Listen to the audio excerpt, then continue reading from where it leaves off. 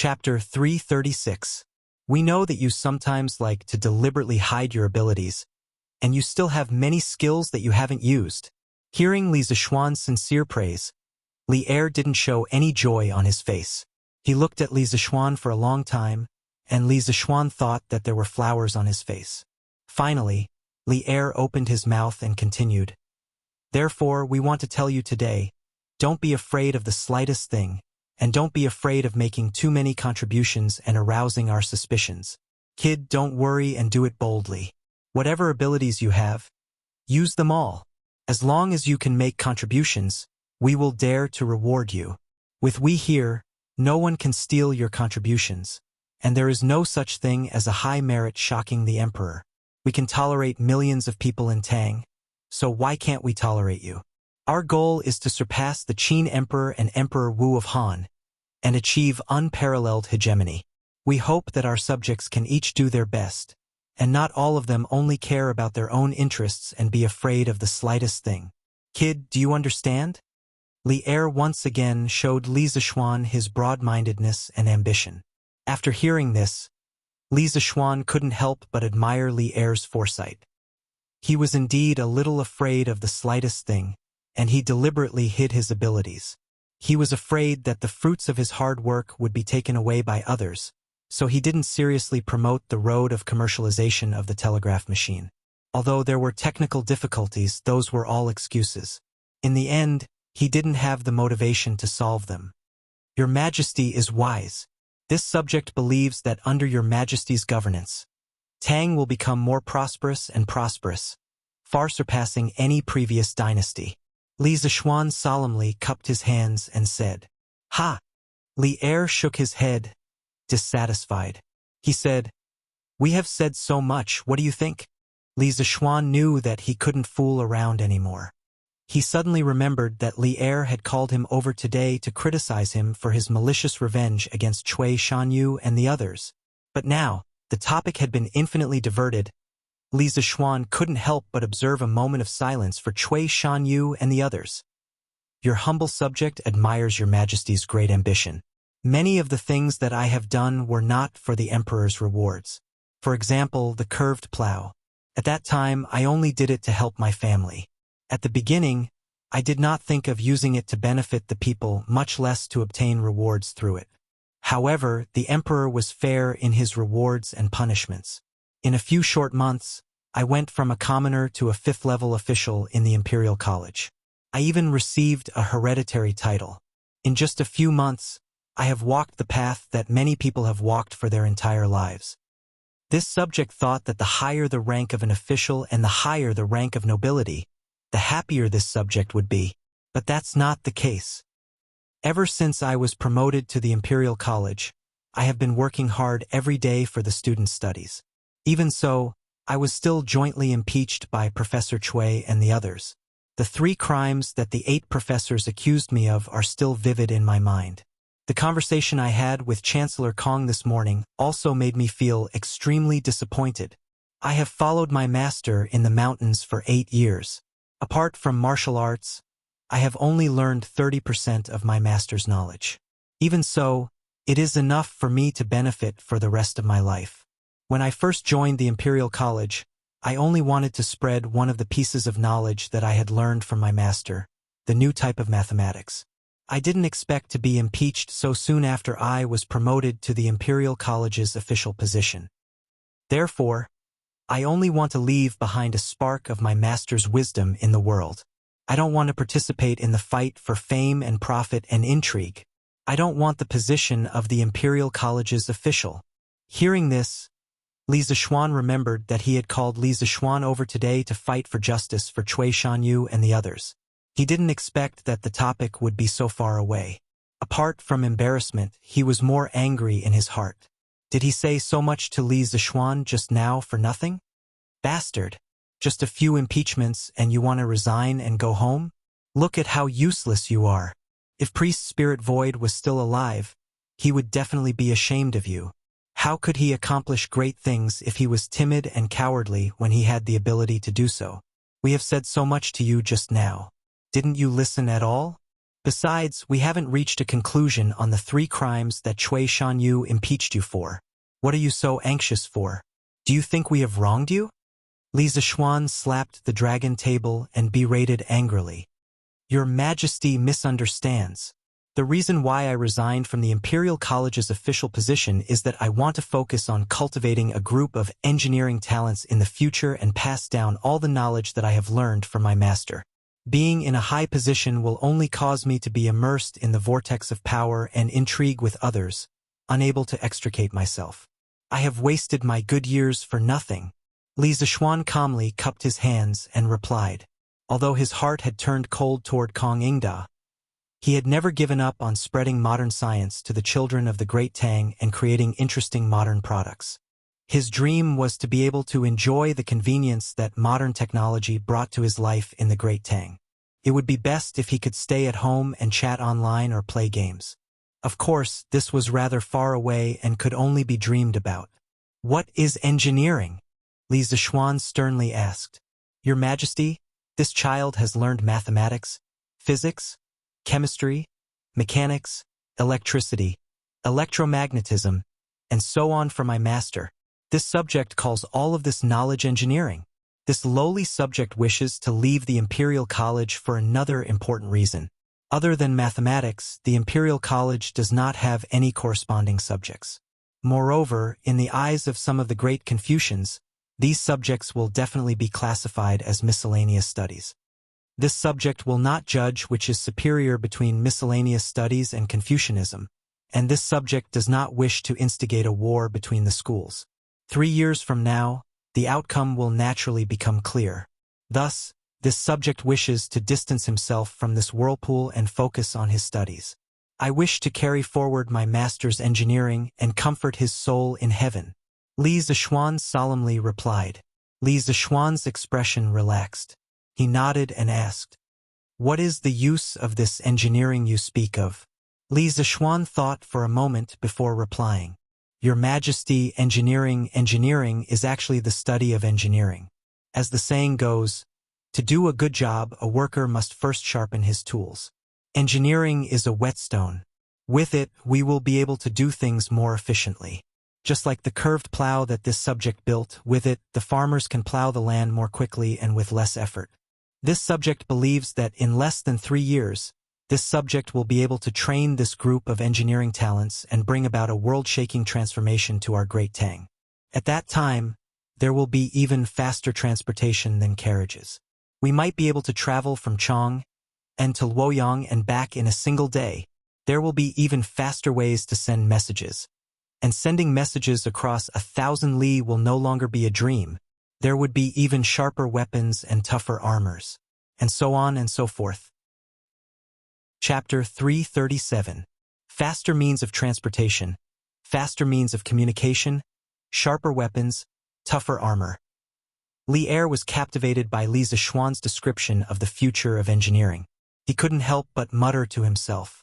A moment later, he regained his senses and asked excitedly, Telepathy from 1,000 miles away?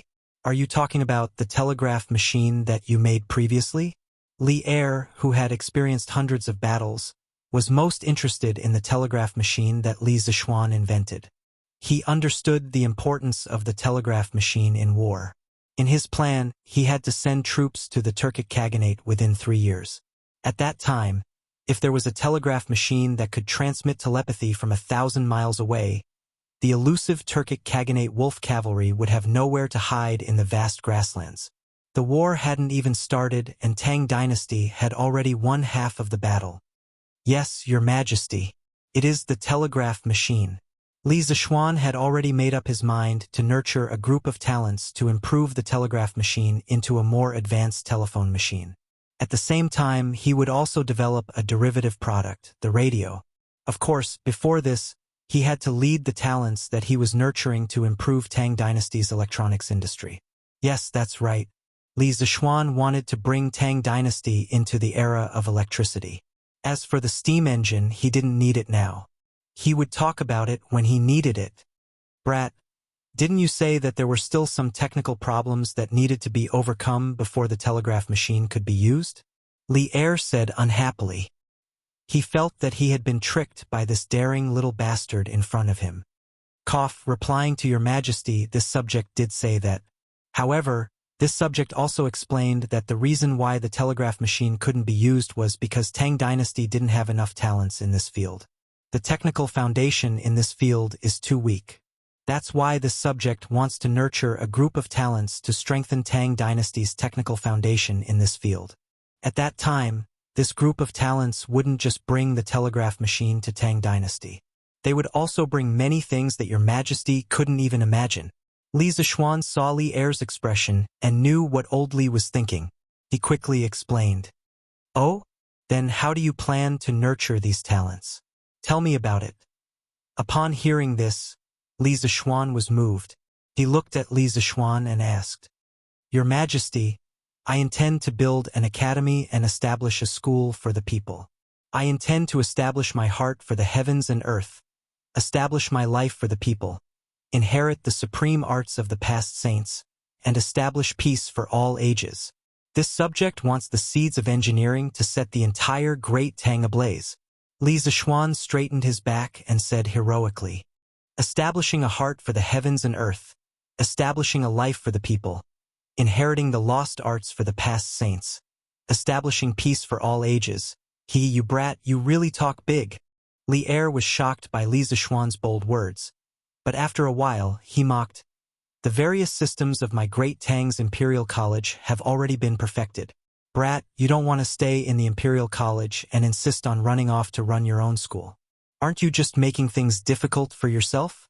The private academies in the Tang Dynasty were not developed. There were very few of them, and they did not have a perfect teaching system. They were not like the famous private academies in the Song Dynasty. Your Majesty, this subject wants to build a new type of academy. The perfect system of the Imperial College will only be shackles and fetters to this subject. It will not be of any help. As for what I said about establishing a heart for the heavens and earth, establishing a life for the people, inheriting the lost arts for the past saints, and establishing peace for all ages, I am definitely not bragging. 3 years later, this subject's academy will become the best academy in the Great Tang Dynasty. This subject's students will become the most outstanding talents in the Great Tang Dynasty.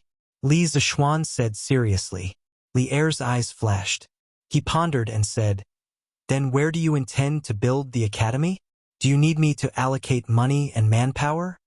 Thinking of all the big treasures Li Zishuan had done in the past, Li Er felt that this time, Li Zishuan might really succeed. He was moved and wanted to help Li Zishuan. Of course, it could also be understood that he wanted a share of the profits. Most importantly, the sooner the academy was built, the sooner the telegraph could be used for military purposes. This was what Li Er cared about the most. Your Majesty, this subject intends to build the academy in my fief, Plum Village. As for the funds for the academy, this subject's family has some assets and should be able to handle it. I will not ask for it from your Majesty. After all, the National Treasury does not have much money, and the other ministers will not agree to use the National Treasury's money for this subject's school. As for the teachers of the academy, this subject will look for a group of candidates. I hope that your Majesty can make it convenient for you. Li Zishuan understood what Li Er meant. However, this time he did not intend to give up power. At most, he would let Li Er be the honorary principal. He was determined to be the principal of this academy. As for why he wanted to build the academy in Plum Village, it was because Plum Village was his fief. The second reason was because Plum Village was surrounded by mountains and rivers. The environment was very beautiful, like a paradise. The last time he went to Plum Village, the scenery there had left a deep impression on him. Overall, Plum Village was the most suitable place to build the academy. From Cui Shanyo's impeachment incident, Li Zishuan understood a principle. Without strength, there was no right to speak. It was easy to become a sacrifice in a struggle. Although he had a noble title and an official position, once it involved power struggles, others would still bully him. In the end, it was because he did not have strength. Why would others not dare to bully him? Why would they not dare to bully Yuqi Jingda? Li Zishuan did not want to bully others. However, he wanted to become strong, so strong that others would not dare to bully him. However, he was not good at political struggles and was not good at fighting on the battlefield. Therefore, to him, he could only build a top-notch academy and use his knowledge to cultivate a group of talents. By then, his students would hold important positions in various departments of Tang Dynasty. As their principal, who would dare to provoke him? Since the rules of the game in this world did not change, then he would change this world. Li Zishuan thought to himself pretentiously. When do you plan to start the academy? Have you thought of the name of the academy? Li Er was silent. Li Zishuan's questions were indeed very realistic. Tang Dynasty was very poor now. This subject intends to start building the academy in 10 days. By then, it should be in time for the field holiday of the Imperial College. At that time, this subject will resign from my position to Your Majesty. Your Majesty will choose another person to take over the Imperial College. As for the name of the academy, it will be Yanhuang College. The so-called field holiday was also commonly known as the busy farm holiday. At this time, the wheat was about to ripen and the students had to go home to harvest the wheat. Therefore, it was called the field holiday. The field holiday was roughly equivalent to the modern summer vacation. The holiday was about a month long. If the students were far away from home and the travel time was longer, they could apply to the academy for an extension of the holiday. However, this month's holiday was a net holiday and did not include the time spent on the journey. Li Zishuan wanted to make use of this free time to build the academy. When the autumn semester started, he would directly start recruiting students. Yanhuang College.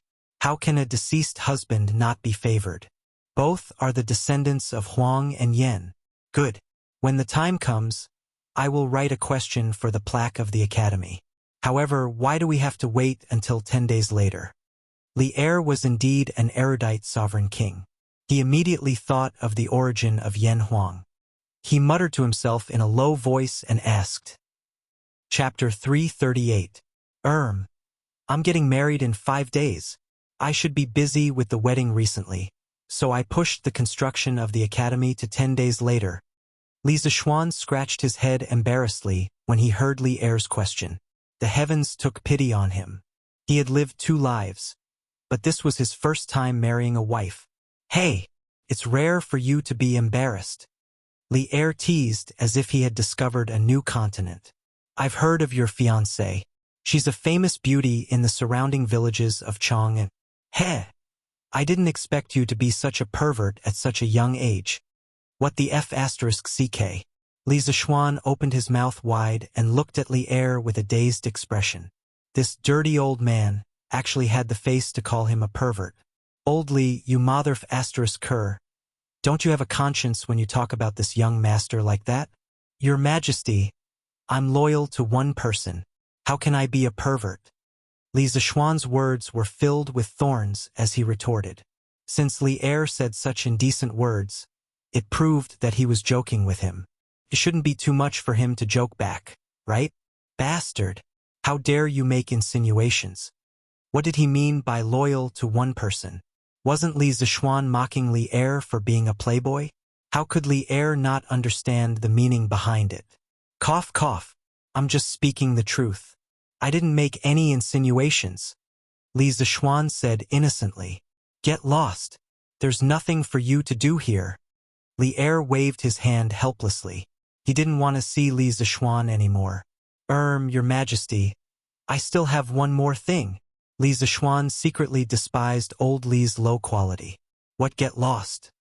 Was this something an emperor would say to his subject? What else? Cough, cough, that I've just told your Majesty that I'm getting married in 5 days. If I may be so bold, I would like to invite your Majesty to attend the wedding. Li Zishuan said boldly and shamelessly. In the entire Great Tang, only Li Zishuan would dare to invite Li Er to a banquet at the Ganlu Palace. This guy wanted Li Er to chip in the money. When Li Er heard this, he looked at Li Zishuan in surprise. He was speechless for a long time. It was probably his first time meeting such a silly and shameless official like Li Zishuan.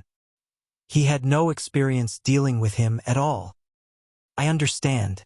You can leave now. Li Er waved his hand and chased him away. Li Zishuan was speechless. What did you mean by that? Since they didn't say that they would go, why didn't they say that they wouldn't go? TSK. All these officials like to speak in such a profound manner. All right, since you didn't explicitly refuse, I'll take it as you've agreed. Li Zishuan automatically filled in the blanks. I'll take my leave. Li Zishuan cupped his hands and excused himself. Wait. Li Zishuan was just about to walk to the door when he heard Li Er call out. This guy slammed on the brakes, turned around, and walked back. He looked at old Li bitterly and thought to himself, these officials like to speak in such a profound manner. They also like to speak in such a way that it's like squeezing toothpaste out of their mouths. Your Majesty, do you have any other orders? Li Er said in a low voice. I want to tell you that your Yanhuang College should hurry up and start preparing. This matter is of great importance, so don't slack off. This time, Cui Shanyu and the others' impeachment against you is purely false. I won't believe them. I also know that you're someone who won't act until you see a rabbit. A while ago, I had you research the telegraph machine, but you didn't have any results.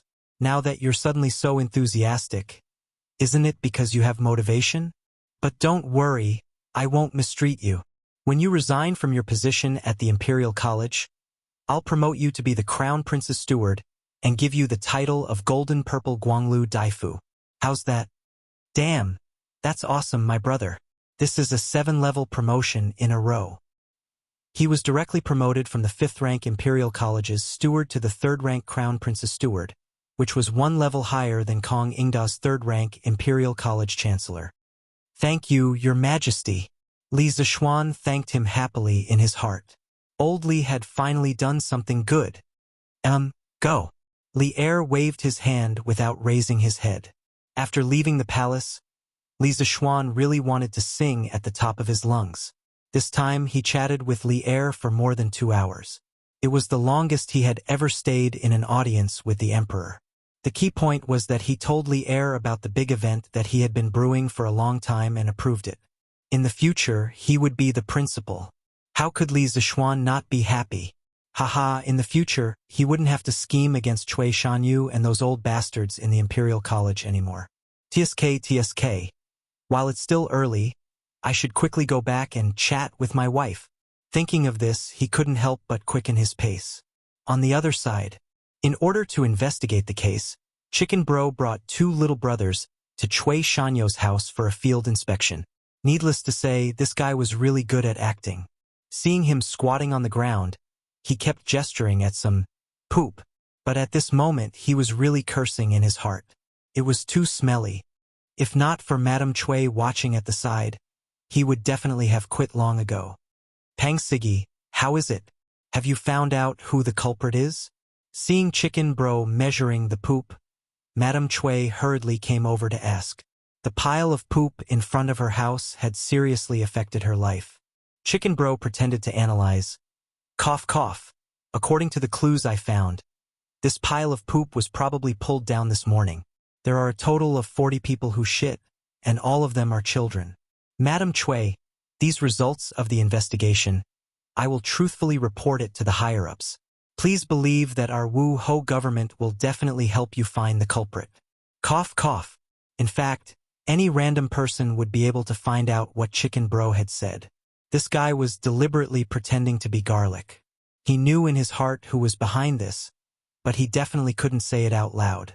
Therefore, he could only pretend to be very hardworking and loafing. Great. Thank you, Pang Sigi. After my husband recovers from his illness, he will definitely thank Pang Sigi. Madame Cui came over and thanked Chicken Bro. Chicken Bro's face did not show any expression, but his heart was curling his lips. Recover from his illness? He was afraid that Cui Shanyu's illness would not be cured. Anyway, he felt that Cui Shanyu was definitely not Li Zishuan's opponent. You're welcome. This is my duty. Then Madame Cui will take our leave first. The other victims of the doctors still need this official to understand the situation. Chicken Bro cupped his hands. He could not stay here any longer. It was too smelly, but Madame Cui did not think so. In her opinion, Chicken Bro was dedicated.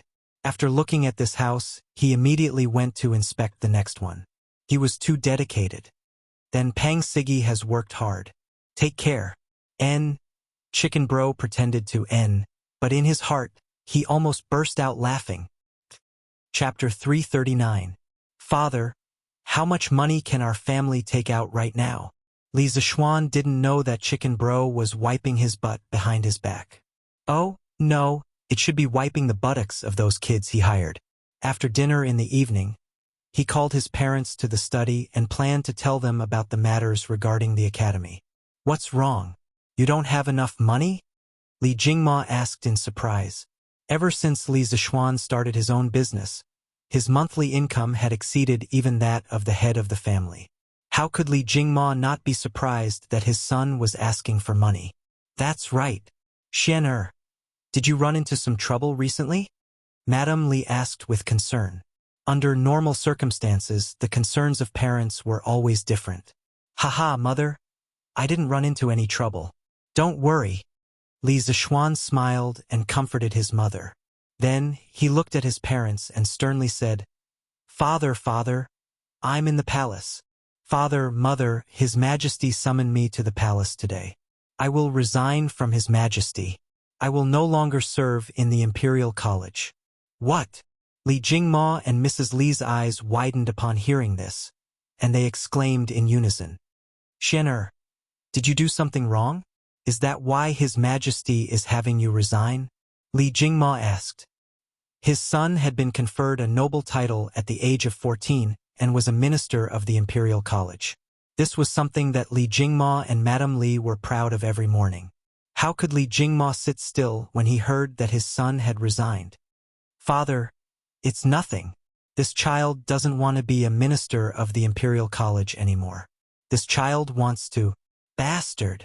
Before Li Zixuan could finish his explanation, Li Jingmo roared and interrupted him.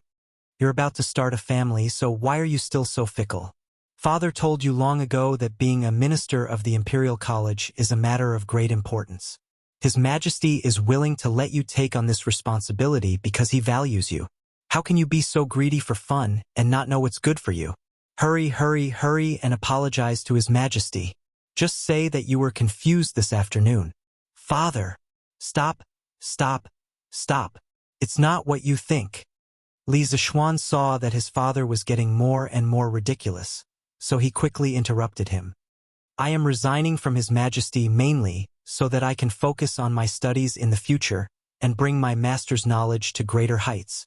Father, mother, 2 days ago, Cui Shanyu and the others from the Imperial College impeached me. The two of you must have heard about it, right? I'm still young, but I'm already in a high position in the Imperial College. It's inevitable that some people won't agree with me, and then they'll come and pick on me. Although I'm not afraid of them, I'm not willing to spend all my time scheming against them. It's too much of a waste of time. This Cui Shanyu is truly abominable. He can't compare to my Xian in terms of knowledge, so he's trying to pull you down from your horse using underhanded means. When I return, I'll instruct the servants in the manner that if they meet Cui Shanyu in the future, they're to ruthlessly spit in his face. Mother will reward you with 100 copper coins for every mouthful you spit out. After hearing this, Mrs. Li said somewhat sullenly. Li Zixuan sweated profusely. Sure enough, he was his mother's biological son. His idea was more or less the same, just that he did it more harshly. Both mother and son were rich and willful. Cough. Li Jingma wanted to say something, but hesitated. At such a crucial moment, even if he had a different opinion, he didn't dare to voice it out. Otherwise, he would definitely suffer. He could only cough dryly and change the topic. Oh no, he changed the topic back. Xian since you've already resigned, how are you going to focus on your studies? Father, I intend to invest my own money and build an academy. It'll be dedicated to imparting the knowledge that my master left behind. It'll also be a way to comfort my master's soul in heaven. His Majesty has already agreed. Li Zixuan replied. At the mention of spiritual master Ling Su, Li Jingma's expression immediately became solemn. The reason why their family could still be reunited was entirely due to spiritual master Ling Su's help back then. However, when he thought about how his son had actually jumped out of the Imperial College to set up an academy for himself, Li Jingma couldn't help but frown. Xian'er, you're really muddle-headed. What future does this academy have? How can it compare to the Imperial College? At this time, academies were not popular. Perhaps there would be private academies in 2s and 3s among the people, but they were only places where a few like-minded poor scholars gathered to discuss the Tao. They were not like some of the later government-run academies which were specifically used to teach and educate people. The earliest government-run academies in China started in the 6th year of the Kaiyuan era of the Tang dynasty. Emperor Xuanzong of the Tang dynasty opened the Lijiang Academy in the eastern capital of Luoyang. It wasn't until the Song dynasty that academies truly began to flourish. During the northern Song dynasty, there was even a saying that there were 4 great academies. Yingtianfu Academy in Shangqiu, Hunan. Yuelu Academy in Changsha, Hunan. Bailu Cave Academy in Mount Lu, Jiangxi, and Songyang Academy in Dengfeng, Hunan. However, in the early years of Zhengguan, how could people have any grand impression of academies? Therefore, when Li Jingma heard that his son wanted to set up an academy for himself, he frowned. He couldn't be blamed for being old-fashioned. It was really a choice between the Imperial College and a common academy. Any normal person would choose the Imperial College. Li Zishuan's move was like a Tsinghua University professor who wanted to jump ship to a private academy to teach. It was hard for anyone to understand. Yes, Xian'er, how could a common academy be so easy to set up? When the time comes, we probably won't even be able to take in a single student. If you want your mother's opinion, it's fine if you resign from your position at the Imperial College. In the future, you should just stay at home and enjoy your life. Our family is rich and has a noble title. Why bother setting up an academy? Since ancient times, a loving mother would lead to a prodigal son. This saying wasn't for nothing. If Li Zishuan hadn't lived 2 lives, perhaps he really would have become a prodigal son under his mother's doting. Father, mother, you can't say that. Li Zishuan had expected his parents to object, but he hadn't expected them to have such a strong opinion of academies. He explained, the current academies of my great Tang can't compare to the Imperial College, but this doesn't mean that the academy I set up will be inferior to the Imperial College in the future. I decided to set up an academy mainly for 3 reasons. First, I don't want to waste time fighting with those rotten scholars. Second, the subjects set up in the current Imperial College can't allow me to impart all the knowledge that my master taught me. Third, in the eyes of those great scholars, my knowledge is all miscellaneous. If I were to teach them at the Imperial College, I would definitely be met with a storm of impeachment in the future. The 2 of you may think that the common academies of my great Tang are a mess now, but an academy set up by me will definitely be different. Today, in the palace, even His Majesty was very interested in my academy. If I wasn't unwilling, His Majesty would definitely have a hand in it. So, father, mother, do you still think that my academy has no future? In order to convince his parents as soon as possible, Li Zishuan had to use the tiger's skin and pull the banner of Li Heir to appear more convincing. Ah? Xian'er, are you serious? Even His Majesty thinks highly of your academy? Madam Li asked in shock. Of course. When have I ever lied to you? Bastard. His Majesty wants to get involved, and you dare to disagree? I think you're getting more and more arrogant. Li Zishuan accidentally bragged too much. Li Jingma was so angry that his beard was blowing and his eyes were glaring. Chapter 340. Old Master Xian'er has grown up and has his own ideas. As his elders, we should support him. Mrs. Li was the first to change her attitude. She was now on Li Zishuan's side. In the end, she still loved her son dearly. Since that's the case, Xian'er, have you calculated how much it would cost to build an academy? After much persuasion, Father Li finally accepted Li Zishuan's plan to build an academy.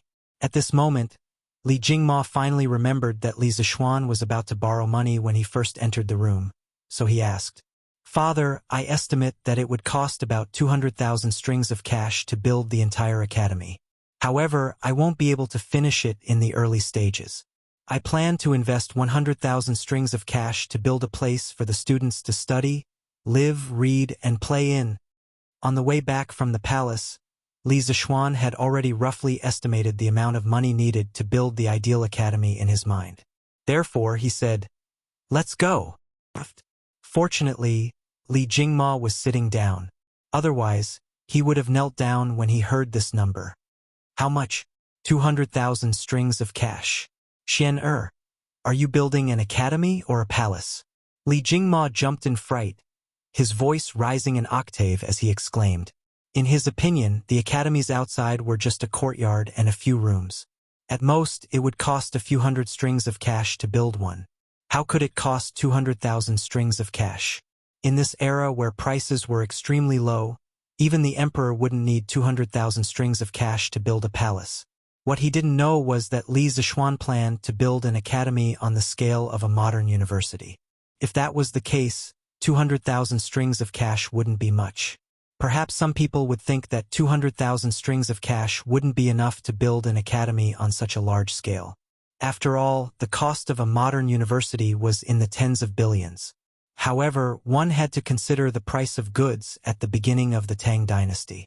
According to the price of goods, one string of cash at this time was equivalent to 4,000 to 5,000 yuan in the modern era. 200,000 strings of cash was equivalent to more than 80 billion yuan. Father, I'm not going to build an academy on a small scale. I plan to build an academy on par with the Imperial College. In the future, this academy will nurture hundreds, thousands, or even tens of thousands of outstanding talents for the Tang dynasty. Li Zishuan explained softly. When Li Jingma heard this grand plan, he was so shocked that he could not close his mouth. This big academy? Li Zishuan chuckled and continued. Father, although I've already been conferred a title, our family is still nothing compared to those real rich and powerful families. I don't have much ambition, and I've never thought of bullying anyone I want.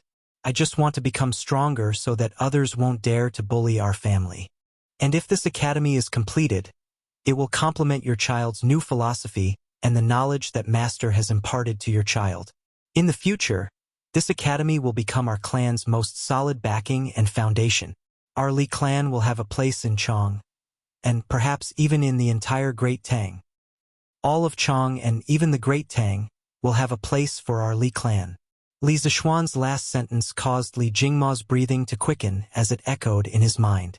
A moment later, Li Jingma stood up and patted Li Zishuan's shoulder as he sighed with emotion. Xian you've really grown up. You don't need your father and mother to worry about you anymore. Father can now rest assured and leave the family to you. Father will retire at home in the future. Li Zishuan hurriedly said, Father, you're still in the prime of your life. How can you say such things? Besides, didn't we agree that you'll hand over the family business to me in 2 years? Li Jingma waved his hand, not buying it. Father has made up my mind. Xian you don't need to persuade me anymore. In terms of foresight, courage, and management ability, Father can't compare to you now. Only you can bring our family to a higher position. Father will just stay at home and help you settle the accounts. Then, he looked at Madame Li and said, I'll have more time to accompany you in the future.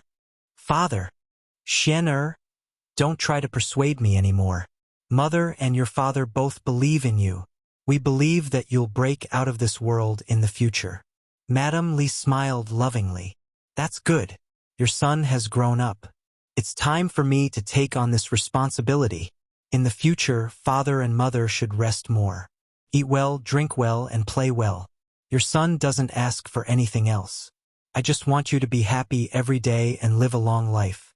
Our family will become the happiest in the Tang dynasty in the future.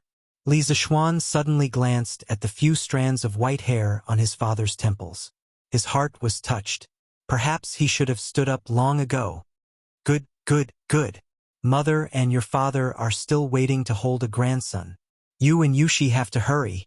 When Mrs. Li heard this, she said with a smile. Li Zishuan was sweating profusely. Mother, we haven't even gotten married yet.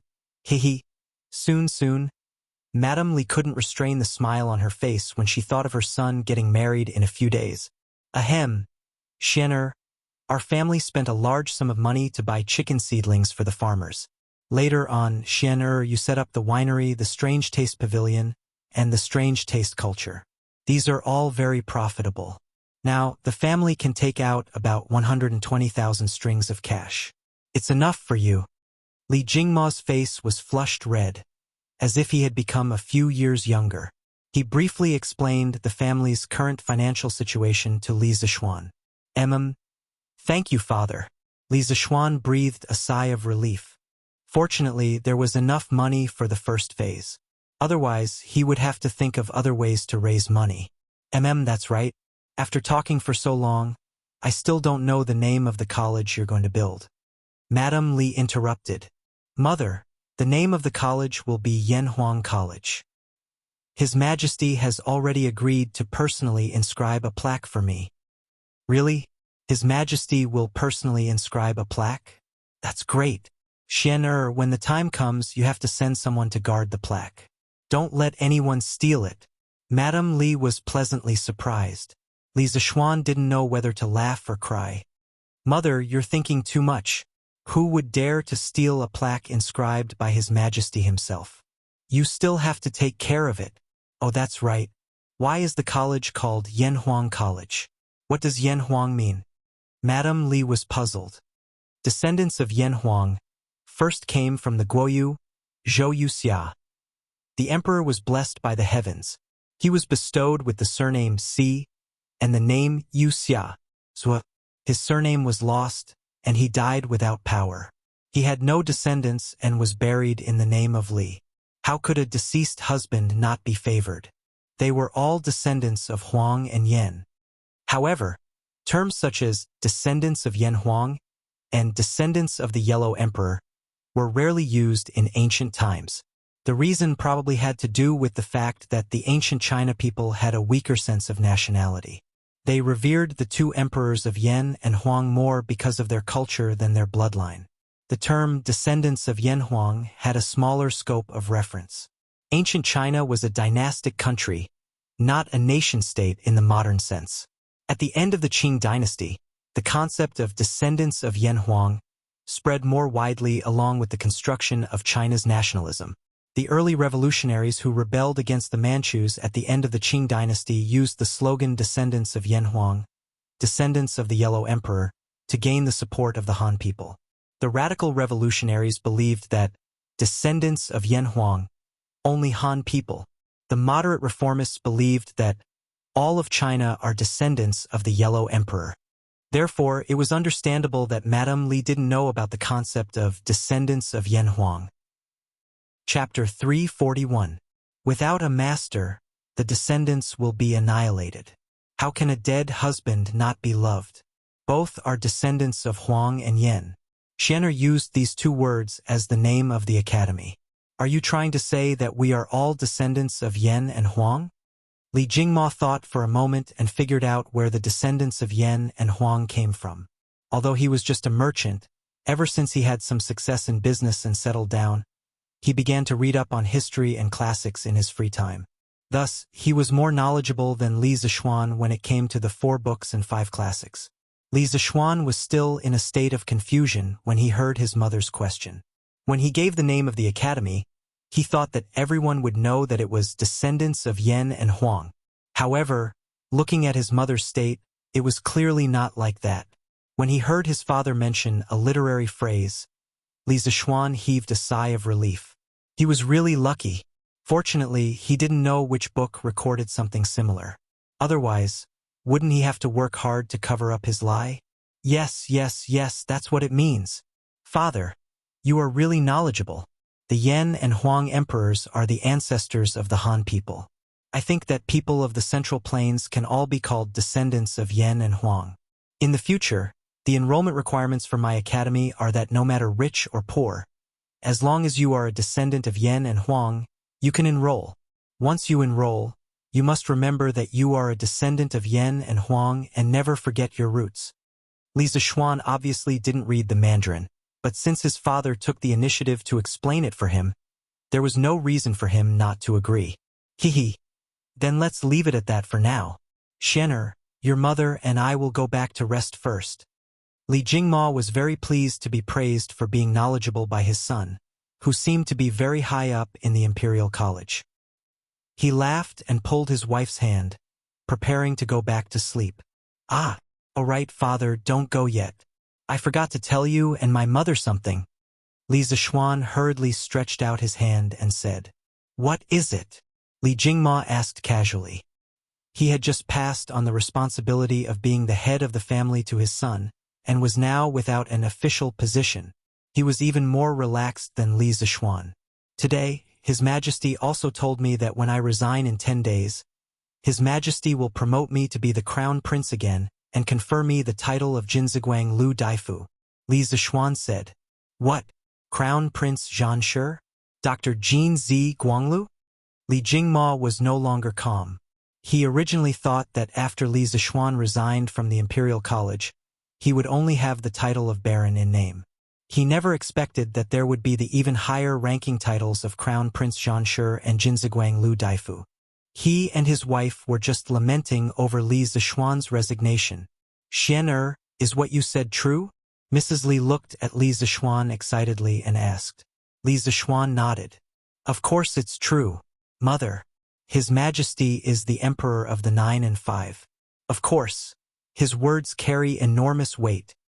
Why didn't you say so earlier? You made us worry about your future for nothing." Li Jingma couldn't bring himself to be happy. He said angrily, "Father, I forgot just now. Forgot. Li Jingma was almost angered to death. He pointed at Li Zishuan and was about to scold him again when Mrs. Li hurriedly stopped him. All right, old master, Xian'er is going to be promoted. What are you still dissatisfied with? Let's go, it's getting late. It's time to rest." "Humph." Li Jingma snorted and flicked his sleeves. He then turned around and followed his wife to rest. Li Zishuan wiped the cold sweat off his forehead.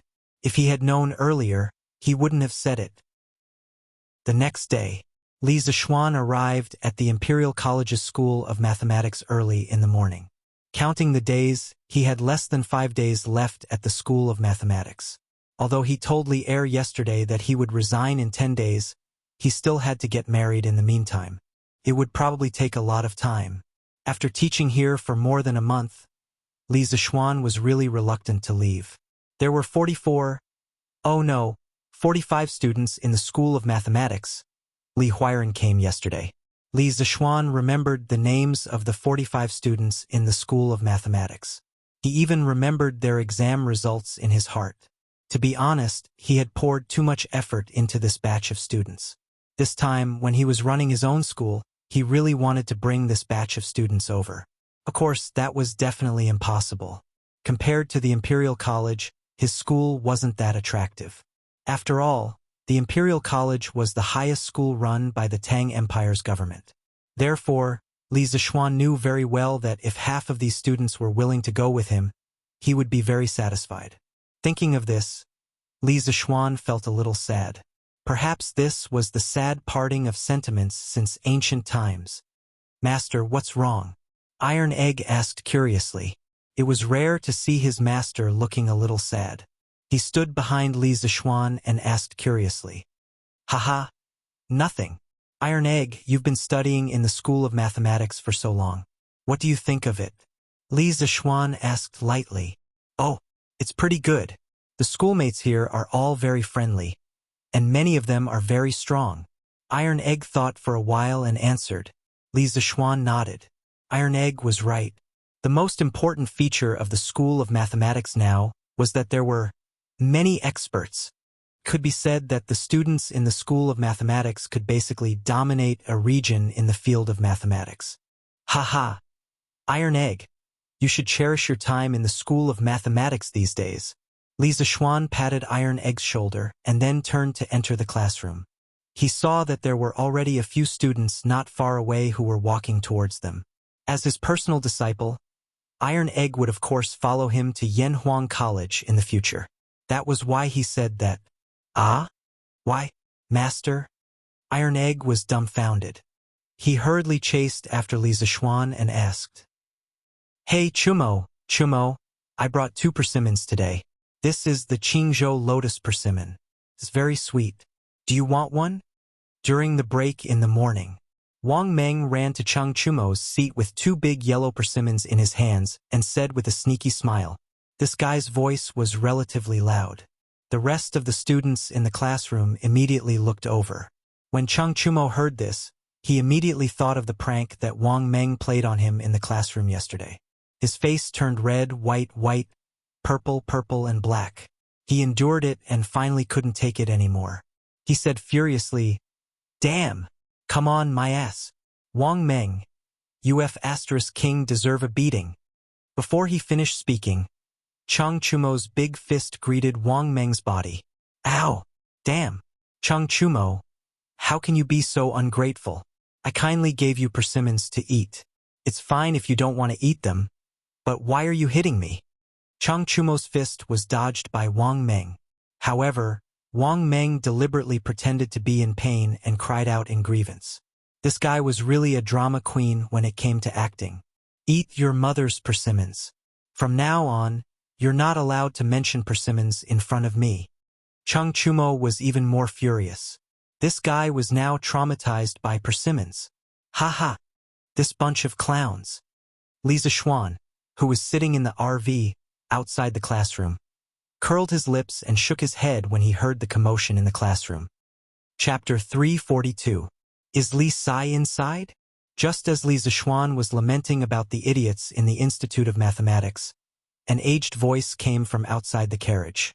If one listened carefully, they could tell that it was Kong Ingda. Chancellor? Is something the matter?"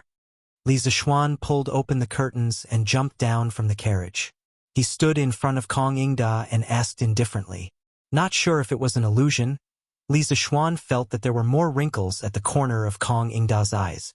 Li Sai, can I have a word with you? Have a word with you? Li Zixuan felt that this sentence was very familiar. In his previous life, there would often be rows and rows of fellow Taoists. "Can I have a word with you?"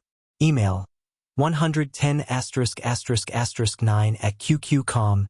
Divine replies. Cough cough. I didn't expect Kong Ingda to be an old hand and need a word with me. This, Chancellor, class is going to start soon. I'm afraid it's not very convenient. Even an old hand can't affect my class. Even though Li Zixuan had some opinions about Kong Ingda, he wasn't purposely evading this time. He was about to jump out of the directorate and establish his own school. Thus he cherished the last chance to teach the students. "It won't take long. I'll leave after I'm done." Kong Ingda frowned. According to his understanding of this fellow in front of him, he didn't believe that Li Zixuan would love to teach. "Sai, I reckon this fellow still hates me in his heart," Kong Ingda thought. All right then, Chancellor. Go take a seat." Li Zixuan saw that he couldn't evade and could only agree. He turned his head and instructed Sanbao. "Sanbao, go to the classroom and let the students study by themselves after class. I'll be right there." "Yes, young master." Sanbao responded and ran off. Kong Ingda looked at Li Zixuan in astonishment, not understanding why this fellow was suddenly so dedicated. "Li Sai, Chancellor, you better not call me Sai, just call me Little Xian. I have already submitted my resignation to His Majesty yesterday. 10 days from now, I will no longer be an official of the directorate." Inside the carriage, Kong Ingda and Li Zixuan sat opposite each other. Just as he was about to speak, Li Zixuan interrupted him. Kong Ingda was shocked. "What? You resigned from the directorate?" Li Zixuan poured a cup of warm tea for old Kong and nodded. "Yes, that's right. You. Kong Ingda's expression suddenly became very complicated. There was regret, anger, and a trace of regret. After a long while, Kong Ingda finally opened his mouth. "Are you quitting in a fit of pique? What I said yesterday may be unfair, but it's not as if there's no room for negotiation. Why are you acting like this? I'm already so old, and I was planning to recommend you to His Majesty for the position of Chancellor in a few years. I didn't expect you to. In truth, the conversation yesterday had nothing to do with right or wrong. It was just a matter of different standpoints. As the chancellor, Kong Ingda naturally had to consider the reputation of the directorate first, followed by personal honor and disgrace. Although Li Zixuan understood, he could not accept it. Just as he had said before, he did not need to wrong himself for other people's reasons. Haha, many thanks for Chancellor's favor. But those who walk different paths cannot make plans together. In the eyes of many people, what this child has learned does not belong to the orthodox Confucian school. If he continues to stay in the directorate, he will definitely be accused of privately imparting miscellaneous knowledge. Perhaps only by leaving the directorate can this child's knowledge be put to greater use. Li Zixuan looked at this old man who had devoted his entire life to the education of the great Tang and solemnly spoke. Kong Ingda deeply frowned at these words and unhappily said, "Although mathematics does not belong to the Confucian school, ever since Lu Hui and Zhu Chongji of the Wei, Jin, and northern and southern dynasties created the circular cutting art and obtained the ratio of pi, mathematics has become a system of its own. It has played an extremely important role in the lives of the common people. In the previous dynasty, the Imperial College was even taught a subject of mathematics. Thus, how can mathematics be considered a miscellaneous subject?" Li Zixuan pursed his lips and smiled. "Ha, Chancellor, you're right to think this way. But in the eyes of many people, all other learning besides Confucianism is a miscellaneous subject." Kong Ingda froze in his seat, momentarily speechless. He knew that Li Zixuan was speaking the truth. Confucianism had dominated for nearly 1,000 years, and many disciples of the Confucian school boasted that they were a cut above the rest. Kong Ingda more or less understood this. Unlike other great Confucians, Kong Ingda had always been very tolerant of different schools of thought. Throughout Kong Ingda's life, he had always strived to eliminate sectarian views within the Confucian school, to abandon the regional prejudice between northern and southern schools, to accommodate the 100 schools, and to fuse the north and south. But when faced with the bad habits of the Confucian school, Kong Ingda could only express his helplessness. "You say that you want to jump out of the Imperial College, but have you thought about where you want to go? What plans does His Majesty have for you?" Kong Ingda asked. "His Majesty has already permitted this child to establish his own academy to teach the miscellaneous subjects that some people believe to be a part of." After some thought, Li Zixuan spoke the truth. "Establishing your own academy?" Kong Ingda called out in alarm. He was not like Li Zixuan yesterday, who had immediately dismissed the academy's prospects. After working together with Li Zixuan for so long, he had a very clear understanding of Li Zixuan's teaching abilities. In the near future, Li Zixuan's academy really might succeed. "Are you planning to establish your own academy to compete with the Imperial College?" Kong Ingda thought of the meaning behind Li Zixuan establishing his own academy. "Heh, Chancellor, you really think highly of this child. This child only established this academy to spread the knowledge of my master. I have never thought of competing with anyone." Li Zixuan laughed. Although he did have such a plan in his heart, there was still no sign of his academy. There was no need to start bragging at this moment. Kong Ingda looked at Li Zixuan suspiciously. In his heart, he really did not believe Li Zixuan's nonsense just now. "Chancellor, if there is nothing else, this child will go and teach the students." Li Zixuan looked out of the window at the School of Mathematics and Mathematics outside and said to Kong Ingda, "Then you go. This old man hopes that no matter where you are, you must stick to your heart. Whether it is miscellaneous subjects or Confucian studies, as long as you think it is useful to the students, you can teach it well. This old man looks forward to the day when your academy will shine." Kong Ingda stood up and said with emotion, "Thank you for your kind words. This child will not forget his heart and carry forward the knowledge of my master to greater heights." Li Zixuan clasped his hands at Kong Ingda and turned to walk toward the School of Mathematics and Mathematics. This child has a fierce tiger in his heart. Establishing his own academy, the fierce tiger returning to the mountain. In the future, what kind of surprise will his academy bring to His Majesty, the Imperial Court, and the Tang Empire? Kong Ingda looked at Li Zixuan's back and muttered to himself with mixed feelings. Chapter 343. Young Master. Steward Ma just sent someone to invite you to the workshop in the afternoon. After the morning classes, Li Zixuan returned home and was greeted by the doorkeeper, Ah Fu. Did he say why he wants me to go to the workshop? Li Zixuan asked in bewilderment. Young master, I don't know. That person didn't say.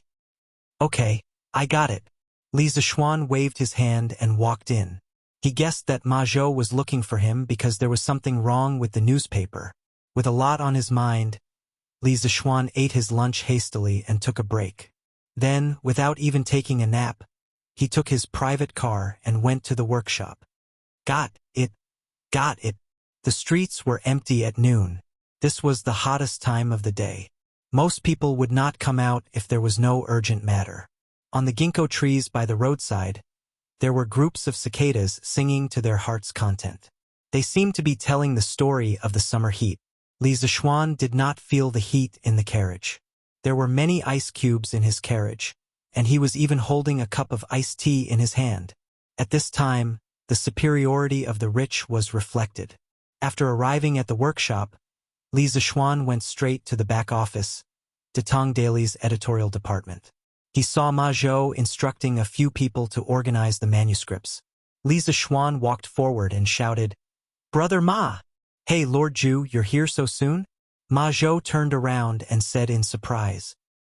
He thought that Li Zixuan would definitely wait until evening on such a hot day. Yes, I heard that you had something to do here, so I came over. What's wrong?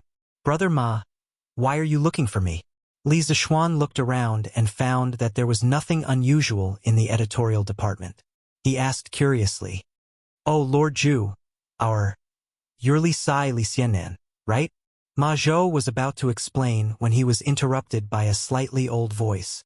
Li Zixuan looked up and saw an old man in his 70s or 80s walk out of a house next door. The old man had a head full of white hair, and his tawny face looked as if it had been soaked in water. His eyes were so narrow that he had to exert a great deal of effort to keep them open. In this era where medical technology was extremely backward, it was really rare to be able to live to such an old age. Li Zixuan knew the room where the old man came out.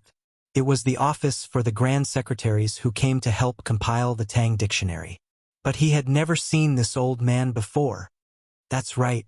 How should I address you, sir? Li Zixuan bowed respectfully.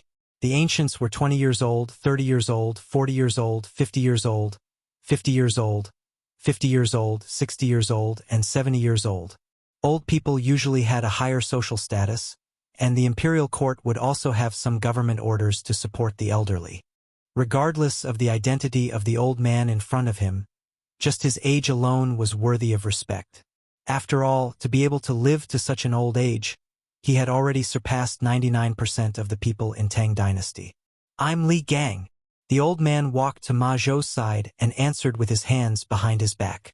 F***CK. Li Gang? The unluckiest teacher in history? Li Gang, who was known as the Crown Prince's killer? Li Zixuan was shocked.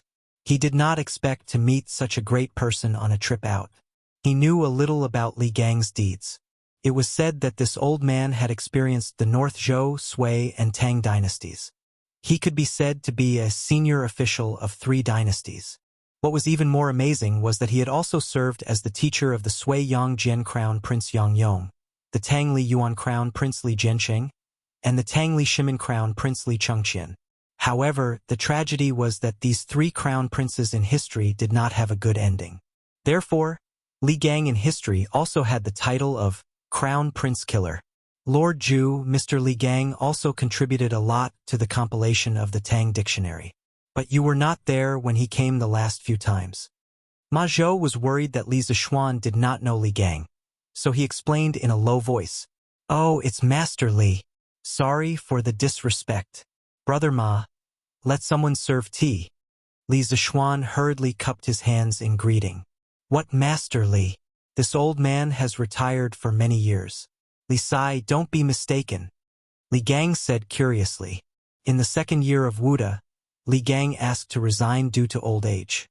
Li Yuan agreed to remove him from his position as minister and continue to be the Crown Prince's junior guardian. Li Yuan thought that Li Gang was a famous minister of the Sui dynasty. When he personally wrote the edict, he never called him by his name. Ah? You? Li Zishuan was dumbfounded. In his previous life, he had read many novels that crossed over to the Tang dynasty. Among them, there were many that mentioned Li Gang. Didn't they all say that Li Gang was the crown prince's master? But looking at it now, this old man obviously had not become Li Chengxian's teacher yet. In reality, after Li Gang retired, it was not until the 4th year of Jingguan that Li Er invited him out of the mountain to be the crown prince's master and teach the crown prince Li Chengxian. But regrettably, in the 5th year of Jingguan, Li Gang died of old age at the age of 85. Li Er posthumously bestowed upon him the title of Minister of Ceremonies. Cough cough. This young one speaks insolently. Please don't blame him, don't blame him. Please come in, please come in. Since things had already come to this, Li Zishuan could not explain anything. He could not say that he had been the crown prince's master before and would be the crown prince's master for the rest of his life, right? If he dared to say that, Li Gang would definitely kill him. After all, Li Gang's previous student was the hidden crown prince, Li Jianqing. In the current Tang dynasty, who would dare to mention Li Jianqing's name? Hence, he could only laugh it off and let this matter pass for now. TSK. This was the result of thinking that he was clever. It just so happens that this old man has something to say to you. Li Gang did not suspect anything. He nodded lightly and followed Li Zishuan and Ma Zhou to a side hall beside the editorial department of Datong Daily. After the servants served tea and left, only the 3 of them were left in the room. Beside them, there was a block of ice that was emitting wisps of cold air. Haha. Li Sai is really rich and overbearing. In such a big workshop, I'm sure there are many rooms that use ice to cool down, right?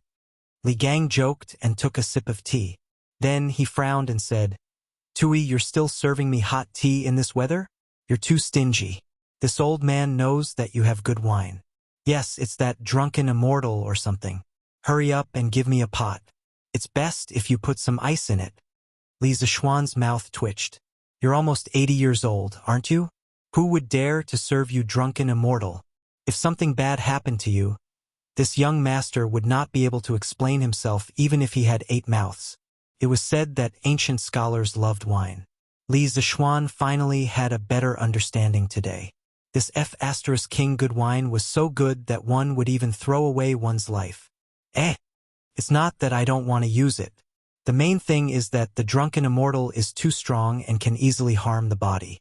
This young one should get someone to send you a pot of iced and warm wine. Li Zishuan was speechless. Oh, all right then. Li Gang did not know how to refute and could only reply with slight disappointment. Chapter 344. Lord Zhu, the Tang Dynasty Dictionary has been completed today. I invited you here today to take a look at it. In the side hall next to the editorial department of Datong Daily, Ma Zhou took out a thick stack of manuscripts and handed them to Li Zishuan. Oh, so fast? Li Zishuan was surprised. He didn't expect Ma Zhou to call him here today for this matter. He also didn't expect the progress of the dictionary to be so fast. This is all thanks to old Mr. Li's help. Old Mr. Li is well versed in ancient and modern history and is full of wisdom. This Ma is not as good as you. The scholars sent by King Wei and Crown Prince are also not as good as you. Since old Mr. Li came, our compilation speed has increased by more than 10%. This has shortened the time by a lot. Ma Zhou respectfully saluted Li Gang and praised him. Haha, Steward Ma is too modest. After a few more years of accumulation and polishing, your knowledge will not be inferior to mine in the future. Li Gang nodded to Ma Zhou with a smile, then looked at Li Zishuan and said, I really didn't expect that such a small workshop would have such an amazing talent like Steward Ma. Li Sai is really capable. Gold would shine no matter where it was. Ma Zhou's talent and learning could be discovered even in the workshop. In the past month, not only did he use his talent and learning to conquer the scholars sent by Li Chengxian and Li Tai, even Li Gang, a veteran Confucian scholar who had joined in the middle, began to praise him. As the one who discovered Ma Zhou, a fine steed, Li Zishuan's face was full of light at this moment. He smiled and said, Haha, It's my honor to be able to invite Brother Ma and the workshop. Of course, I'm also very grateful that Mr. Li is here to help. I'll have someone prepare a generous gift later as thanks. Haha, this is what you should do. When the time comes, remember to send this old man a few jars of good wine. And this gentle home is not bad. It's soft and mellow, with a lingering aftertaste. When the time comes, give this old man 2 jars. Li Gang obviously knew that Li Zishuan was rich and overbearing. Hearing this, he chuckled and did not refuse. Haha, since old Mr. Li likes it, then I'll definitely get someone to send you 2 more jars. You're a pretty good student. Here, why don't you take a look at this newly compiled dictionary first, and then we'll talk after you've read it. Li Gang pointed at the dictionary in Li Zishuan's hand and laughed. Yes, that's exactly what I was thinking. Li Zishuan had been itching for a long time. Now that he heard Li Gang's words, he didn't stand on ceremony and started to read the Dictionary of Tang Dynasty. This Dictionary of Tang Dynasty was obviously a newly completed manuscript. The fragrance of ink could be smelled from afar, and it didn't even have a cover. Li Zishuan didn't care about this and started to read the content directly. The paper used for the dictionary was new paper produced by the workshop.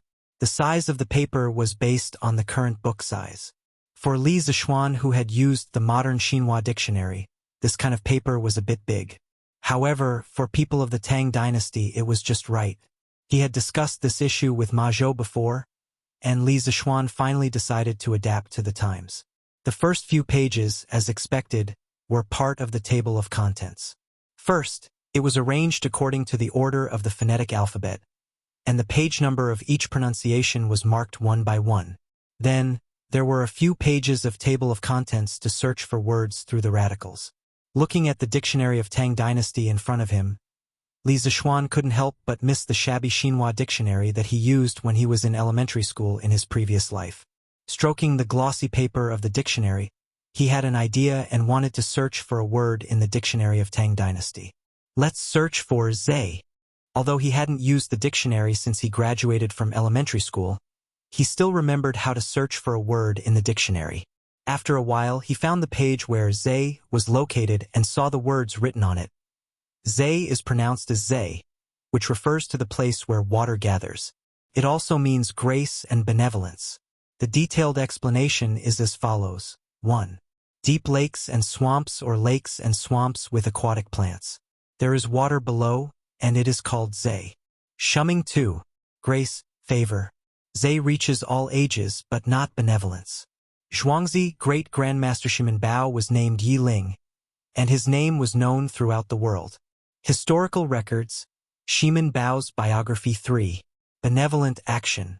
King Yin also dared not to lose the emperor, and was not worthy of heaven's grace. Shu Toshi 4. Underwear. Chiyue has no clothes, and he and his son share the same grace. Poem. Qin Feng, no clothes. 5. Title of nobility, legacy. The grace of a gentleman is cut off for 5 generations. Mencius. TSK. Not bad. If I didn't check the dictionary today, I wouldn't know that Zay has so many meanings. Li Zishuan sighed in his heart. About half an hour later, Li Zishuan checked a few more Chinese characters. The results were very smooth, and the page numbers were all correct. He closed the dictionary and said with a smile, Not bad at all. Brother Ma, you can go to the printing department later to start the printing. We will print 1,000 copies of the first batch. 1,000 copies. Ma Zhou's hands trembled and he exclaimed, Lord Zhu, isn't 1,000 copies a bit too much? Not at all. Before Li Zishuan could say anything, Li Gang spoke first. His face was flushed, and he stroked his beard and laughed excitedly. Such a wonderful work should be prepared for every family. Then, in less than 3 years, there will be thousands of literate people in Tang Dynasty. That kind of glorious era, even in the era of Emperor Qin and Han Wu, did not appear. Sir, you are right. Our Tang Dynasty dictionary will become a necessary reference book for children and even young people in the imperial examinations. What is a mere 1,000 copies? In the future, our Tang Dynasty Dictionary will sell hundreds of thousands, or even millions of copies. Brother Ma, don't worry about it and let people print it, Li Zishuan said. Thinking about the cumulative sales of Xinhua Dictionary in his previous life, 560 to 700 million copies, he only printed 1,000 copies. What was there to be afraid of?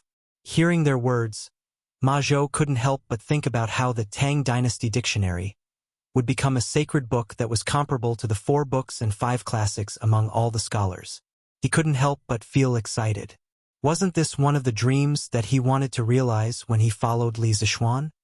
Yes, I will arrange the printing of the Tang Dynasty Dictionary later. At the same time, I will advertise it in tomorrow's newspaper. Ma Zhou nodded. Well, that's a good idea. Brother Ma, why don't you go now? Print a copy for me first. I have to send it to the palace for His Majesty to have a look. Li Zishuan did not expect Ma Zhou to know how to apply what he learned. He even knew to advertise the Tang Dynasty Dictionary in the newspaper in advance. Suddenly, he remembered that Li Zishuan had told him before that once the Tang Dynasty Dictionary was printed, he had to send it to the palace for His Majesty to have a look. Good. I will arrange it right away. Ma Zhou stood up and saluted Li Zishuan and Li Gang before he went out. Chapter 345. Li Sai, if you don't mind, why don't I write a preface for the Tang Dynasty Dictionary and publish it in the newspaper for publicity? Seeing Ma Zhou leave, Li Gang put down his wine cup and took the opportunity to suggest to Li Zishuan. This was what he wanted to talk to Li Zishuan about today. Scholars loved fame. Even though Li Gang had retired for a long time, he still couldn't help but want to leave his mark on the Tang Dynasty Dictionary, an epic-making masterpiece that would be passed down through the ages. When Li Zishuan heard this, he smiled knowingly and said, "What are you saying, old mister? If you're willing to write, I'm more than happy to oblige." As the teacher of the 2 crown princes, Li Gang was naturally knowledgeable. His social status was also very respected. He could be considered one of the old scholars. Even Li Er had to be respectful to him. If such a big shot wanted to take the initiative to publicize the Tang Dynasty Dictionary, only a fool would refuse. "Ha ha, you brat." Li Gang laughed heartily. He pointed at Li Zishuan and said, "I heard that you learned martial arts in Longhu Mountain for 8 years, but since you came back, Chong, and has been particularly lively this year. For example, scooters, curved plows, Datong Daily, Drunken Immortal, and so on.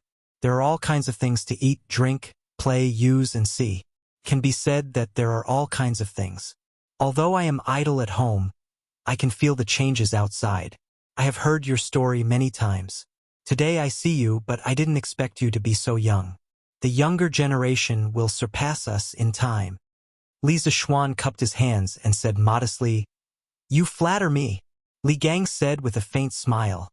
"Haha, I am not praising you. I want to ask, what did your master, spiritual master Lingshu, teach you? You brat, how did you get so many strange things?" Li Zishuan was speechless. It turned out that the old man said so much to make fun of him. "Oh, by the way, I heard from a good friend that you were jointly impeached by 8 doctors of the Imperial College. How is it now?" Li Gang saw Li Zishuan's dejected expression and knew when to stop. He stopped joking and said seriously, "Well, there is nothing on His Majesty's side, but Chancellor Kong reprimanded me." Li Zishuan thought and said, "Oh, why is that? Tell me about it." Li Gang showed an interested expression and asked, "Once a person got older, they would generally be more open-minded about personal gains and losses. But instead, they would become more gossipy. To be specific, they would be like Li Gang. They would be very open-minded, but they would be especially interested in other people's affairs." Li Zishuan was helpless and could only briefly tell Li Gang about the recent happenings in the Imperial Court and the Imperial College. Li Gang listened with great interest. After listening, he stroked his beard and shook his head. "Zhongde, Kong Ingda, courtesy name Zhongde, is the Chancellor, so it's understandable for him to do this. However, it's a little unreasonable. Li Sai, since you joined the Institute of Mathematics, you've made some contributions to the Imperial College. Even I have heard a little about your contributions. Zhongda's behavior is somewhat disappointing. Next time when I drink with him, I will help you talk to him. Li Zishuan was stunned. He did not expect Li Gang to be so open-minded. It was indeed rare for him to look at this problem from a completely fair point of view. Haha. Thank you for your kind intentions. But there is no need for this. This little one has already resigned from His Majesty yesterday. In the future, I will no longer hold the position of Minister of Mathematics. To tell the truth, if Kong Yingda had been like Li Gang at the start, even if the Imperial College had a backstabbing villain like Cui Shanyu, Li Zishuan would still be willing to stay and lead the Imperial College to a new life. But there were no ifs in reality. Now that he had decided to set up his own school, there was no point in talking about this. What? Li Gang's eyes widened and he cried out in disbelief. Then he said somewhat bitterly, "Foolish, foolish. How can you give up on your students because of a momentary dispute? Don't you plan on continuing the knowledge that your master passed on to you?"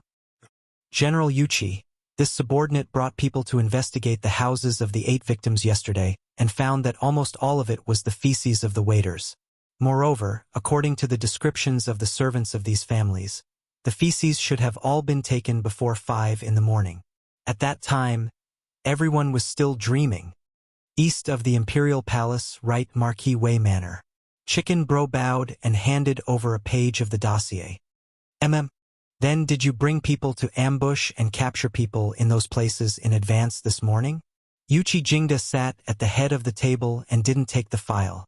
He just glanced at it casually and then asked in a rough voice. Replying to General, this subordinate brought people to ambush near the houses of the 8 doctors at 5 in the morning this morning. In the end, we didn't find anything strange until dawn. This subordinate reckons that they should not come again. Brother Chicken felt even more pressure. He didn't know if Yuchi Jingda would punish him for incompetence because of this. His forehead was so nervous that sweat seeped out. Huff! He didn't know if he was hallucinating, but Brother Chicken vaguely heard the sound of exhalation. Then, he heard Yuchi Jingda say, Then did you go door to door nearby and ask if any child came out and took a dump in front of the houses of Dr. Cui and the others 2 days ago? Replying to General, this subordinate has checked, but basically every family said with certainty that their child definitely didn't go out in the morning. Brother Chicken was fully prepared and hurriedly answered. Li Zishuan had allocated a lot of activity funds back this time. In the houses where the 8 doctors lived, all the families with children were basically hired by Li Zishuan. At this time, who would jump out to admit their guilt? The atmosphere in the hall became very oppressive for a moment. Just as Brother Chicken thought that he would definitely be punished this time and muttered in his heart that Ma Zhou's previous analysis was too deceptive, Yuchi Jingda finally spoke. Since that's the case, then this case will end like this. Go file the file and inform the 8 doctors. Tell them the results of Wu Houwei's investigation. It's not that we don't want to help them investigate, but that the murderer is too cunning and no longer appears. Wu Houfu still has many other things to do. We can't keep wasting time on this. Brother Chicken heard this and was instantly pleasantly surprised. He hurriedly said, "Yes, General." After saying that, he prepared to go to Wu Houfu's archive. Wait, Yuchi Jingda called out. What other instructions does General have? This time you did very well. All right, you can go now. Yuchi Jingda glanced at Brother Ji, speaking meaningfully and tacitly. Yes, sir. Brother Chicken was so excited that he almost jumped up and hurriedly retreated. Looks like Steward Ma's analysis is pretty good.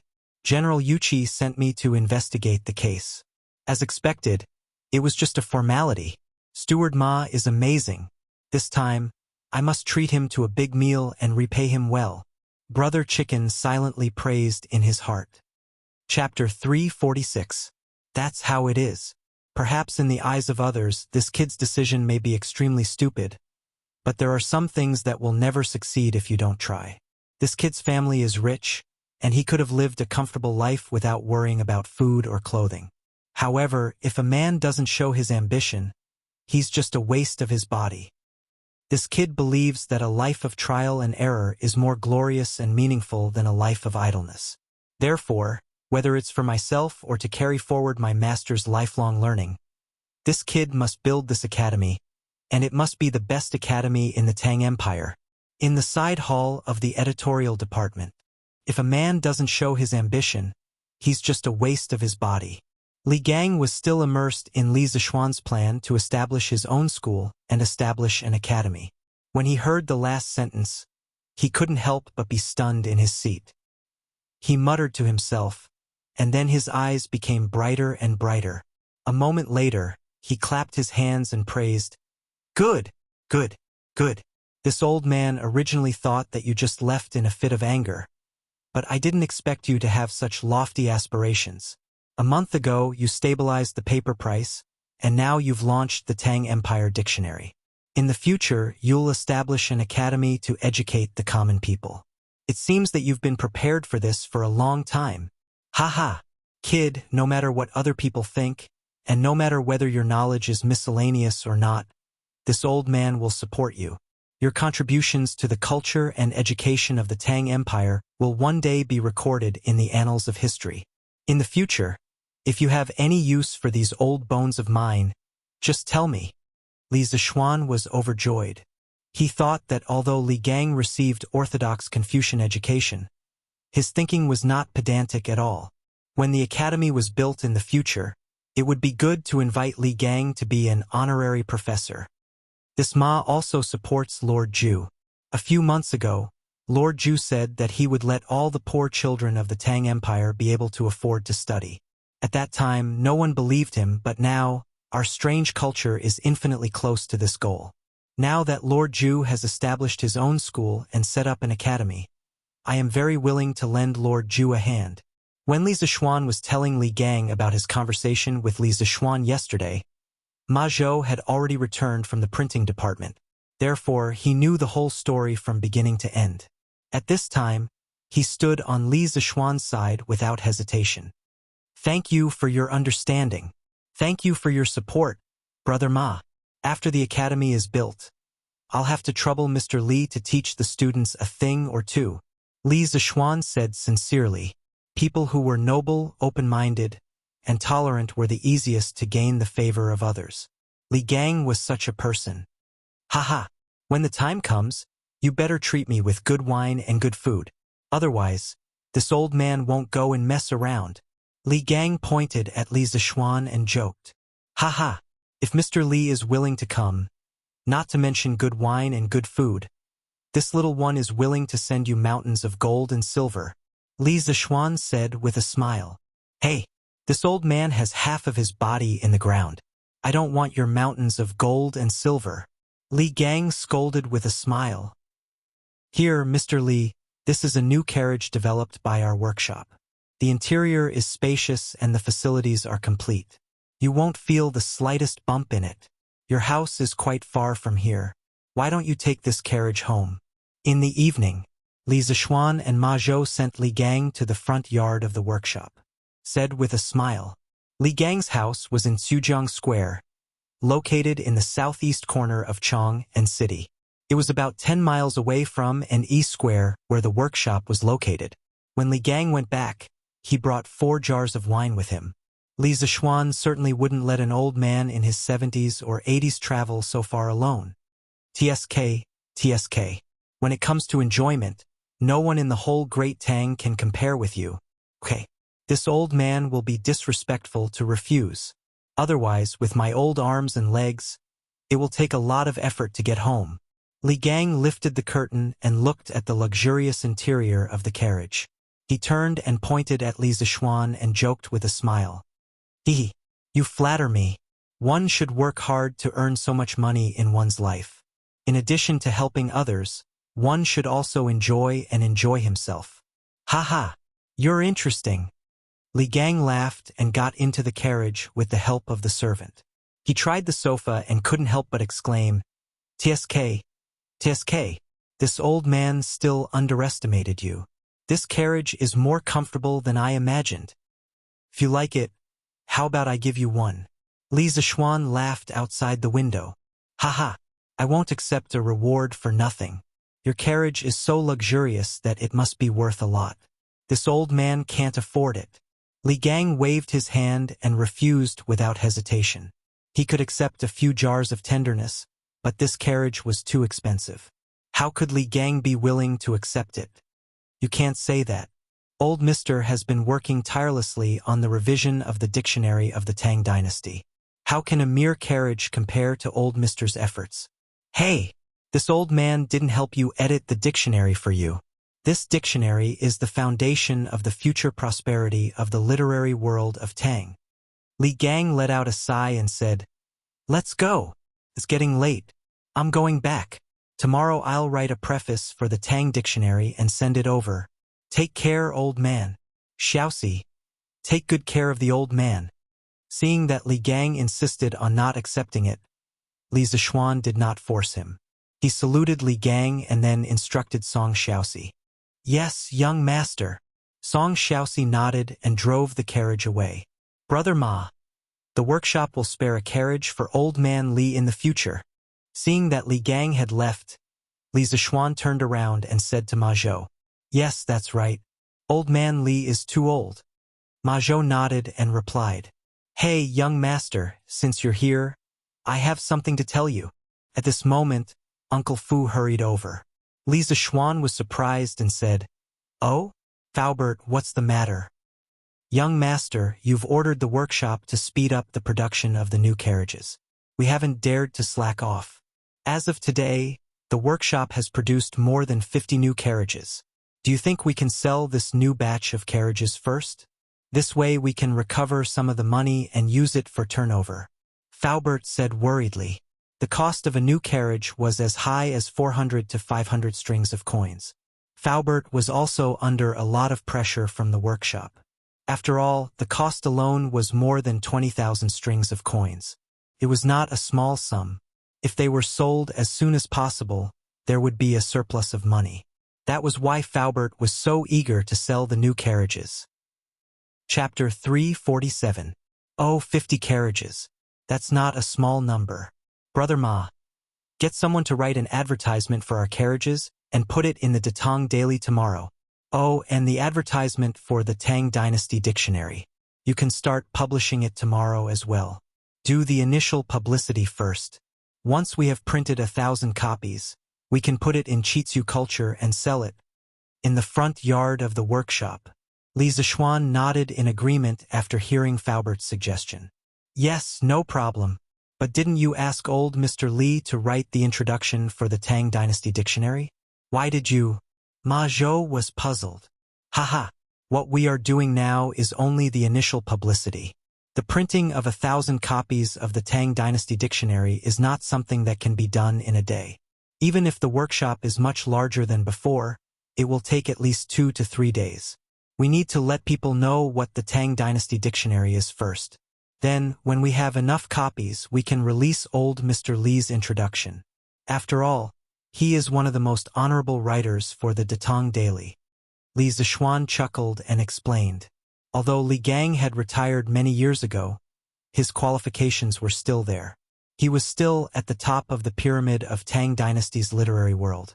Since such a big shot had taken the initiative to support the Tang Dynasty Dictionary, Li Zishuan naturally had to save his introduction for the finale. "Yes, Lord Zhu is right. Then I will personally write the publicity for the new carriages and the Tang Dynasty Dictionary." Ma Zhou thought for a while and felt that it was reasonable. He nodded in agreement and prepared to go back to write the advertisement. After all, it was already evening. Time was tight and the task was important. "Yes. Thank you for your hard work, Brother Ma." Li Zishuan patted Ma Zhou's shoulder and watched him leave. Then, he said to Faubert beside him, "Faubert, send 10 carriages to Chitsu Pavilion tomorrow and hand them over to Manager Sunday. With the publicity of our newspaper and the quality of the carriages, it won't be a problem to sell them."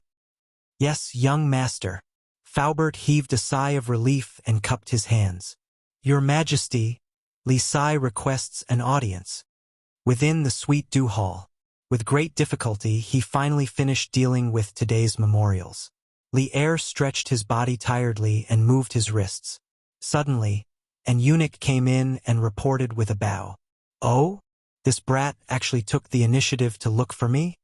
Li Er felt that the sun must have risen from the west today. He had met Li Zixuan so many times. Which time was it not because something had happened that he asked someone to call Li Zixuan over? From the beginning to the end, Li Zixuan had never taken the initiative to enter the palace to look for him. Summon him in. Li Zixuan put down the red brush in his hand and leaned against the dragon throne. He closed his eyes and rested, calmly waiting for Li Zixuan to come in. A moment later, Li Zixuan walked in with a thick book in his arms. After greeting each other, Li Zixuan looked at the book in Li Zixuan's hands and curiously asked, "What is it? What book are you holding in your arms? Are you here today to present a book to me?" "Your Majesty is wise. I am here today to present a book to you." Li Zixuan smiled. "Oh? What book? Quickly present it to me. A book that you have personally come to deliver must be extraordinary." Li Er was energized and said excitedly.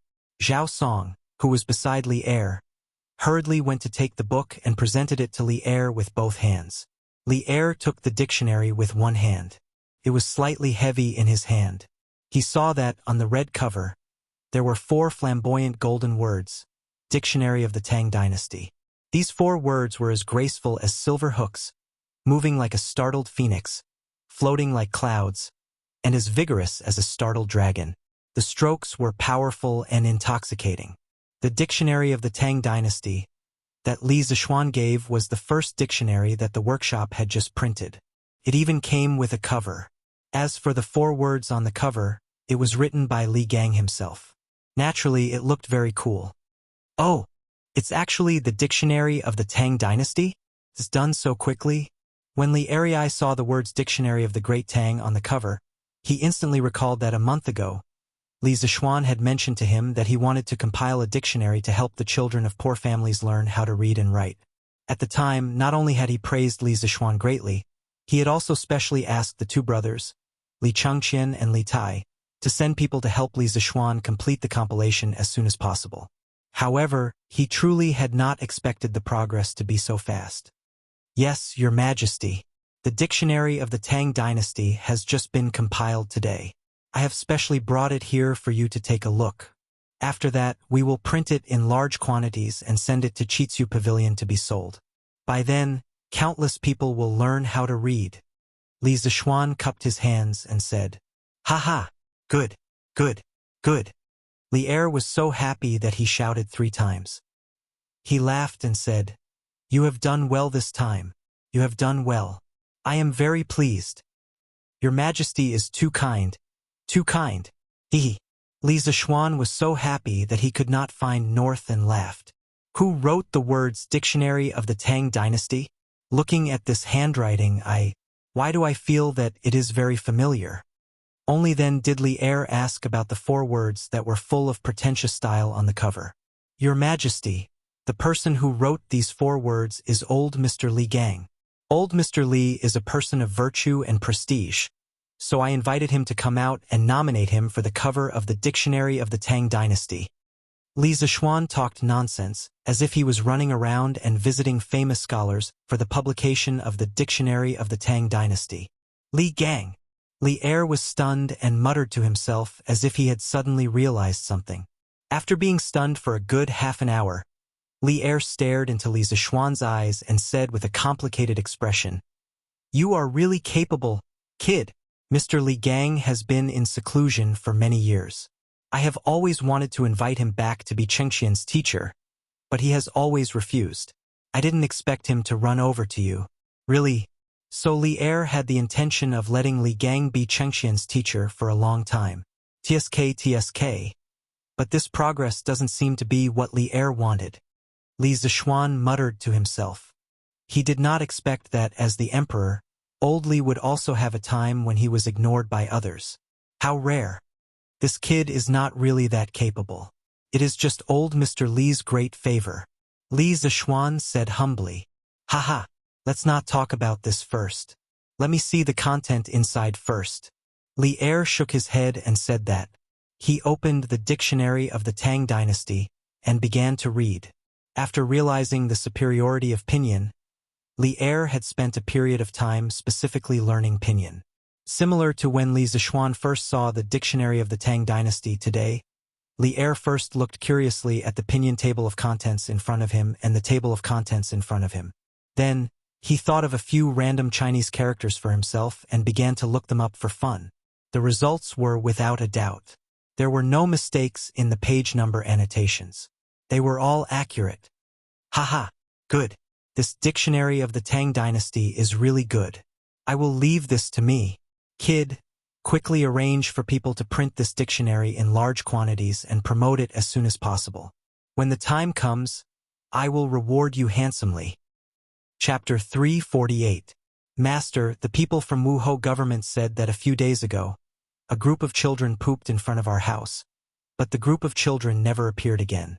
The people from Wuhou government can't do anything about it.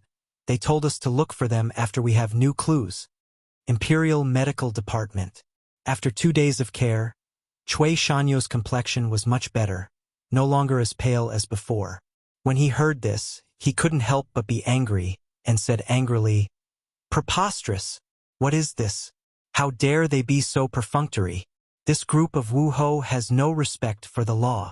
Cough, cough. Hey, master, don't be agitated. Calm down. Calm down. Madame Cui quickly put down the medicine in her hands, quickly walked behind Cui Shanyu, gently patted her husband's back, and anxiously advised. Cough, cough, cough, cough. This old man understands. Cui Shanyu violently coughed a few times, his emotions gradually calmed down, and he said with difficulty, "This old man understands. Right, Wu Ho General Wei is Yuqi Jingda, and Li Zixuan's relationship with Yuqi Jingda, he. These people are blatantly abusing their power for personal gain. This old man will definitely impeach them." Cough, cough. Master, calm down. Calm down. We don't have any evidence. How can we impeach them? It's better for you to get better first. Professor Zhang and the rest are still waiting for you to get better. Madame Cui said helplessly. And help this old man up. Cui Shanyu was startled, and suddenly said, "Master, what do you want to do now?" "Quickly help this old man up. I want to write a letter. Help me send it to Honglu Temple later." Cui Shanyu frowned, and said impatiently, "Selling newspapers. Selling newspapers. Fresh out of the oven Datang Daily. Today's headline, Peerless Godly Works about to appear in Strange Culture. The combined strength of 12 scholars will help our Tang Dynasty's youth to easily learn to read." The next morning, the sound of children selling newspapers rang through the streets. Ma Zhou abused his power for personal gain. Once, this time, he directly put the Tang Dynasty Dictionary advertisement on the front page.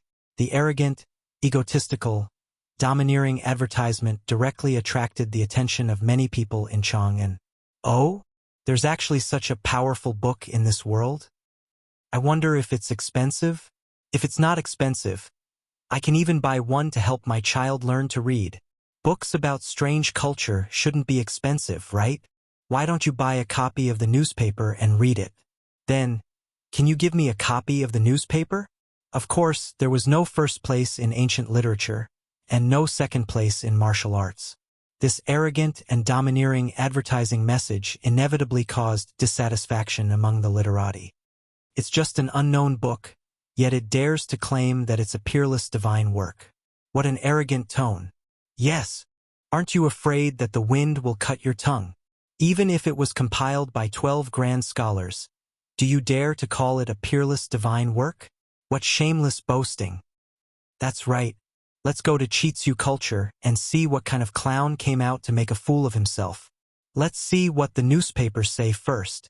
Give me a copy of Datang Daily. Yes, give me one too. Controversy. In a moment, the advertising message of Tang Dynasty Dictionary set off a huge wave of controversy among the literati. On the other hand, it also slightly increased the sales of Datang Daily. However, as the newspaper gradually entered the lives of the people, Li Zixuan was not very concerned about the sales of Datang Daily. The last time he asked Ma Zhou about the sales of the newspaper was half a month ago. At that time, the sales of a single issue had reached a terrifying 400,000 copies. Therefore, at present, Datong Daily had already gotten rid of the loss-making mode of burning money and had also brought in very considerable profits. Tang Dynasty Dictionary? Pinyin? What is this? A scholar could not help but frown after reading today's headlines. Looking at the meaning of the news, this Tang Dynasty Dictionary should be a reference book for all the annotations of Chinese characters. It looks a bit like Shua Wen Jiezi, and this pinyin, can it really be so magical that it can teach people to read and pronounce words? Why haven't I heard of it before? A short and fat scholar asked his friend beside him. Oh, I don't think so. The newspaper must be bragging. The man shook his head and curled his lips. Boss, what are they talking about? Not far away, next to a small stall selling cooking pancakes, a gray-clothed peasant woman asked while rolling dough. Hey, just now, the kid who sold the newspaper said that Chitsu Culture published a book that can teach people to read. I guess that group of scholars is talking about this. The black-faced man said with a smile. Although he said so, his hand that was turning the cooking pancakes in the pot did not stop, perfectly showing what it meant to do two things at once. Chitsu Culture? Isn't that the bookstore opened by Li Xianan? Darling, do you think we should also buy one for our Gua to learn to read? The gray-clothed woman suddenly asked excitedly. Oh, yes. Books from Chitsu Culture have always been cheap. This book can teach people to read, then buy it. Gua's mother, don't be busy here. I will do it alone. Go to Chitsu Culture and see if they sell it. There will definitely be a lot of people fighting for it. If you can get it, buy one for our Gua. It's much cheaper than hiring a teacher. The black-faced man wiped the sweat on his forehead with his sleeve and waved his hand. Boss, can you do it alone? The gray-clothed woman was quite tempted, but she still hesitated. Nonsense. Of course I can. Go quickly. The black-faced man waved his hand impatiently. Then I will go, boss. Yo, Brother Liao, are you eating while reading the newspaper? She City, a breakfast shop. A skinny middle-aged man walked in and greeted Liao Shifan when he saw him eating breakfast. Oh, Brother Zhang. Haha, Brother Feng, didn't you go to sea with the Imperial Court's fleet a few days ago? It's boring for me to eat alone. I just want to read today's Datong Daily. Liao Shifan looked up and smiled. Ha, I see. But Brother Liao, didn't you also get a few big ships? Why didn't you go to sea with them? The man with the surname Zhang ordered a bowl of porridge and a basket of buns from the shopkeeper, sat opposite Liao Shifan, and asked, Sigh, this Liao's old arms and legs often have problems. Brother Feng is much stronger than me, so I won't follow you blindly. I'll just send a housekeeper to follow you. Liao Shifan sighed and explained. Actually, these were all excuses. The main reason was that he was used to living a rich life and was afraid of death. Oh, Brother Liao is right. The sea is too bumpy, and it is indeed torturous. Brother Liao, look. The latest generation of carriage developed by Chitsu Pavilion. Don't touch me. It is officially on sale today. It is spacious, fast, and definitely not bumpy. The top 10 will enjoy a special price, only 999 strings of cash. What kind of carriage is this? It is actually so expensive? Chapter 349. Carriage? Let me see. Liao Shifan grabbed the newspaper and quickly looked at where Zhang was pointing. After a while, he excitedly slapped his thigh and shouted, Ha ha! That's the carriage. That's the carriage. I didn't expect it to be on sale after so long. No way. Brother Zhang, you can eat slowly here. I have to go to the Curious Pavilion to line up now. Hey, Brother Liao, wait. Why do you sound like you want to buy that carriage? Zhang reached out to stop him and said in disbelief. In his opinion, a carriage selling for 500 to 600 strings of coins was already unbelievable. But this time, the Curious Pavilion was selling it for 999 strings of coins. That was close to 1,000 strings of coins. Were they crazy about money? Could it be that the carriage was made of gold? But what he didn't expect was that Liao Shifan actually wanted to buy such an expensive carriage. Moreover, it looked like he was afraid that he wouldn't be able to get it. This made him doubt his life. Could it be that, after not seeing him for a few days, his good friend had become so rich? 1,000 strings of coins wasn't money anymore? That's right. If I can't get such a good carriage, I'll regret it for the rest of my life, Liao Shifan said eagerly. But this carriage is selling for 999 strings of coins. Brother Liao, don't you think it's expensive? Hey, I don't have time to explain it to you now. Jingyang, if you trust me, come with me to the Curious Pavilion now.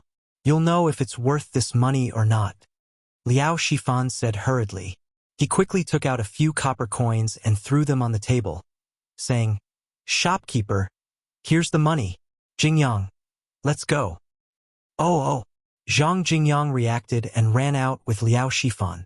He got into the same carriage that Liao Shifan had taken this morning and hurried to the Curious Pavilion in the East Market. Brother Liao, it seems like you've seen the carriage from the Curious Pavilion before. In the carriage. Zhang Jingyang thought seriously and suddenly asked. Yes, I've seen it before. When this carriage first appeared, this Liao was fortunate enough to see it. At that time, Lord Li was the first to use this carriage. Later on, when I passed by the gate of Lord Ju's residence, I also happened to see Lord Ju riding this carriage back to his residence several times. This kind of carriage looks huge from the outside, but it is not cumbersome. A horse can easily pull it, and it moves very smoothly.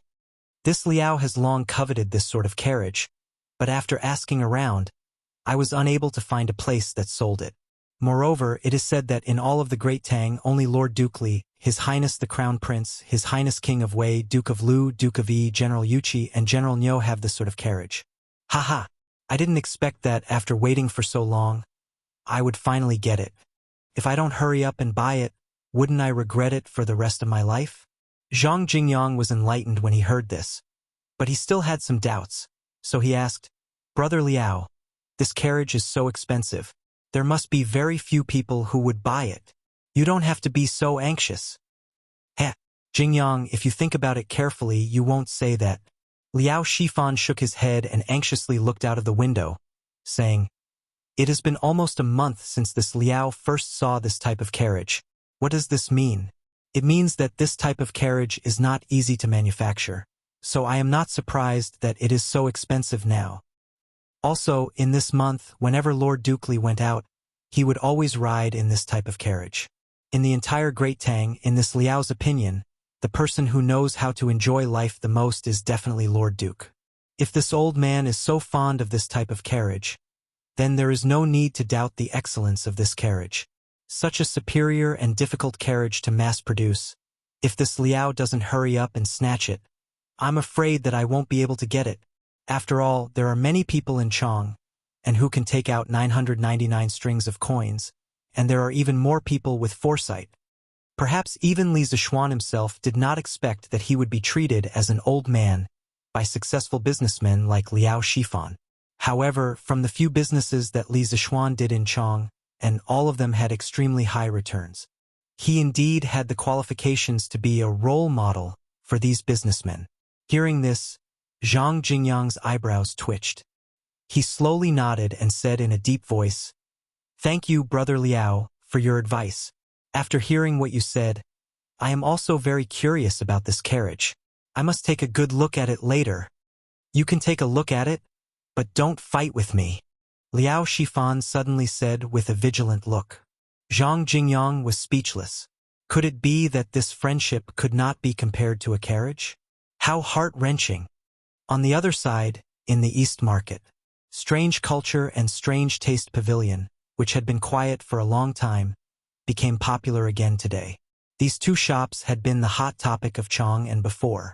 This time, after Datong Daily's publicity, it was as if a cigarette but had been thrown into a barrel of explosives. The effect of gathering popularity immediately exploded. Even before opening time, there was already a long line in front of the two stores. There were fewer people in front of the Odd Taste Pavilion. After all, carriages were still considered a luxury item for the people of Great Tang. On the other hand, there was a sea of people in front of the Odd Taste Pavilion, and there were several long lines. The people in the queue gathered in twos and threes, pointing at the advertisements in the newspapers and discussing with each other. For a moment, it was very lively. Haha! Fortunately, We are not too late, and we have membership cards, so we can line up at the members' channel. This way, there will definitely be a carriage for me later. In front of Strange Taste Pavilion, Liao Shifan and Zhang Jingyang were at the front of the queue and said happily. There were only 2 people in front of him, so logically speaking, they would definitely be able to buy the first batch of carriages. Fortunately, there were no traffic lights or traffic jams in this era. Otherwise, the 2 of them would have been dead by now. Although there were not as many people buying carriages as there were people buying Tang Dictionary, at a glance, there were at least 70 to 80 people lining up to buy carriages in front of Strange Taste Pavilion. Chang'an had never lacked rich people, and even more so, people with foresight. Brother Liao, if I didn't see wrongly, you took out an orange membership card just now. Zhang Jingyang's face was full of shock. Yes, if we didn't have a membership card, we would still be lining up on the other side. Liao Shifan did not feel that something was wrong at all, and he answered casually. But a card costs 100 strings of coins, isn't that a bit expensive? It's not expensive at all. For us, it's totally worth it. Think about it, an orange membership card only costs 100 strings of coins, but with this card, not only can we save time in the members' channel, we can also get a 30% discount on all the goods in Strange Taste Pavilion. Just this time, we can save nearly 300 strings of coins by buying a carriage. Do you think this membership card is worth it? Is it expensive? Liao Shifan slowly analyzed. Chapter 350. It's open. It's open. The door is open. Let's go in and have a look at the Tang Dynasty Dictionary. How dare it call itself a masterpiece? The door of Chitsu culture was the first to open. Sun Huiyuan, dressed in a purple-red gown, walked out happily and saluted the crowd. My friends, you must be here today to have a look at the Tang Dynasty Dictionary out of curiosity. I won't beat around the bush. You can go in and have a look at the new Tang Dynasty Dictionary in your order. Today's Tang Dynasty Dictionary is only for viewing, but not for sale. 2 days later, Chitsu Culture will sell 1,000 copies of the Tang Dynasty Dictionary. If you need it, remember to come and buy it. What? It's not for sale today? Why not? Yes. Why did you bring us here if you don't want to sell it? Some people in the crowd who had come early to buy the Tang Dynasty Dictionary couldn't help complaining to Sun Huiyuan. Most of them had heard about the magic of pinyin from the supervisors of the Imperial College, so they didn't have much doubt about the function of the Tang Dynasty Dictionary. Today, they just wanted to buy the dictionary. Everyone, please calm down and listen to this old man's explanation. Sun Huiyuan was prepared for this. He saluted the crowd and said loudly, "The Tang Dynasty Dictionary uses the pinyin newly invented by my lord. It combines the painstaking efforts of the Crown Prince and the 12 scholars under the King of Wei. Later, the former minister of the Ministry of Rights, Mr. Li Gang, also helped.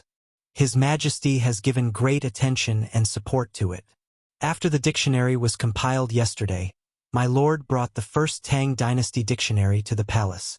His Majesty praised the dictionary and said that the Tang Dynasty Dictionary could be used as an introductory reading material for children and a necessary reference book for young students in the imperial examinations in the future.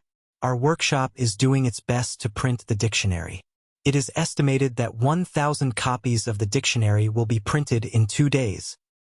In the next month, the Imperial Court will send a group of assistant lecturers who are proficient in pinyin to the Taoist temples and academies in Chang'an City to teach and popularize pinyin for free. Friends who have bought the Tang Dynasty Dictionary can attend the class. I promise that anyone who is illiterate will be able to learn pinyin in 10 days. After that, you can use the Tang Dynasty Dictionary to learn all the Chinese characters." As soon as Sun Huiyuan finished his words, the people in the line below immediately burst into an uproar. Previously, a large number of people had great doubts about the Tang Dynasty Dictionary after reading the headlines in the newspaper. However, at this moment, Sun Huiyuan said with certainty and even mentioned the emperor. How could they not believe it? Of course, no one doubted that Sun Huiyuan was lying. Someone who dared to use Li Er's words to advertise in Chang, and had probably not been born yet. Moreover, according to Sun Huiyuan, if a child wanted to learn how to read, he only needed to buy a copy of the Tang Dynasty Dictionary. This was too shocking. In modern society, there were often people who complained that education was difficult and expensive. A child's kindergarten would cost tens of thousands of yuan a year. However, in ancient times, education was even more difficult and expensive. Firstly, books were expensive. Secondly, school fees were expensive. This led to the extremely low literacy rate in ancient times. Now that there was such a cheap way to learn how to read, many people were shocked. His Majesty actually knows about the Tang Dynasty Dictionary? His Majesty personally designated the Tang Dynasty Dictionary as a necessary reference book for the imperial examinations? According to Shopkeeper's Son, my child only needs to attend 10 days of pinyin lessons, and he can use the Tang Dynasty Dictionary to learn all the Chinese characters. Isn't this too worth it? Shopkeeper's Son, is this pinyin really that useful? A burly man roared and asked. Sun Huayuan smiled and nodded at him. Of course. The Imperial College was the first to popularize pinyin. Now, almost all the students in the Imperial College have learned pinyin. Whether it's useful or not, you may not believe me, but you can go and ask the students in the Imperial College. I know this. The child next door to my house is in the Imperial College's four-gate school. I heard from that child that pinyin is very easy to learn. He learned it in 5 days. After learning it, he can directly use pinyin to learn all the Chinese characters. A middle-aged man with a full beard spoke enthusiastically. Meng Laosi, you idiot, are you trying to trick people again? Bullsh asterisk T. When have I, Meng Laosi, ever lied to anyone? If you don't believe me, then so be it. If you don't buy it, then I'll buy it. Ahem. All right, now let's enter the store in order to take a look at our new Tang Dynasty Dictionary. In order to celebrate the completion of the Tang Dynasty Dictionary, all the books in Chitsu store will be 10% off today. Of course, this discount does not stack with the membership card discount. Everyone, please. Sun Huayuan looked at Chitsu store on the other side and anxiously interrupted the noise of the crowd.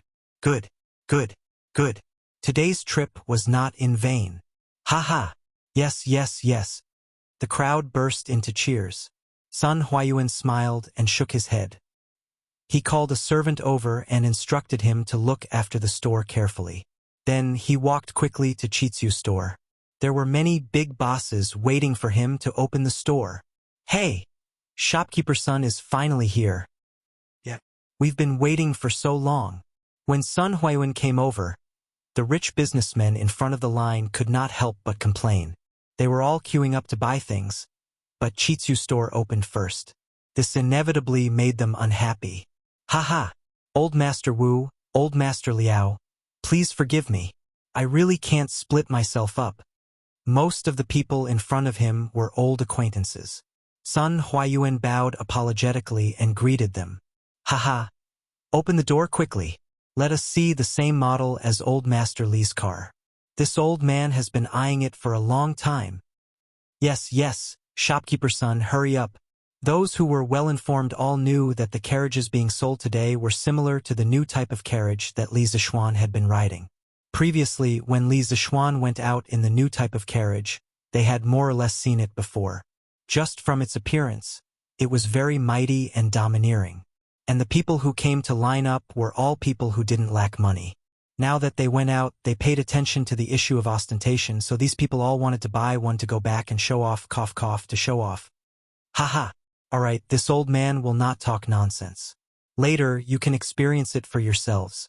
Now, please look to your right. This is our workshop's newest model of carriage. Zhang sighed. Go and lift the curtain. Shopkeeper's Son laughed heartily as he waved his hand. He was very confident in the new model of carriage. Don't touch me. He felt that there was no need for any unnecessary introduction. These people would know once they tried it. Yes, Shopkeeper's Son. The servant next to Sun Huayuan answered and quickly ran to lift the curtain. Chapter 351. Tisk. This carriage. So domineering. TSK. Beautiful. Look at how sharp it is. Curious Pavilion's products are as good as ever. Zhang sighed, reached out and pulled, and the black curtain covering a large object on the empty ground to the east of Curious Pavilion was slowly lifted. The new carriage developed by the workshop, Don't Touch Me, was officially unveiled to the public for the first time. The large and majestic appearance, coupled with the body of the carriage that had been polished countless times, shocked the crowd. It perfectly showed the crowd what it meant by Curious Pavilion's products must be the best. Although some of them had seen this carriage when they met Li Zishuan when he went out, it was obvious that their feelings were different now. In the past, they could only admire it from afar and envy it from the bottom of their hearts. But now they could see it up close and fantasize that they could own such a carriage in a short while. Hee. Everyone, this is our Curious Pavilion's newest product, Don't Touch Me. Compared to a normal carriage, we have increased the length, width, and height of the carriage. The interior space has more than doubled, and you won't feel uncomfortable sitting inside. It is very suitable for long-distance travel. Also, Don't Touch Me has used our workshop's newest technology. Not only does it ensure a large space, but it also ensures the flexibility of the carriage. Everyone, don't be fooled by the size of this carriage. It only needs 1 horse to pull it easily, and its speed is more than 30% faster than a normal carriage. Sun Huiyun pointed at Don't Touch Me and laughed. Hey, shopkeeper son, what do those 3 crooked symbols in the middle of the carriage mean? Liao Shifan pointed at the oval sign at the top of the carriage and asked, Yes, what are those words? Why are they so ugly? When Liao Shifan said that, someone immediately noticed the sign and agreed. Cough, cough. That is pinyin, and it means don't touch me. Everyone should have heard of pinyin, right? My Lord Zhu invented this symbol to teach people how to read. If you are interested, you can go to Curious Pavilion to take a look at our newly completed Tang Dynasty Dictionary. Sun Huiyun coughed and explained. At the same time, he cleverly advertised the Tang Dynasty Dictionary among the rich. Oh, I see. But why is the name of this carriage so strange? Liao Shifan nodded thoughtfully and then asked with a frown. Ugh. Sun Huiyun scratched his head awkwardly and said, My Lord Zhu personally came up with this. I'm sure he has his own reasons. Cough, cough. All right. Now everyone will follow the queue and enter one by one to experience Don't Touch Me. Actually, the most outstanding part of this carriage is its interior. Everyone will know once you enter. If you're satisfied with the experience, you can enter the shop and pay. The first 10 customers today will enjoy the discounted price of 999 strings of coins. After that, it will return to the original price of 1,999 strings of coins. Everyone, please hurry up. As soon as Sun Huiyun's voice fell, the crowd in the queue cheered. All of them were eager to try. The first lucky one in line was Murong Hongkuan, a wealthy businessman from the east of Chong and City. He excitedly walked to the side of the carriage and gently stroked the carriage and the beam. After hearing the impatient urging from the people behind him, he got on the carriage. After seeing the interior of the carriage, he was completely dumbfounded. From the outside, Don't Touch Me was indeed huge. But after entering, he had a direct understanding of this kind of size. Oh my God, is this a carriage or a room? Murong Hongkuan looked around the car in shock. His eyes were getting brighter and brighter. He strode to the table and sofa next to the car window. He touched the soft sofa with his trembling hands. His lips were trembling a little as he said, Hiss! What is this stool made of? Why is it so soft? How comfortable would it be if I sat on it?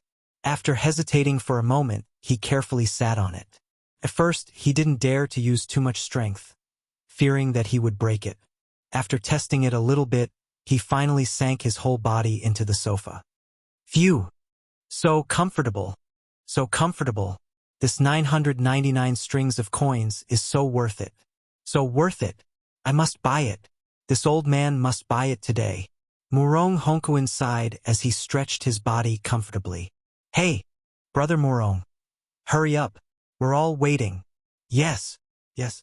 How long have you been in there? Murong Hongkuan was so comfortable that he had forgotten where he was. Suddenly, he heard a few scattered complaints from outside. Only then did he realize where he was and quickly got up. Suddenly, he caught a glimpse of the 2 innermost compartments in the carriage. He walked over doubtfully. Eh? You can use the toilet in this carriage? Oh, what is this? This pipe can run water? Hiss. This is too convenient. No. This old man will go and pay now. I must buy it. 10 ordinary carriages can't even compare to one don't touch me. Murong Hongkuin didn't stay any longer. He hurriedly jumped off the carriage and shouted excitedly. Shopkeeper's son. Shopkeeper's son. The inside of the carriage was really comfortable. Quick. This old man wants to buy it. Don't touch me. I want to buy it now. He. Okay. This old man will bring Master Murong to handle the handover. Sun Huayuan had expected this scene.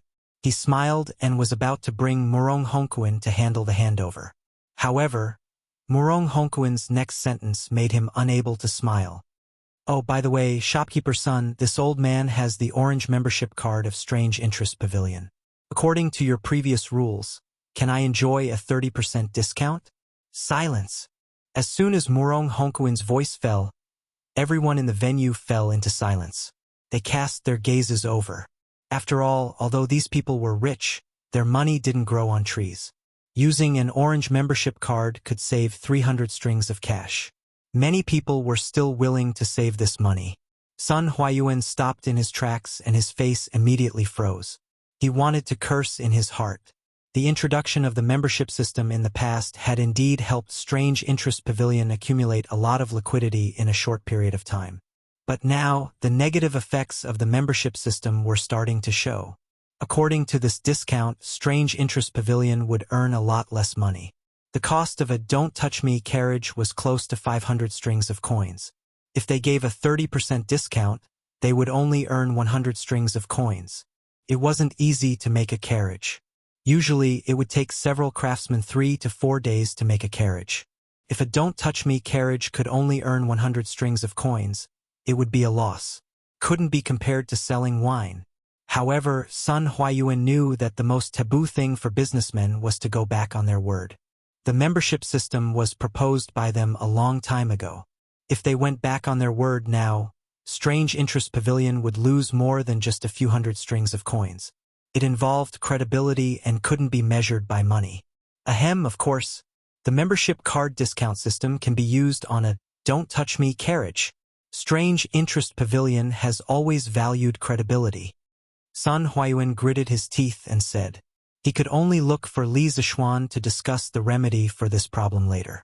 Okay, shopkeeper's son, I want to apply for a Red Supreme membership card. I want to apply for a Red Supreme membership card too. None of the people present were stupid. After hearing that they could still enjoy the membership discount by buying a carriage, they all asked for the highest level of Red Supreme membership card.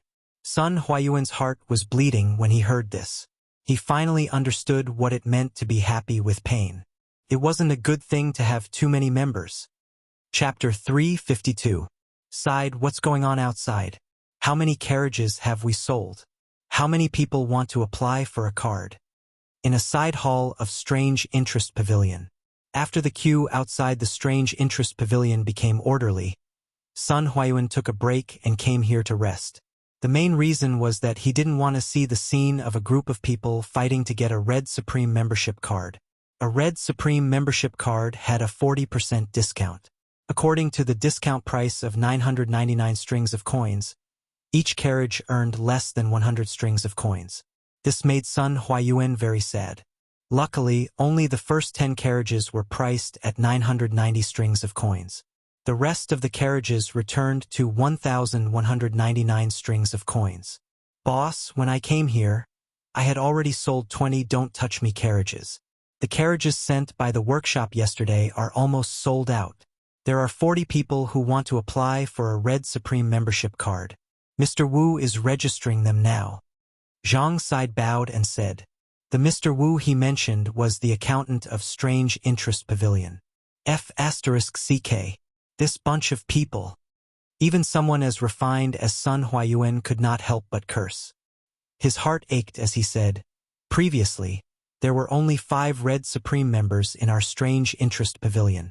After today's incident, I'm afraid there are now 50 or 60 Supreme members. Zhang Side was sweating profusely. He did not know where to put his eyes and ears. He could only look down and count the ants.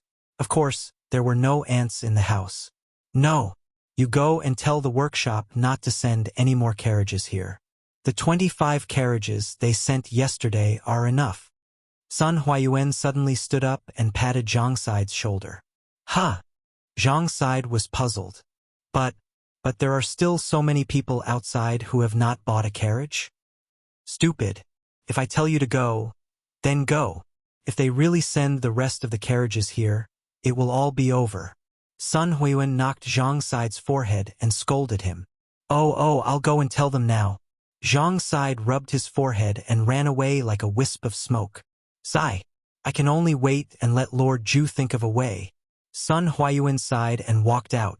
At this time, there was only one Don't Touch Me carriage left outside. My young master already has a Red Supreme membership card. You don't need to experience it. Just sell me a Don't Touch Me. My young master doesn't need you to give him a discount. We'll pay the full price. Sun Huayuan had just come out when he heard such rich and overbearing words. He staggered. He didn't expect that there would be such a top-notch buyer in this world. When he took a closer look, he realized that the other party was an old acquaintance, Wang Renbiao's attendant, Lu Yun. Cough, cough. Brother Lu, are you sure you don't want a discount? Sun Huayuan stepped forward and asked. Those around them also looked at Lu Yun in surprise. My young master said that this carriage is worth 1,199 strings of coins, so he doesn't need a discount. Lu Yun had seen much of the world, so he wasn't the least bit intimidated by the attention of so many people. He raised his head and declared loudly, Is there something wrong with this person's brain? You can get a discount, but you insist on paying the full price? I wonder who his young master is. How rich. As soon as Lu Yun finished speaking, the others were stunned for a moment by this strange reason. Two merchants lowered their heads and whispered amongst themselves. Cough. Ha. Young Master Wang is generous. Sighed. Bring Brother Lu to get the carriage. Sun Huayuan was stunned for a moment before his mind finally came around. Today, he finally understood what it meant to be rich and willful. Sun Huayuan expressed that he liked down-to-earth people, like Lu Yun and Wang Renbiao. Yes, shopkeeper. Zhang Side responded and brought Lu Yun to complete the handover procedures. After all, 1,999 strings of coins was a huge sum of money. It would take a long time just to count the money. Dear customers, today's Don't Touch Me is all sold out. If you still want to buy, please come early tomorrow. I'm truly sorry. Sun Huayuan cupped his hands and apologized to the crowd. Ah? Why is it sold out right after my turn? A Hu merchant said with a tragic expression. That's right. Shopkeeper son, why didn't you stock up more? Only 20 or so carriages were sold out. Hey, shopkeeper son, isn't there another carriage over there? Sell it to me. I can also pay the full price. A man in a brocade robe said as he pointed to the carriage that everyone had already boarded. Yes, I can also pay the full price. Shopkeeper son, sell it to me. The rest of the people looked in the direction of the man's finger and realized what he meant. Sun Huayuan's face darkened. What do you mean by shopkeeper son? Sell it to me? I'm not a prostitute. That is an exhibit. It is only for everyone to experience and is not for sale. Dear friends, I'm sorry. If you still want to buy a carriage, please come back tomorrow. Sun Huayuan cupped his hands and said. Then, he left the Strange Interest Pavilion and went to the Strange Interest Culture in the West. Hey, since there are no more carriages to sell, then I won't apply for a red membership card. A skinny man who was paying for a membership card suddenly stood up and put away his money. That's right. Since there are no more carriages, then what's the point of applying for a membership card? We'll apply for one tomorrow. Yes, we'll apply for one tomorrow. The people queuing up to apply for a membership card dispersed. Mr. Wu, the accountant of the Strange Culture Pavilion, smiled bitterly and could only call it a day. Hey, shopkeeper son, you're here? Please sit down, there's no need to get up. After the morning class, Li Zixuan entered the house and was told that Sun Huayuan was waiting for him in the front hall. Thus, he went straight to the front hall. Thank you, Lord Zhu. Sun Huayuan cupped his hands and forced a smile. Although Li Zixuan wasn't good at reading people's expressions, he could still see the reluctance in Sun Huayuan's smile. He couldn't help but ask, "Shopkeeper Sun, is the response to the Tang Dynasty dictionary and the new carriages not good?" Sun Huayuan was startled and understood that Li Zixuan had misunderstood. He hurriedly said, No. The response to the Tang Dynasty dictionary and the new carriages is very good. I'm here today because I have something to discuss with you, Lord Zhu." When he said that, Li Zixuan was even more curious. Since the Tang Dynasty dictionary and the new carriages are very good, then what is there to worry about? "Oh, please speak, Shopkeeper Sun. I'm all ears. Lord Zhu, it's like this. Today, our strange culture pavilion." Sun Huayuan chose his words carefully and told Li Zixuan about the explosive increase in the number of Supreme members in front of the Strange Culture Pavilion this morning, which led to the Strange Culture Pavilion's heavy losses. I was wondering what it was. So it's this. Haha. Shopkeeper Sun, you're overthinking it. There's no need to worry about this at all. When Li Zixuan heard this, he laughed and said without a care. Chapter 353. What does Lord Zhu mean? Li Residence, Main Hall. After hearing Li Zixuan's words, Sun Huayuan frowned and asked, I understand Manager Sun's meaning. In the past, our Chi-Chu Pavilion scooters and plows were easy to make and cheap.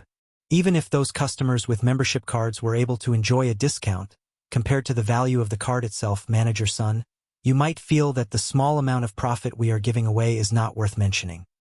Now that we are developing a new type of carriage, the manufacturing process is relatively tedious. Each one takes a long time and the price is very high. If we were to calculate according to the discount system of the previous membership cards, we would have to give away more than 400 strings of coins for a new type of carriage. At this time, Manager Sun, you feel that the profit we are giving away is too much compared to the value of the card itself, right? Li Zixuan smiled as he analyzed the situation. Sun Huayuan's face turned red.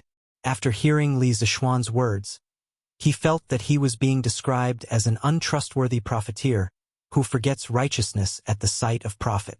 He awkwardly said, This is how it is. Haha. Manager Sun, you don't need to be embarrassed. This is human nature and can be understood. Li Zixuan kindly smiled and continued. As the saying goes, a leaf obscures one's view, and one cannot see Mount Tai. Manager Sun, you can look at this problem from another angle. A red Supreme membership card is 500 strings of coins. 100 of them are 50,000 strings of coins. First of all, membership cards allow us to obtain a large amount of liquid capital in a short period of time. With sufficient liquid capital, we can expand our scale at any time, recruit more people, produce more products, and ultimately earn more money. This is the so-called money makes money. Manager Sun, you must have heard of this before. Sun Huayuan nodded thoughtfully. Li Zixuan smiled and continued. That's right. Secondly, every person who has bought a membership card from our Chi-Chu Pavilion, after using our excellent products, will become a potential customer who will come back to spend money. Here, I want to explain a very important concept to you, Manager Sun. User volume. The products that our Chi-Chu Pavilion sells, there is no need to doubt its superiority. But compared to those old shops, we still lack a foundation. In other words, what we lack is a huge number of users. In the future, there will be more and more products in our Strange Interest Pavilion. No one can guarantee that our products won't be copied by others. At this time, the potential value of our users will be reflected. Think about it. Those members are already used to buying things from our Strange Interest Pavilion. Even if they see similar things in other places, they will definitely prioritize our Strange Interest Pavilion. Don't you think so too? Sun Huayuan frowned and said, But if the things in other places are cheaper than here, those members won't buy from us, right? Heh. Li Zixuan shook his head and said with a smile, Even if their price is cheaper than our original price, can it be cheaper than our member discount? We have the best craftsmen, the most professional, and the most advanced production model. Our production costs are definitely the lowest as well. If someone wants to start a price war with us, we definitely have the confidence to fight. Also, there's another reason why I asked you to speed up the membership. As the various technologies in our workshop improve in the future, there will definitely be many new products that will be introduced one after another. When those people apply for membership, they usually leave their addresses. And those who can afford membership have a certain amount of spending power. Every time we can send flyers to those members' addresses. They have used our Strange Interest Pavilions products before, so they will definitely understand the quality of our products. There is a high possibility that they will buy our new products. This way, we can quickly turn the workshop's technology into money without any additional promotion. Modern society was an era where users were king. Many new brands, such as Didi Chuxing, Are You Hungry, OFO, and so on, gathered a large number of users in a short period of time by constantly throwing money at them. Then, based on this large number of users, they accurately promoted relevant business information and established an effective business model to achieve long-term profits. This kind of behavior was the so-called internet thinking. The Tang dynasty didn't have computers, nor did it have the internet. Communication wasn't as developed as the modern era. If Li Zishuan were to use this kind of internet thinking, he would only get himself killed. That's why Feng Yu could use a portion of the profits to accumulate users. But he had his own bottom line. No matter if it's the early or later stages, he cannot lose money. He must protect his own interests first. If not, it will be easy for him to break the cash flow chain. Now, Feng Yu was focusing on cash and users. Currently, Strange Interest Pavilion's member discount system was only giving out 30 to 40% of the profits. Feng Yu was still making money. When the user base increases, he will show his capitalist side. It was just like some takeout platforms in the modern era. At the start, there will be a lot of red packets and discounts. One meal will be 3 to 4 renminbi. In the later stages, there will be less red packets and discounts, but you will already be used to ordering takeout. Sir Ju is wise. I admire you. Li Zishuan's words were beyond the business theory of this era. The amount of information was too much. Sun Huiyuan pondered for a long time before nodding his head. Haha, this is just my humble opinion. Manager Sun, it's good that you understand. Li Zishuan waved his hand and laughed. Then, he suddenly had an idea and said, "Oh, actually, regarding the Red Supreme membership, the discounts are indeed quite high. But the rules were set by us, so we can't go back on our words. But in the future, we can increase the price of each product by 20 to 30%. This way, not only will it attract people to apply for membership, it will also ensure that we have enough profits." Currently, Strange Interest Pavilion's products were priced at 60% more than the cost of the product. If they used the Supreme membership to give discounts, they would only be left with about 20% of the profits. That's why Li Zishuan thought of this bad idea. Yes, this idea is good. This idea is good. Previously, when Li Zishuan said that users are king, it was all about the benefits that cannot be seen or touched. Compared to those, Sun Huiyuan preferred the benefits that can be seen and touched. Therefore, when he heard Li Zishuan's words, Sun Huiyuan quickly nodded his head like a chicken pecking rice. Haha, then that's it for now. Manager Sun, why don't you stay for lunch? Li Zishuan put down his cup and laughed. AI, no need. Sir Ju, you go ahead with your business. This old man won't disturb you any longer. Goodbye. Sun Huiyuan hurriedly stood up and waved his hand. Then take care. Li Zishuan smiled and didn't force him. Sun Huiyuan was more concerned about the difference in status. Even if he forced him to stay, he wouldn't be able to eat to his heart's content. Oh. Chapter 354. He. Guess who I am? In the afternoon, Li Zishuan was lying in the air-conditioned room, a room with a lot of ice cubes, happily taking an afternoon nap on a hot day. What else could he do but take an afternoon nap? Suddenly, he felt two soft and slippery little hands on his eyes. Then he heard a deliberately rough voice. Li Zishuan was sleeping soundly. After being disturbed, he became a little angry. He closed his eyes and removed the little hands from his eyes and muttered, "Loner, don't mess around. Let brother sleep a little longer." Wow! Stinky brother, How did you know it was me? Lan slapped Li Zixuan's forehead in dissatisfaction and jumped up to shout. Li Zixuan curled his lips and was speechless. He thought to himself, such a boring game. Only a little girl like you won't get tired of it no matter how many times you play it. Stinky brother, get up quickly. Someone is looking for you in the front yard.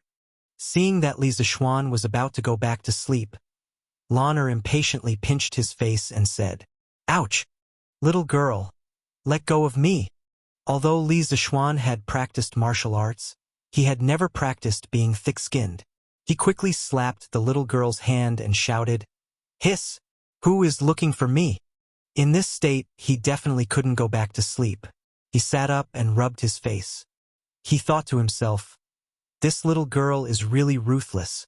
What will happen when she gets married in the future? Oh, Brother Crown Prince and Sister Changle are here. Brother, go and wash your face. Li Chengqian? Changle? What are they looking for me for?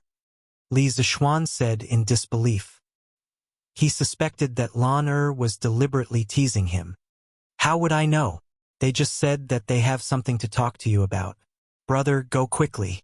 Lan put her hands on her waist and said matter-of-factly, Oh, okay. Seeing Lan's confident expression, Li Zixuan nodded. He got up and was about to wash his face when he suddenly remembered that there was something wrong with Lan's words. He patted Lan's little head and asked, What? Little sister, aren't you coming with me? Oh? Lan was not going. They are here to look for my brother. Not me. Lan will use brother's telegram machine to chat with Sister Yushi later. Lan raised her head and said in a crisp voice, Chatting again? What do you two have to talk about? Chat every day? Li Zixuan rubbed his forehead, speechless. Ever since she discovered the function of the telegram machine, this little girl would come over to play and chat with Han Yushi almost every day. The key was that the only one that could communicate with Li Zixuan's telegram machine was the Han family's one. The little girl couldn't find anyone else to talk to even if she wanted to. After a while, the length of her conversation with Han Yushi was almost as long as Li Zixuan's. In order to prevent misunderstandings, Li Zixuan specially created a password to prove his identity. Hitting the tiger at the back of the mountain, every time he spoke to Han Yushi, he would first send these 4 words to prove that it was him. This also prevented Han Yushi from accidentally recognizing the wrong person and saying things that she shouldn't say. Of course, it was also very power-consuming for the telegram machine to keep working for such a long time. After Lan's actions, Li Zixuan recently worked overtime to make more than 20 batteries. He sent half of them to Han Yushi and kept the other half for himself. Of course, there's something to talk about. This is a matter between us women. Brother, you don't understand. Hurry up and go to the front yard. Lan raised her chin proudly and pushed Li Zixuan out of the room. She was like a dove taking over a magpie's nest. What? A matter between women? Little girl, can you be considered a woman? Li Zixuan sweated profusely. There was only a 7 or 8 year difference between the two of them. Was there a generation gap? Fortunately, there were no computers, no internet, and no QQ in this era. Otherwise, Lan this little girl, would definitely evolve into an internet-addicted girl. Okay. You guys chat. I'll leave first. Li Zixuan waved his hand helplessly. Anyway, Lan was already familiar with how to operate the telegram machine. She didn't need him to teach her at all. Moreover, what was even worse was that when she sent the telegram, she was even better than him. That speed, TSK, was simply incomparable. Hee. Oh, right, brother. Don't forget Sister Yushi just because you have Sister Changle. Otherwise, Lan will complain. F***CK. Li Zixuan staggered and almost fell to the ground. Changle was indeed natural and unrestrained, beautiful and cute, but she was only 8 or 9 years old. Okay? No matter how much of a beast he was, he wouldn't have any thoughts about a little girl. Looking back at the room, Li Zixuan couldn't help but ask the heavens. Could it be that the children of ancient times were also so mischievous? Chengqian, Changle, why are you guys here? After washing his face in the western courtyard, Li Zixuan went to the main hall and saw Li Chengqian and his sister sitting there, eating fruits and drinking iced wine. They chatted as they ate and drank. They were very comfortable and didn't treat themselves as guests at all. Ha ha! Little Xian, you're up? Come, come, come, sit first. Li Chengqian laughed and pointed to the chair beside him. Heh! Was this fellow trying to turn the tables? Li Zixuan rolled his eyes and sat opposite Li Chengqian, next to Princess Changle. Hee. I've long heard that Brother Xiaoxian likes to sleep. Today, I've finally personally encountered it. Changle covered her mouth and laughed softly. Li Zixuan's face reddened, and he awkwardly said, Ahem, little sister Changle's words are wrong. You have to know that taking a nap can eliminate fatigue, recover physical strength, and strengthen the heart.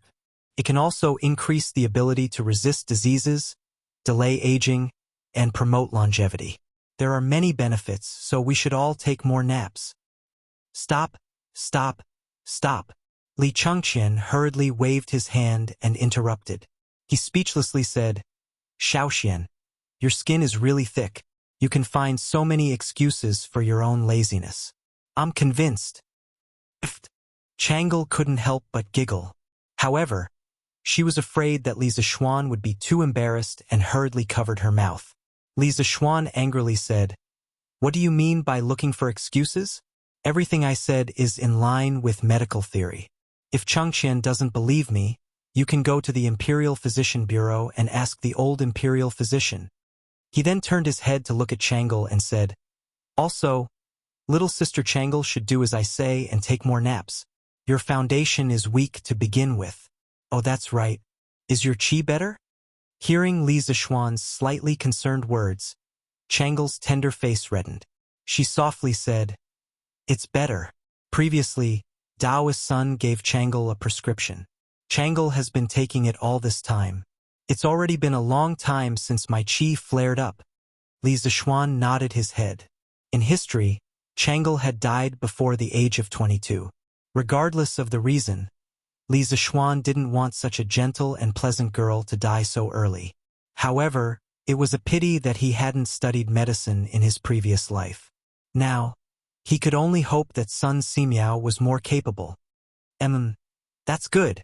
However, Changle can't let down her guard. The summer now, and it's not easy for qi to flare up. You still have to take care of your body. Qi asthma was the most common season in winter. It was indeed not easy to flare up in summer. That was why Li Zixuan reminded her. Chapter 355. Thank you for your concern, Brother Xiaoxian. Changle will definitely pay attention. Changle's bright eyes flashed with a hint of complexity. She stood up and bowed to Li Zixuan. Xiaoxian, you were able to obtain blood to prolong Uncle Qin's life. Don't you have a way to cure Changle and my mother's illness? The smile on Li Chengqian's face had long disappeared. He looked at Li Zixuan and asked in a deep voice, Does this guy really think I'm an omnipotent doctor? Li Zixuan smiled bitterly and said, Chengqian, you think too highly of me. If I had that ability, I would have cured Sister Changle long ago. Actually, even if my master were alive, he would only be able to alleviate the illness. It would be difficult to cure it completely. Asthma was caused by tracheal allergies.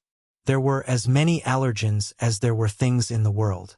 Everyone's allergens were different, so the cause of asthma was extremely complicated. The pathogenesis was also unclear. Even in modern society with extremely advanced medical conditions, there was no way to cure it completely. But if the right method was found, the asthma condition could be controlled very well. But I do have some ways to alleviate or stabilize the condition. Li Zixuan tried hard to recall and muttered. Oh? Then tell me, Xiaoxian. Li Chengqian's eyes lit up as he hurriedly said. Changle also looked over with a face full of anticipation. Changle's illness is caused by her tracheal allergies to a certain substance. Chengqian, you need to find a meticulous palace made to accompany Changle at all times and take note of Changle's daily activities. It's best if you can analyze the source of Changle's allergies, such as pollen and dust. In the future, as long as you try to avoid these sources of allergies, you will have fewer relapses and suffer less. Generally speaking, people with illness are more sensitive to dry and cold air. It's fine now that it's summer. But once winter comes, Changle will probably suffer. So Changle, you must take advantage of this season to walk around and exercise. It's best if you do some exercise that isn't very strenuous, such as riding a scooter. Also, I have a prescription for treating qi disease. I memorized it when my master prescribed medicine. It might not be useful, but Changle can give it a try. Hey, Xiaoxian, wait. I'll take notes. Li Changqian hurriedly raised his hand to interrupt. Although Li Zishuan said so, he did not dare to underestimate him. The news of Li Zishuan obtaining blood to prolong Qin Xiong's life had spread throughout Chang'an City, so he trusted Li Zishuan's medical skills very much. Li Zishuan smiled and didn't stop him. He waved his hand and asked the servants to bring Li Changqian a brush, ink, paper, and inkstone. When everything was ready, he continued. This recipe costs 30 renminbi for the ginkgo, 20 renminbi for the sugar, and 5 renminbi for the starch. First, he removed the outer shell of the ginkgo and placed it in a pot with water. After boiling, he peeled the ginkgo and dug out its core. Then he placed the ginkgo into a bowl, steamed it with water, and took it out. Put the ginkgo and sugar into the pot, add 2 bowls of water and bring it to a boil. Remove the foam and thicken it with starch before serving. This recipe can unblock the blood vessels, protect the liver, moisturize the skin, anti-aging, suppress lung qi, stabilize phlegm, detoxify, and strengthen the body. Even if it can't cure Changle's qi disease, it will be very beneficial to her body. It can be eaten for a long time and should be helpful. The ginkgo was the seed kernel of the ginkgo tree. Could not only be used as medicine but also as an ingredient. It was very effective for asthma. In his previous life, Li Zishuan's grandmother had mild asthma. She had been eating ginkgo according to this folk recipe. She paid attention to avoiding allergens and didn't have an attack for many years. However, ginkgo was poisonous when eaten raw. Oh, ginkgo can treat qi disease? Then I'll have people pick more and send some to mother. Li Changqian happily folded the recipe in his hand and smiled. Thank you, Brother Xiaoxian. Changle squinted her eyes and smiled sweetly. Of course, she was happy that her illness was under control. After all, no one wanted to be sick all day. Haha, small matter. But Changle, you still have to move around more. Our bodies are like a container. Exercise can make this container stronger. And it won't be easy for external diseases to invade. Okay. Changle has been playing with my brothers and sisters recently. Oh right, Brother Xiaoxian. I heard that your Curious Pavilion is selling new carriages today? Changle raised her head and looked at Li Zishuan. This was also one of the reasons why she came here with Li Changqian today. Yes. Why? Changle also wants that kind of carriage? Yes, yes. Changle sat in Brother Crown Prince's carriage before. It was so comfortable. It's a pity that Changle can't leave the palace for long periods of time, and you have to line up to buy a carriage from Curious Pavilion. So I can only buy one from Brother Xiaoxian. Changle blinked her beautiful eyes and said mischievously. Ha! Li Zishuan patted his head and said embarrassedly, This is my fault. Cough. This is my fault. I should have given you one back then. You're also one of the shareholders of Curious Pavilion. How about this? Our current carriages are all black and red. They don't suit you. In a while, I will ask the workshop to customize a carriage for you for free. They will make it in whatever color you want. By then, Changle's carriage will be unique in Tang Dynasty. How about it? Really? That's great. Changle wants a pink one. Is that okay? Changle said excitedly. Indeed. Every girl has a cute young girl's heart. Haha. Of course. Hee hee. Thank you, Brother Xiaoxian. Chang Lu cracked a smile. It was truly a smile that could charm hundreds of people. Li Changqian, who was sitting at the side, pursed his lips in jealousy. Changle had never smiled at him like that before. Ahem. Xiaoxian. I'm here today to talk to you about business. Li Changqian coughed dryly and said seriously. What is it? Changqian, tell me. Li Zishuan was observant and alert. He had already noticed the fleeting expression on Li Chengqian's face. He couldn't help but find it funny. Brother Xiao Xian, brother Crown Prince. Let's talk about business. Changle went to play with Sister Lan. Changle stood up and said, Empress Zhongsun had taught her well in this aspect. She had never asked about the so-called business between men. Okay. Lan is in the western courtyard. Shall he take Princess Changle to find Miss? Li Zishuan nodded and instructed. Yes, young master. Your Highness, this way please. Shao He cautiously bowed to the three people in the main hall and then led Changle out. Okay. Changqian, what do you want to say? Li Zishuan said casually as he leaned back in his chair. Li Changqian thought for a moment and slowly explained his intentions. A few days ago, Xiao Xian, you said that you wanted the imperial court to send people to supervise Datong daily.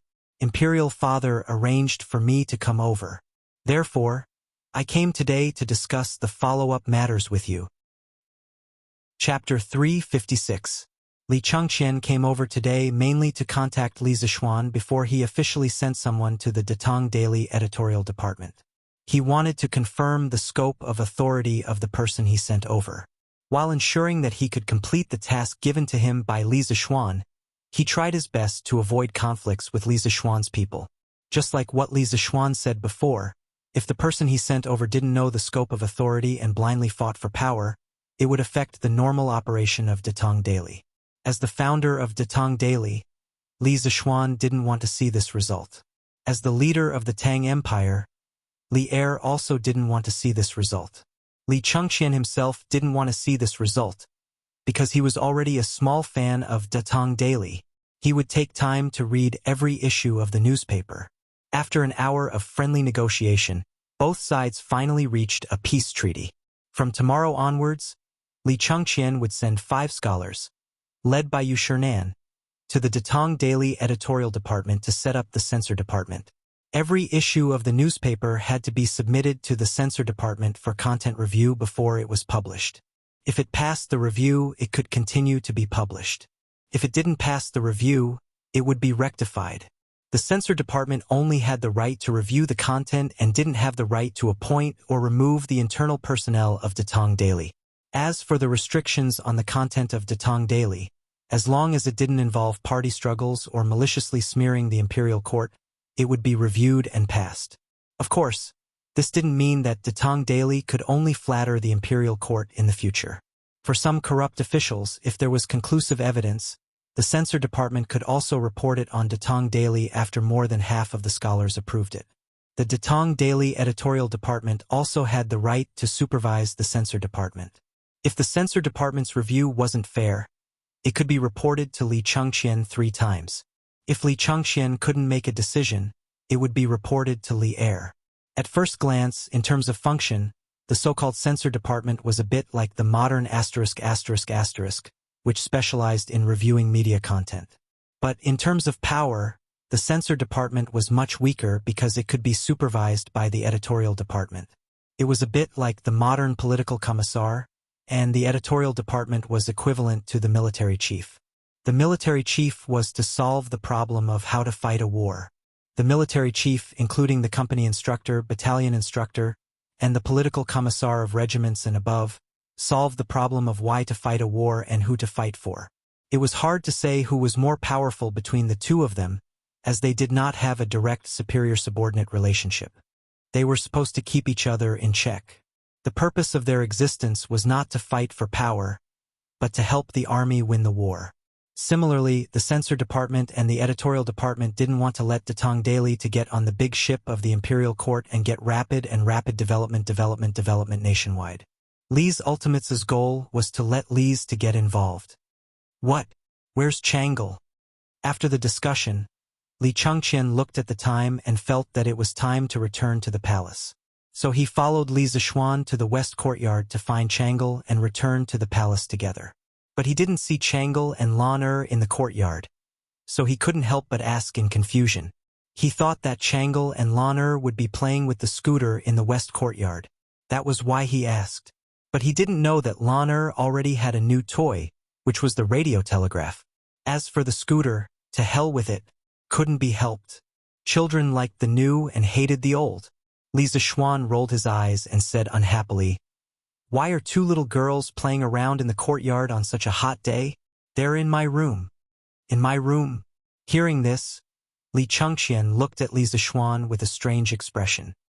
He thought to himself that his good brother really dared to say that a princess of the imperial family was in his room. Although Chang'e was only 8 years old, no one dared to say that, okay? This was a taboo for the imperial family. However, he didn't suspect that Li Zishuan had other intentions. This was because the impression that Li Zishuan gave him was that he was the type who spoke casually and didn't follow the rules. After a long time, he had already gotten used to it. Walking in front, Li Zishuan didn't notice Li Chengqian's strange expression. He walked directly into the room. From a distance, he could hear the beep, beep, beep, beep of the radio, as well as the laughter of Chang'e and Lan'er, younger sister Lan'er. "This thing is really fun. Let me try it. I also want to talk to older sister Yushi." Okay. Older sister Chang'e, wait a moment. I'll talk to older sister Yushi. Beep, beep, beep, beep, beep, beep, beep. Older sister Yushi, Princess Chang'e wants to talk to you.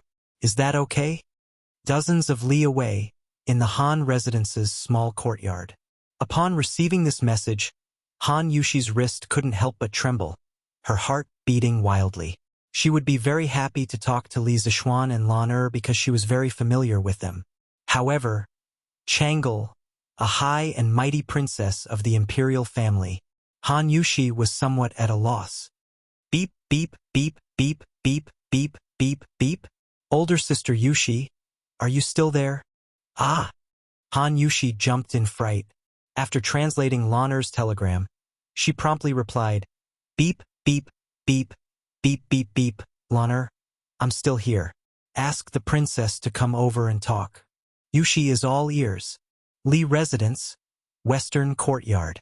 Older sister Chang'e, come, speak. I'll help you send it. Older sister Yushi, hello? Beep, beep, beep, beep, beep, beep. Hello, princess. Greetings to your highness the princess. Lan'er's voice reading the telegram. Don't. Chang'e and older brother Shaoxian are very good friends. Older sister Yushi need not be so courteous. Beep, beep, beep, beep, beep. Thank you, your highness. What does your highness want to say to Yushi? Older sister Yushi will be married to older brother Shaoxian in a few days. Chang'e wishes older sister Yushi and older brother Shaoxian a blissful marriage for 100 years. Chang'e will definitely come when you two get married.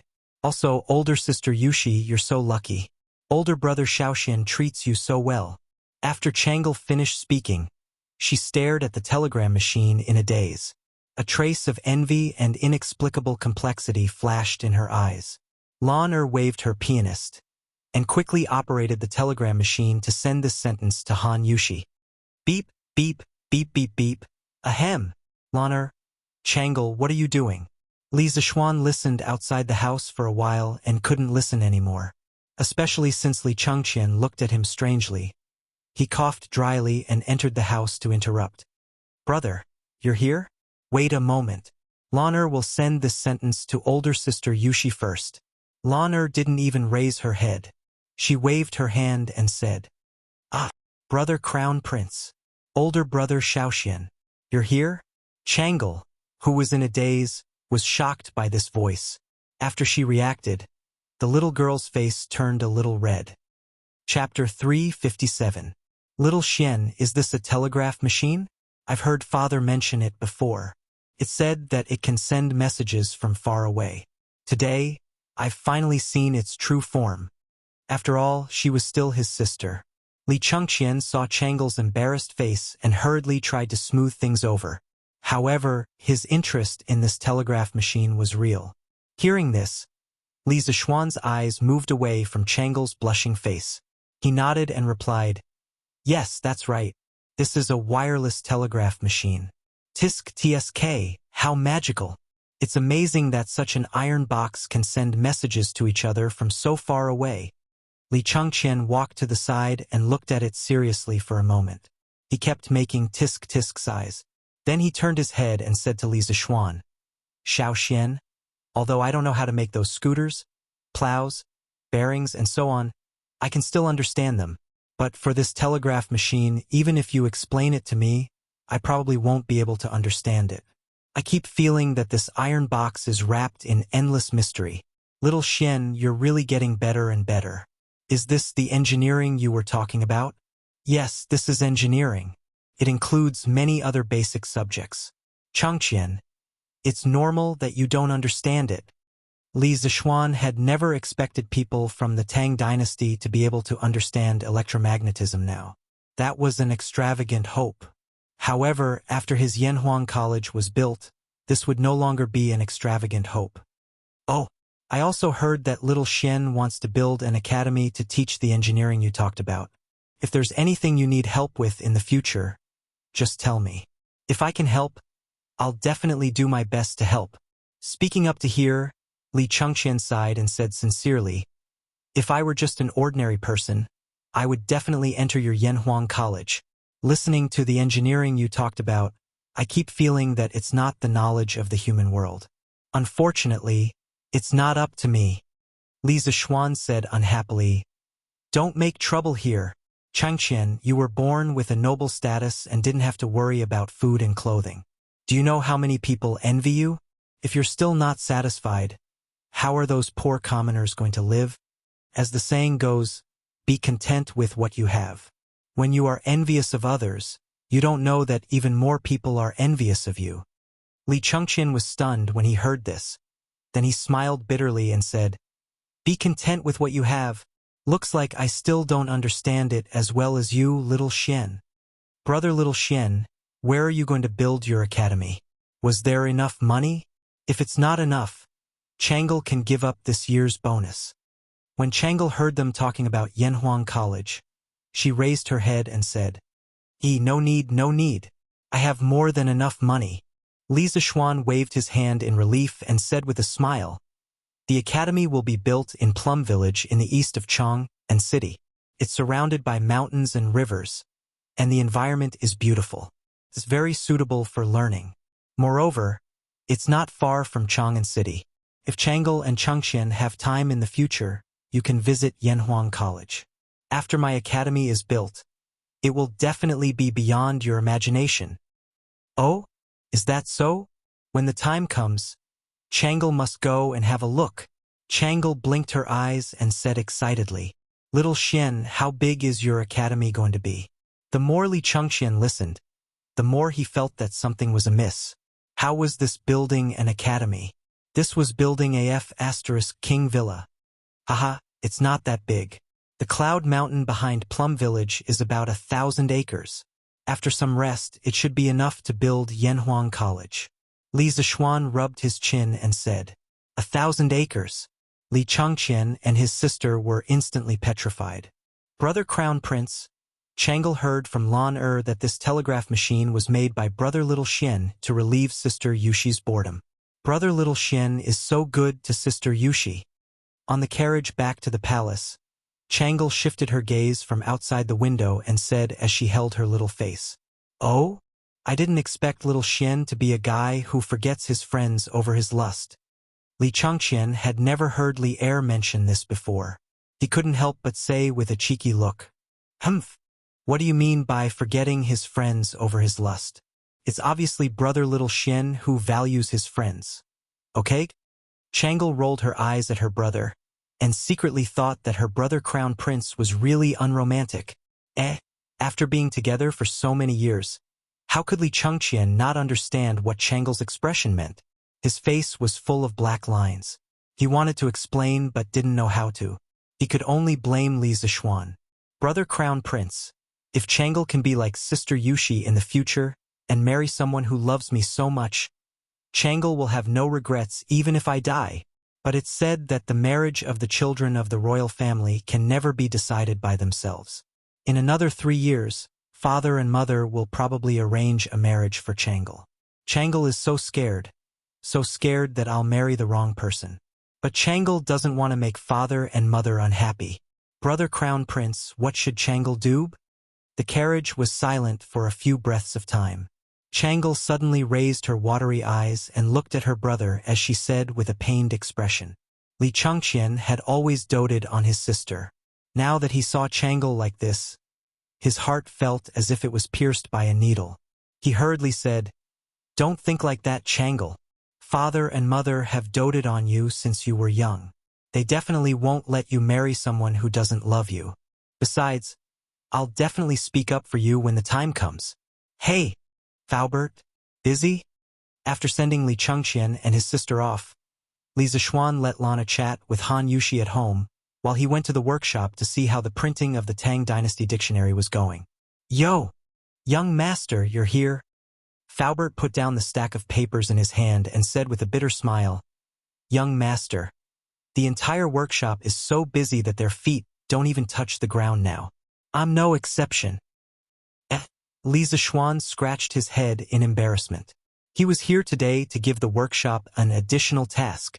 With Faubert in such a state, how could he say it out loud? "Faubert, it seems that our workshop still needs to be expanded a little bit." Now, the workshop's products were still in short supply. Even though the scooters had been launched for several months, they still didn't have to worry about sales. Generally, when the workshop produced something, it would definitely be sold out within 5 or 6 days. That was because foreign merchants liked to resell. As for the new products, needless to say, the demand in Chong and City couldn't be met by the workshop. People in other places certainly couldn't enjoy the latest technology of the fantastic pavilion workshop immediately. "Young master, you've seen the workshop now. Even if I want to recruit more people, I don't have a place to settle them down." It was reasonable to say that the workshop of the Odd Taste Pavilion occupied a large area, occupying nearly a quarter of the entire NE lane. However, it was wishful thinking to use the productivity of this small area to meet the needs of the entire NE lane and even the entire Tang Empire. Chapter 358. Looks like it's time to expand our workshop. Li Zishuan looked up at the sky and said after some thought, "Expand? How do you plan to expand?"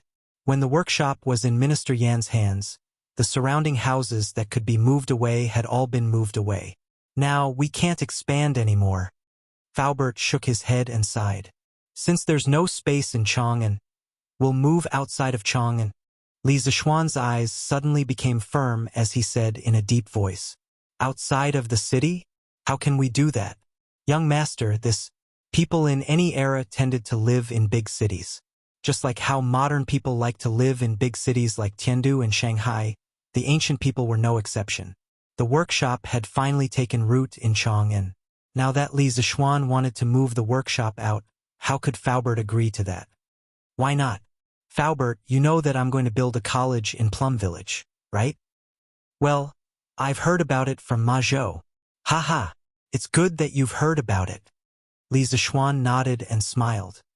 Plum Village is surrounded by mountains and rivers. It's not only suitable for learning, but also for production. In the future, not only will I be staying in Plum Village, but most of the workshop's production tasks will also have to be moved there. "But no buts." Before Faubert could refute, Li Zishuan interrupted him. He said firmly, "Plum Village is indeed remote and desolate compared to Chang'an. But when Yanhuang College is built, that place will replace the Imperial College and gradually become the Tang Empire's sacred land of learning. Many other industrial chains will be born there.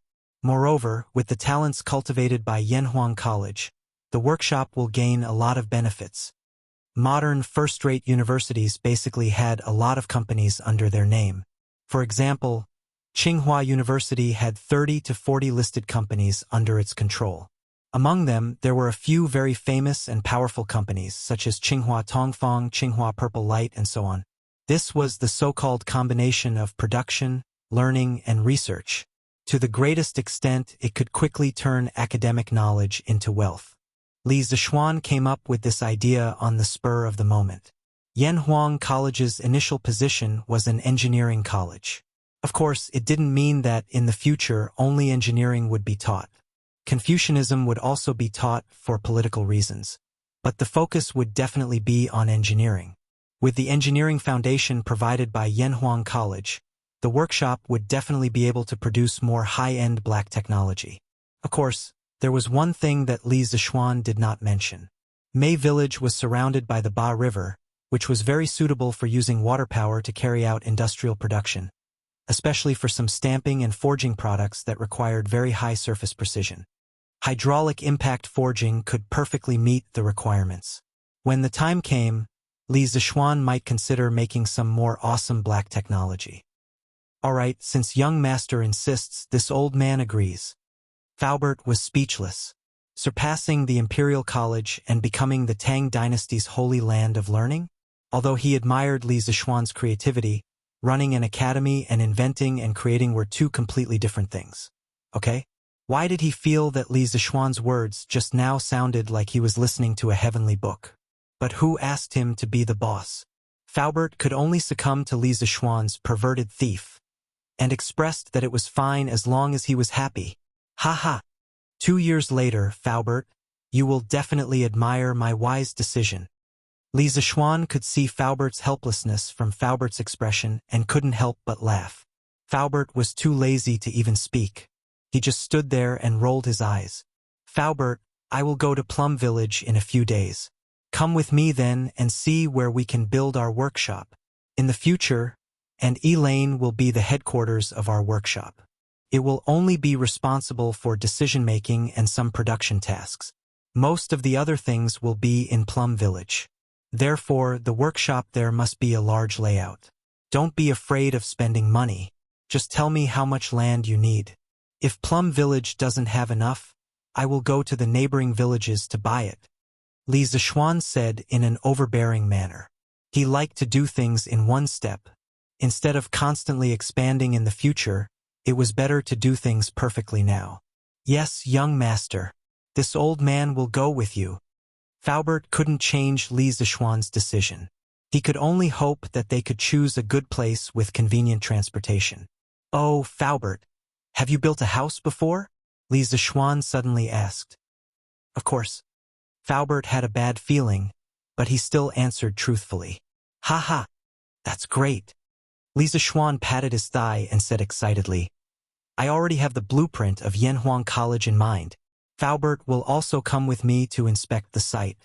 After I get married, I will draw the blueprint. Faubert, how about you bring people to help me build the college?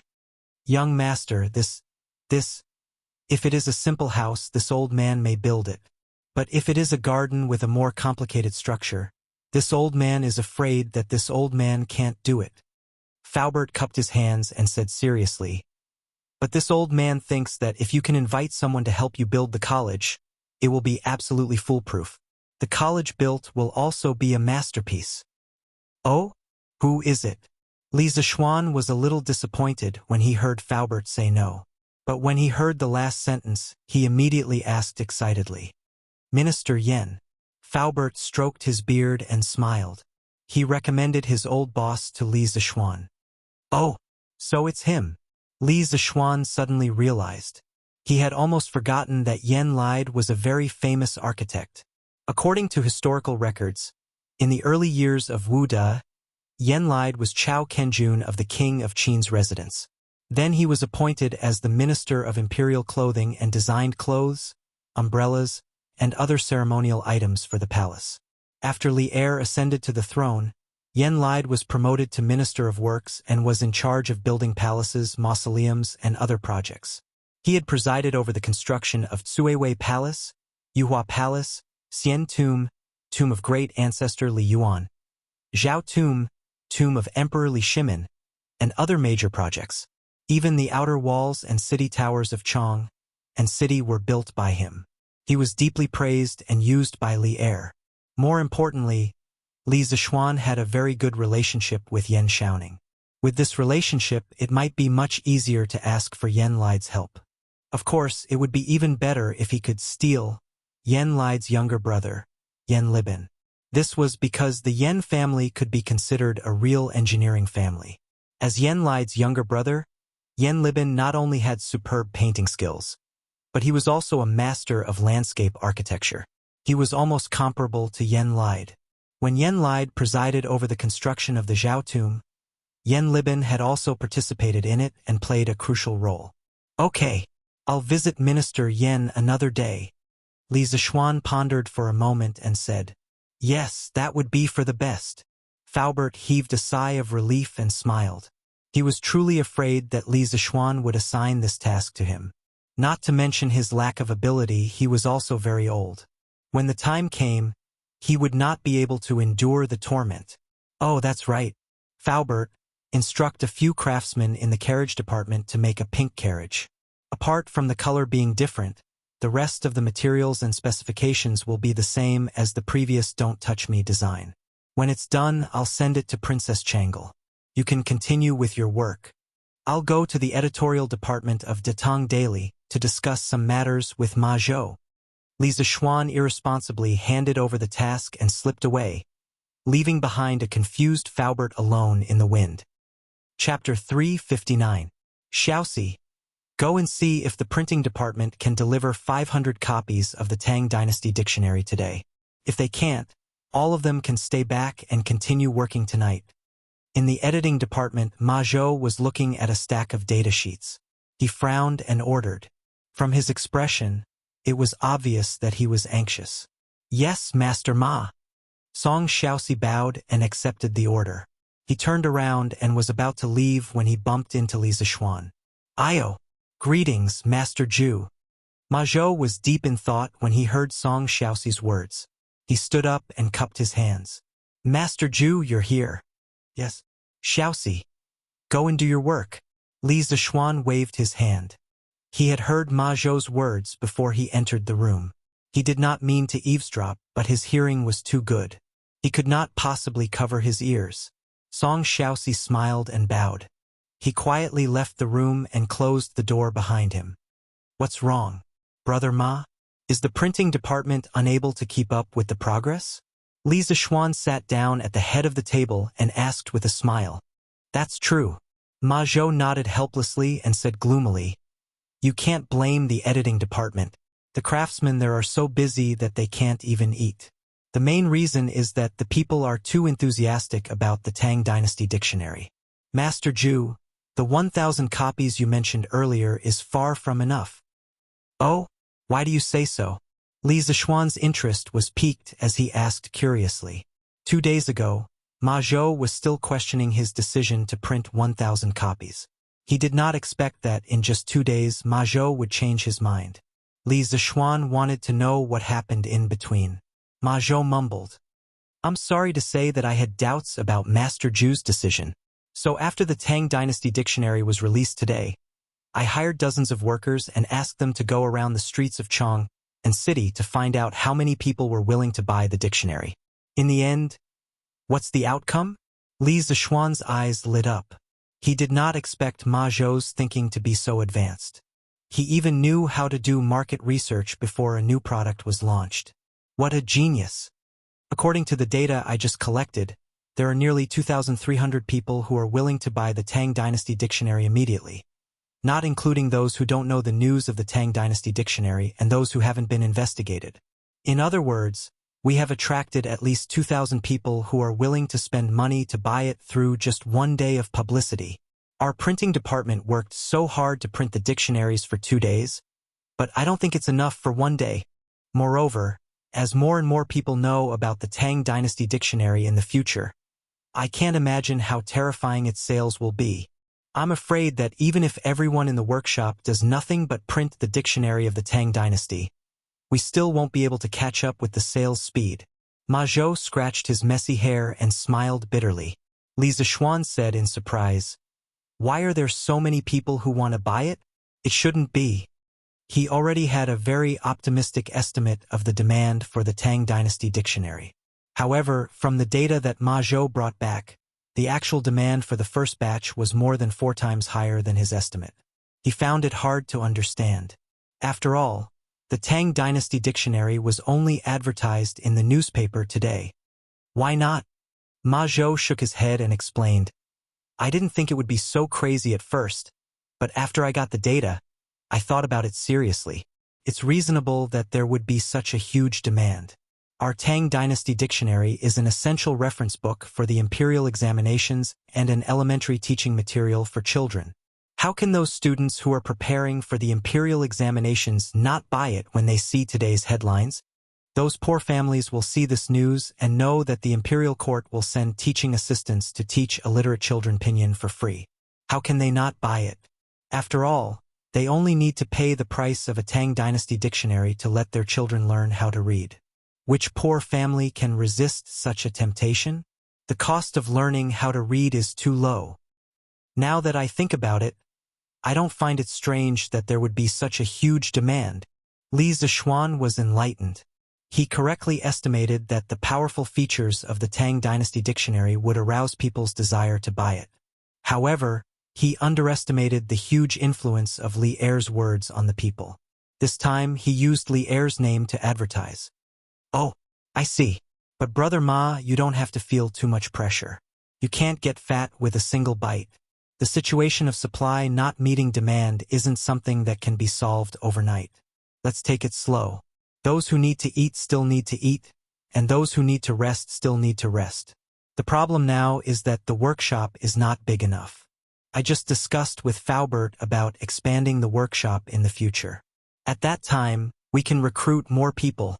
When Li Zixuan saw Ma Zhou frowning with a bitter expression, he couldn't help but find it funny. Hence, he consoled him. Expand? Ma Zhou suddenly raised his head and looked at Li Zixuan in disbelief. Obviously, he knew the current situation of the workshop very well. He knew that, according to common sense, the workshop could not be expanded. Bang bang. Ha ha. Godfather Ma. I'm back. This time, I have to thank you properly. Alright, I'll be the host later, please. Creak. In the house. After Li Zixuan told Ma Zhou about the workshop relocation plan and Li Qingqian's plan to set up an internal audit department in the Datong Daily editorial department, he looked at the sky and felt that it was time to go home. When he got up and walked to the door, he heard Brother Chicken knocking on the door and shouting outside. Lord Ju, you're here too. Ha ha. I'm sleepwalking. Sleepwalking. Ha ha. The door opened wide. Looking at the young and handsome face behind the door, Brother Chicken's right hand suddenly froze in the air. After several breaths of time, Brother Chicken dryly laughed. Li Zixuan. Ma Zhou was speechless. Hold on. Li Zixuan watched as the clown stretched out his arms and hopped away like a zombie. Li Zixuan angrily called out, Come back here! Ha ha! Why am I here? Pang Feiji was stunned. He stopped in his tracks and turned around to walk over. Ha ha! Is Pang Siggy back from his investigation? What's the result? Seeing the awkward atmosphere, Ma Zhou chuckled and tried to smooth things over for Brother Chicken. Ha! Yes, it's true. It was all thanks to old Ma for pointing out the right path. You're really like a god when it comes to solving cases. Cough cough. As you expected, it was really a bunch of kids playing tricks. However, that bunch of kids didn't come to cause trouble again, so I can only report back first. After all, the safety of the workshop and the strange culture is also very important. Brother Chicken went up and said flatteringly, Then you two can chat. I'm going back. Li Zixuan heard the gist of it, smiled, waved, and left. Ma Zhou had told him about the right Marquis household's investigation. To get such a result, Yuqi Jingde must have purposely gone easy on him. Otherwise, it wouldn't have ended so hastily. At the very least, the Biaozi he hired should have been found out by the Marquis. Now it seemed that he had to accept Yuqi Jingde's favor. Chapter 360. The sky was overcast and Xiao Qiao lowered her head. The branches were bent and the sky was covered with dark clouds. It looked like a storm was coming. Chang'an, which had been hot for more than a month, was finally going to welcome a rainstorm. Li Zixuan was dressed very formally today. He wore a snow-white robe with a scholar's headscarf and clogs. He looked like a peerless scholar. His appearance was indeed very cool, but if it wasn't for today's special day, Li Zixuan wouldn't dress like this, even if he was beaten to death. The robe was very complicated to wear. From the inside to the outside, it was divided into an inner shirt, undershirt, socks and scarf, a middle shirt, a jacket, and an outer shirt. If it wasn't for Xiaoxi's help, he probably wouldn't be able to wear it in the morning. The robe of the Tang dynasty was similar to a modern suit. It was usually worn on more formal occasions. Fortunately, it was a cloudy day today. Otherwise, Li Zixuan would definitely be treated as a fool by others. Even so, when the students of the school saw their teacher's stunning outfit, they couldn't help but be astonished. They secretly wondered if their teacher's brain had short-circuited today. Usually, when Li Zixuan came to class, he would dress very casually. It couldn't be said that he dressed sloppily, but it could be said that he was unrestrained. The sudden change in style made the students of the school very uncomfortable. A few mischievous troublemakers were ready to tease him. Li Zixuan didn't give them a chance to ask questions. He directly started the class with a serious expression. Everyone in the classroom inexplicably felt an invisible pressure. A kind of oppressive atmosphere gradually filled the classroom. Everyone couldn't help but look at the blackboard. Even Cheng Chumo and Wang Meng, who were usually the most mischievous and didn't like to study the most, didn't dare to make trouble. Clang, clang, clang. Unknowingly, the class had passed. Li Zixuan, who never delayed classes, didn't stop to let the students rest this time. It was as if he didn't hear the end of the class and continued his class as if nothing had happened. After so many lectures, all of you should have an intuitive understanding of fractions. Next, I'll talk about the addition, subtraction, multiplication, and division of fractions. Some students might be confused. How do you add, subtract, multiply, and divide a score? In the first chapter, we learned about addition, subtraction, multiplication, and division between natural numbers. Of course, it is possible to extend it from natural numbers to fractions, but the rules of addition, subtraction, multiplication, and division between fractions will be different. Please look at the blackboard. On the podium, Li Zixuan was meticulously and seriously teaching the class. It was as if he wanted to give all the knowledge to the students in this class. Influenced by this solemn mood, no one raised any objections. They all sat in their seats and listened attentively. Why hasn't the class ended yet? As the status of the mathematics school in the Directorate of Imperial Studies rose, students from the other schools came here more and more frequently. Very quickly, people discovered that the mathematics school, which had always been very normal, was very abnormal today. Classes at the other schools had ended a long time ago, but there was still a class here. Thus, they all discussed it outside the window. That's not right. Li Sai would never give a lecture during recess. What's going on today? Are my eyes playing tricks on me? Yuan Shuo couldn't help but touch his chin and wonder. You're right. Why does Li Sai's clothes today feel a little off? Also, look down there. Even Cheng Chumo is listening attentively. This is unbelievable. The person who spoke clearly knew Cheng Chumo from the mathematics school very well. This is too strange. They're still in class at this time. Don't they need to go to the toilet? This idiot's brain is clearly wired differently from the other students. Chancellor, I heard that Li Sai is going to resign from his position as CE in the red attic in the center of the Imperial Studies Directorate. In Kong Ingda's study, Wang Yaluan looked at Kong Ingda with a solemn expression and asked.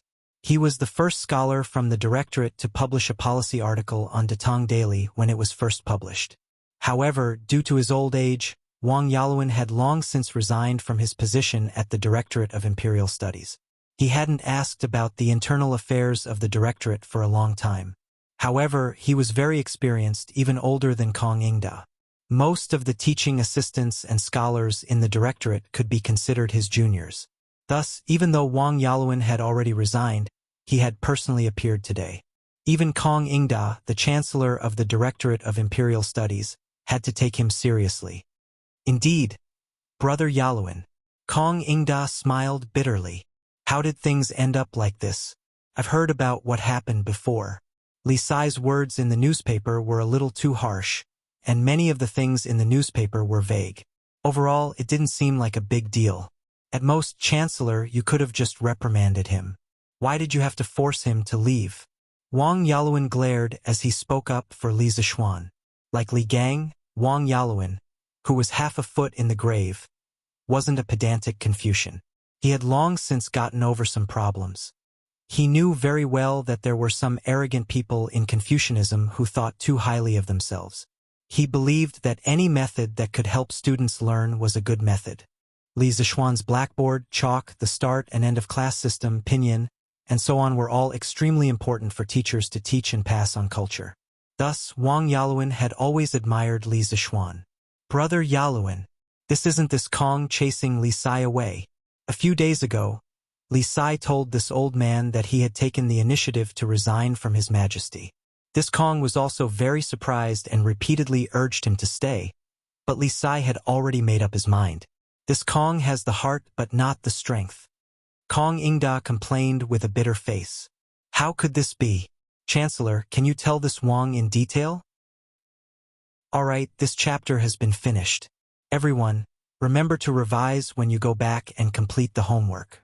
This time, I won't be marking your homework anymore because, after teaching 3 classes in a row without any breaks in between, Li Zishuan's throat was a little dry. After he finished teaching the chapter of marks, he looked at the students below and said in a deep voice, "Because this is the last class that I will be teaching you in the School of Mathematics." The last class. When Li Zishuan's voice fell, all the students couldn't help but widen their eyes and stare blankly at their seats. The classroom fell into a dead silence. No sound could be heard, including the sound of breathing. At this moment, if a needle fell on the ground, one could probably hear a ding-dang sound. Wow! After a full 5 to 6 breaths of silence, the students below finally reacted. Instantly, there was an uproar. "Sir, why is it the last class?" What do you mean?"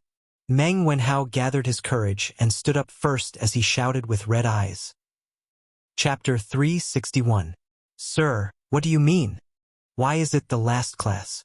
There are still 7 days before the field holiday. Sir, are you going somewhere? In the classroom, after Meng Wenhao's voice, the other students also reacted. Ku Shiqing, Chang Chumo, Wang Meng, and the others all spoke up. Only Li Tian sat in the front row, leisurely and relaxed. Just like his name, he was as calm and steady as Mount Tai. Li Zishuan gestured for everyone to be quiet. Looking at the anxious faces of the students in front of him, he felt somewhat gratified. In just a few months, he had left his mark in the school. He could not bear to part with these students, and they could not bear to part with him. For a teacher who was about to leave, what could be more gratifying than this? Everyone, be quiet. Listen to me. My wedding is in 3 days. I asked for leave from His Majesty yesterday, and His Majesty gladly agreed. Therefore, after today's class, I will go home to prepare for my wedding. According to the Tang Dynasty law, officials were entitled to 9 days of leave when they got married, and relatives were also entitled to 1 to 5 days of leave when they got married. Logically speaking, Li Zishuan could have asked for leave long ago to go home and prepare for his wedding. But in the end, he could not bear to part with these students, so he delayed it until today. However, there were only 3 days left until the wedding, and he could not delay it any longer, so he chose to bid farewell to these students today. His original plan was to say goodbye to them when the directorate had their field break, but now it seemed that he could only bring forward the date of his departure. Even if he got married 3 days later, he wouldn't have the time to come and teach. Therefore, this was really the last time he would teach in the mathematics school. Phew! So it's just a wedding leave. I wish Sir and Madam a happy life together. Meng Wenhao could not help but heave a sigh of relief when he heard Li Zishuan say that this was the last class because of the wedding leave. Sir, if you want to get married, just get married. Why did you make it sound so scary? It's still the last class. You scared me to death. Wang Meng patted his chest and said with an "I was scared to death" look on his face. The rest of the students were about to chime in, but Li Zishuan coughed dryly and interrupted loudly. It's not just because of the wedding leave. Even if I don't get married in 3 days, I will still leave the Imperial College in 7 days. I have already resigned from His Majesty a few days ago. After 7 days, I will no longer be the minister of the Imperial College, and I will no longer be your teacher. By then, there will be other professors to teach you mathematics. Li Zishuan's words were like a bolt from the blue. The students of the mathematics school were all shocked and couldn't help but discuss. What, sir, is leaving the Imperial College? How can this be? I've only just learned the basics of sir's new mathematics. How can sir leave? Sir, why? You can't. Sir. That's right. Sir. No one can replace you. Yes, sir, you can't leave. You can't leave. You can, sir. The students were shocked at first, then panicked and helpless. In the end, they all shouted in unison, You can't go. You can't leave. The voices grew louder and louder. Lisa Schwann, who was standing on the podium, couldn't help but be infected by this grand and impassioned atmosphere. At this moment, he really did have a slight impulse to disregard everything and stay behind. However, his strong willpower allowed him to restrain this irrational emotion. For the future of engineering, he had to jump out of the Imperial College and build his own academy. Quiet, quiet. Lisa Schwann pressed his hands and said solemnly, Thank you for asking me to stay, but I have to leave. It's not convenient for me to tell you the specific reason. Why can't you tell us the details? Wang Meng yelled, interrupting Lisa Schwann's words. Yes, why can't you tell us the details? Did the Chancellor ask Sir to leave? If so, let's go find Chancellor Kong and reason with him. Yes, let's reason with him. Immediately, a group of people echoed behind him. Sun Zifan, Yudong Kai, and a few other students who had just transferred over were the fiercest. Although they had only been in the Institute of Mathematics for a short time, they already liked the free and upward learning atmosphere in the Institute of Mathematics and Lisa Schwann's new mathematics. Shut up. Wang Meng, Sun Zifan. Both of you shut up. Lisa Schwann was both touched and angry at the sight of this group of idiots eager to go out and fight with Kong Ingda. He shouted loudly, Let's go. We won't shut up. Sir, if you don't tell us the reason, we won't shut up. Yes, sir. Quickly tell us who stopped you from teaching us. We'll go beat him up. Yes, we'll beat up whoever doesn't let Sir teach us. Although Wang Meng, Sun Zifan, and the others were usually afraid of Lisa Schwann, they didn't seem to be afraid at all now. Pa. Cough. Don't misunderstand. Ouch. F***CK. Ouch. Lisa Schwann broke a piece of chalk and shot 3 arrows at the same time. They accurately hit Wang Meng, Sun Zifan, and Yudong Kai, the 3 little rascals who were jumping around the most. He said coldly, I'm still your teacher now.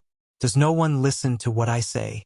Once these words were spoken, the teaching room immediately regained its silence.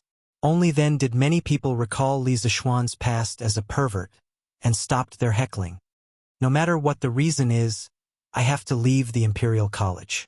I appreciate your good intentions, but as my students, you must abide by the rules. My students definitely wouldn't do such a thing. After saying that, Lisa Schwann waved his hand and prepared to leave. Meng Wenhao quickly got up and said, Sir, can you tell us what your plans are after leaving the Imperial College? The other students' eyes lit up when they heard that. They looked over, but this time no one dared to jeer. Lisa Schwann paused and said, I plan to build my own academy to impart engineering. May I ask what engineering is? Meng Wenhao cupped his hands and asked, I have named what I have learned as engineering. The so-called engineering is the study of engineering, the study of the principles of all things, the creation of weapons in the world, and the study of improving the lives of the people. The mathematics that you have learned is the foundation of engineering. Lisa Schwann answered. Meng Wenhao carefully savored those words. Then, he asked with a complicated expression, Then why don't you impart engineering in the Imperial College? The Imperial College doesn't offer this subject. Besides, engineering is a huge academic system that includes many subjects. It would be inconvenient to impart it in the Imperial College. Therefore, I applied to build my own academy to impart my knowledge to the Emperor. Lisa Schwann shook his head and said, What kind of students will your academy accept? Meng Wenhao hesitated for a moment and asked, That's right, I can go to Mr.'s academy then.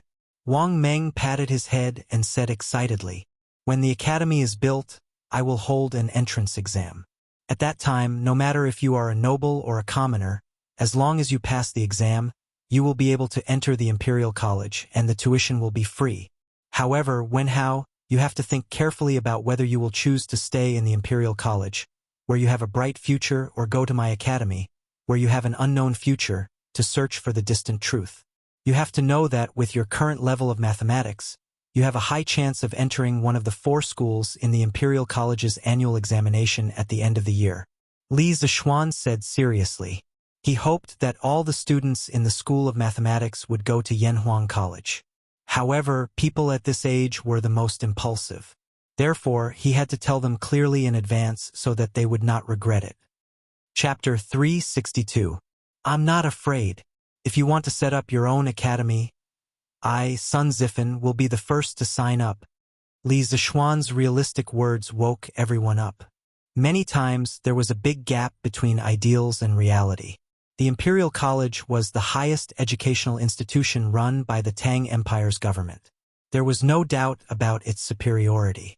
There were so many poor students in the 360 provinces and 1,500 counties of the Tang Empire who wanted to enter the Imperial College. For them, entering the Imperial College was equivalent to taking half a step into the official career. At this time, it was really difficult for these students to give up the Imperial College with a bright future. However, Li Zishuan's vast knowledge and novel teaching methods deeply attracted them. Even Chang Chumo and Yu Dongkai, who disliked studying the most, had to admit that they could learn a lot of novel knowledge from Li Zishuan's classes. This difficult multiple-choice question made many students feel conflicted. The School of Mathematics quieted down again. However, some people didn't care about the so-called future. When most people were thinking and conflicted, Sun Zifan was the first to jump out and say loudly. Li Zishuan had said that if they continued to stay in the School of Mathematics, they would definitely be promoted to the School of Mathematics by the end of the year. He really didn't care about this at all. Back then, he had voluntarily transferred from the Imperial College to the School of Mathematics. Why would he care about the School of Mathematics, which was one level lower than the Imperial College? For him, the most important thing was to be happy. The atmosphere of the School of Mathematics made him very comfortable. There was no boring competition of wealth or scheming. There was only mutual learning, joking, and cursing. He liked to stay here. As for his father, Sun Zifan, he sent his son to Li Zishuan because he liked Li Zishuan's knowledge and wanted his son to learn more. Coincidentally, the father and son had the same idea. Therefore, Sun Zifan was the first to stand out and say that he wanted to follow Li Zishuan. Tai is also willing to go to teacher's school. Li Tai raised his head and laughed. He was the first of the students to know that Li Zishuan wanted to leave the directorate and set up his own school. He had already made a decision in his heart, so when Li Zishuan had just announced the news, he was not at all surprised. However, what made him depressed was that he had originally wanted to deliberately delay for a while before stepping forward to show his importance. But the first place had been snatched away by Sun Zifan. Ah, even King Wei is going. Yes, this is too crazy. Who was Li Tai? Hearing his decision, some of the wavering students couldn't help but discuss in whispers. They felt that it was too crazy, but there was something even crazier than this. Count me in. Isn't it just a directorate? Old Chung, don't care about it at all. Following Mr. Li is still the most comfortable. As Li Zishuan's best buddy, Chang Chumo certainly couldn't show weakness. He also stood up and shouted, "Count me, Li Huiran." Li Huiran also stood up. In fact, it was the same whether he stood or not. When his father left, he asked him to follow Li Zishuan. Wherever Li Zishuan went, of course he had to follow him. Otherwise, when Li Shaogong came back, he would have a hard time. In addition, he had a good relationship with Chang Chumo. When he had just transferred to the Imperial College a few days ago, he had been tutoring with Chang Chumo. He had already become Chang Chumo's underling. If the big brother wanted to go, how could the underling not follow? Count Qin Huayu in. The relationship between the Qin family and the Li family was stronger than iron. At this time, if Qin Huayu didn't come out to support Li Zishuan, Qin Qiong would teach him a lesson when he returned. Count me Yu Dongkai in. This guy was also a top student in the Imperial College, so he didn't care about his future. Count me Wang Meng in. Count me Duan Wenbao in. Count me Kong Chuansuan in. Count me in. Students continuously stood up to express their opinions. Their firm voices rose and fell. In just half an hour, almost 21 students had stood up. However, in the front row, Meng Wenhao, Kushirqing, Zheng Ziren, Lu Yan, and the other poor children with good grades but ordinary family backgrounds all lowered their heads. They frowned and gritted their teeth, as if they were deep in thought, but also as if they were struggling. Li Zishuan was slightly disappointed, but he really didn't blame these people. The result now was better than what he had expected. After all, these poor children came to the Imperial College with the mission of changing the lives of their families. In a sense, they were no longer living for themselves.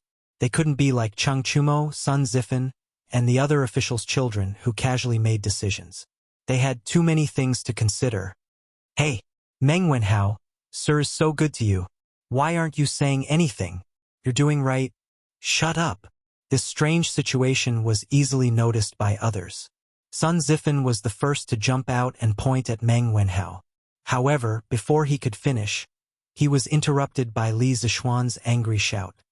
Sun Zifan, Li Tai, Cheng Chumo, Wang Meng, Yudong Kai, Duan Wenba, Kong Chuansuan, Song Tianyu, Li Huiran, Qin Huayu, Guang Gaohan, Jiang Wenchang, Bai Hongyuan, Lu Yanming, Jiao Ji, Mui Han, Gu Ruochen, Yin Shenghao, Si Tingxian, Hua Yunfan, Xiaolan Mei.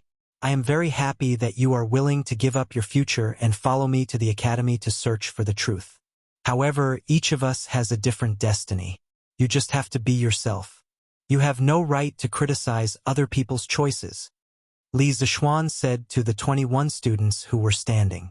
Then, he looked at the students who were sitting with their heads lowered and said softly, "No matter what choice you make, as your teacher, I will respect your decision. Whether it is to fight for a better future or to search for the truth in your heart, there is no right or wrong. I am your teacher and student. I only hope that you can get the future that you want. Many years later, as long as you don't regret it, it will be fine. There is no need to feel guilty. None of you owe me anything. Moreover, it is not like your master's academy cannot recruit students. There are many people who want to learn from me. All of you are lowering your heads. Are you pitying me? Teacher, it is not like that. The student also wants to." Hearing this, Meng Wenhao hurriedly stood up and explained to Li Zishuan with a face full of shame. Haha, Wenhao, you don't have to say anymore. Your master knows what you want to say. You are one of my most valued disciples. You are also very talented in mathematics. After your master leaves, I hope that you can continue to study diligently. The path of mathematics is endless. You have only grasped the surface. A teacher for a day, a teacher for life. If you have any questions in the future, you can come to Yanhuang College in the eastern suburbs of Chong and City to find me. Li Zishuan waved his hand and smiled. A teacher for a day, a teacher for life. Teacher. Meng Wenhao was greatly moved. His eyes were red as he shouted. He wanted to say something, but he could not say it. All right, your master is leaving. Everyone, this September, we will meet at Yanhuang College. If the other students change their minds, your master will also welcome them. Lastly, I will leave you with a word of advice. Your master's Yanhuang College may not be worse than the Imperial College in the future. If you believe it, it will exist. If you don't, it will not exist. Choosing Yanhuang College does not mean that you have given up your future. It depends on whether you have the guts to take the gamble. 3 years later, you will know the result. Li Zishuan smiled meaningfully. He waved his sleeves and left without taking a trace of cloud with him. The more than 40 students in the School of Mathematics, whether standing or sitting, were all staring in the direction where Li Zishuan had left.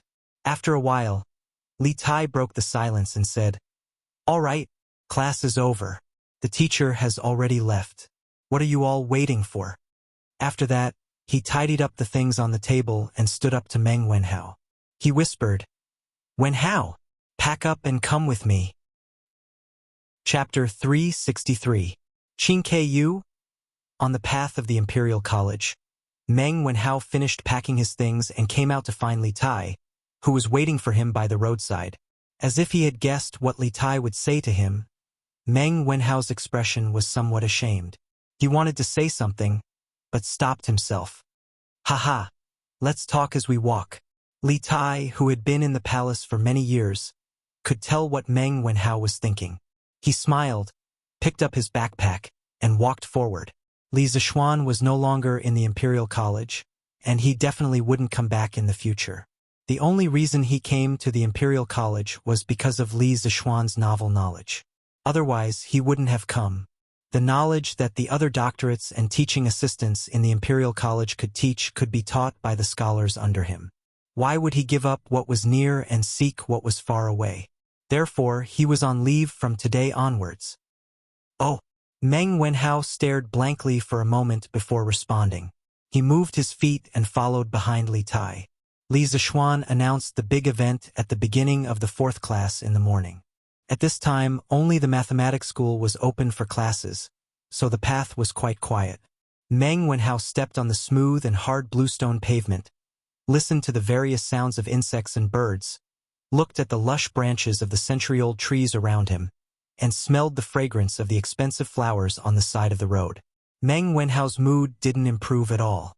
He felt that he was going to make a wrong decision that he would regret for the rest of his life. His heart was heavy. "Wenhao, are you still thinking about what happened in class?" Li Tai walked in front and asked softly without turning his head. "Yes."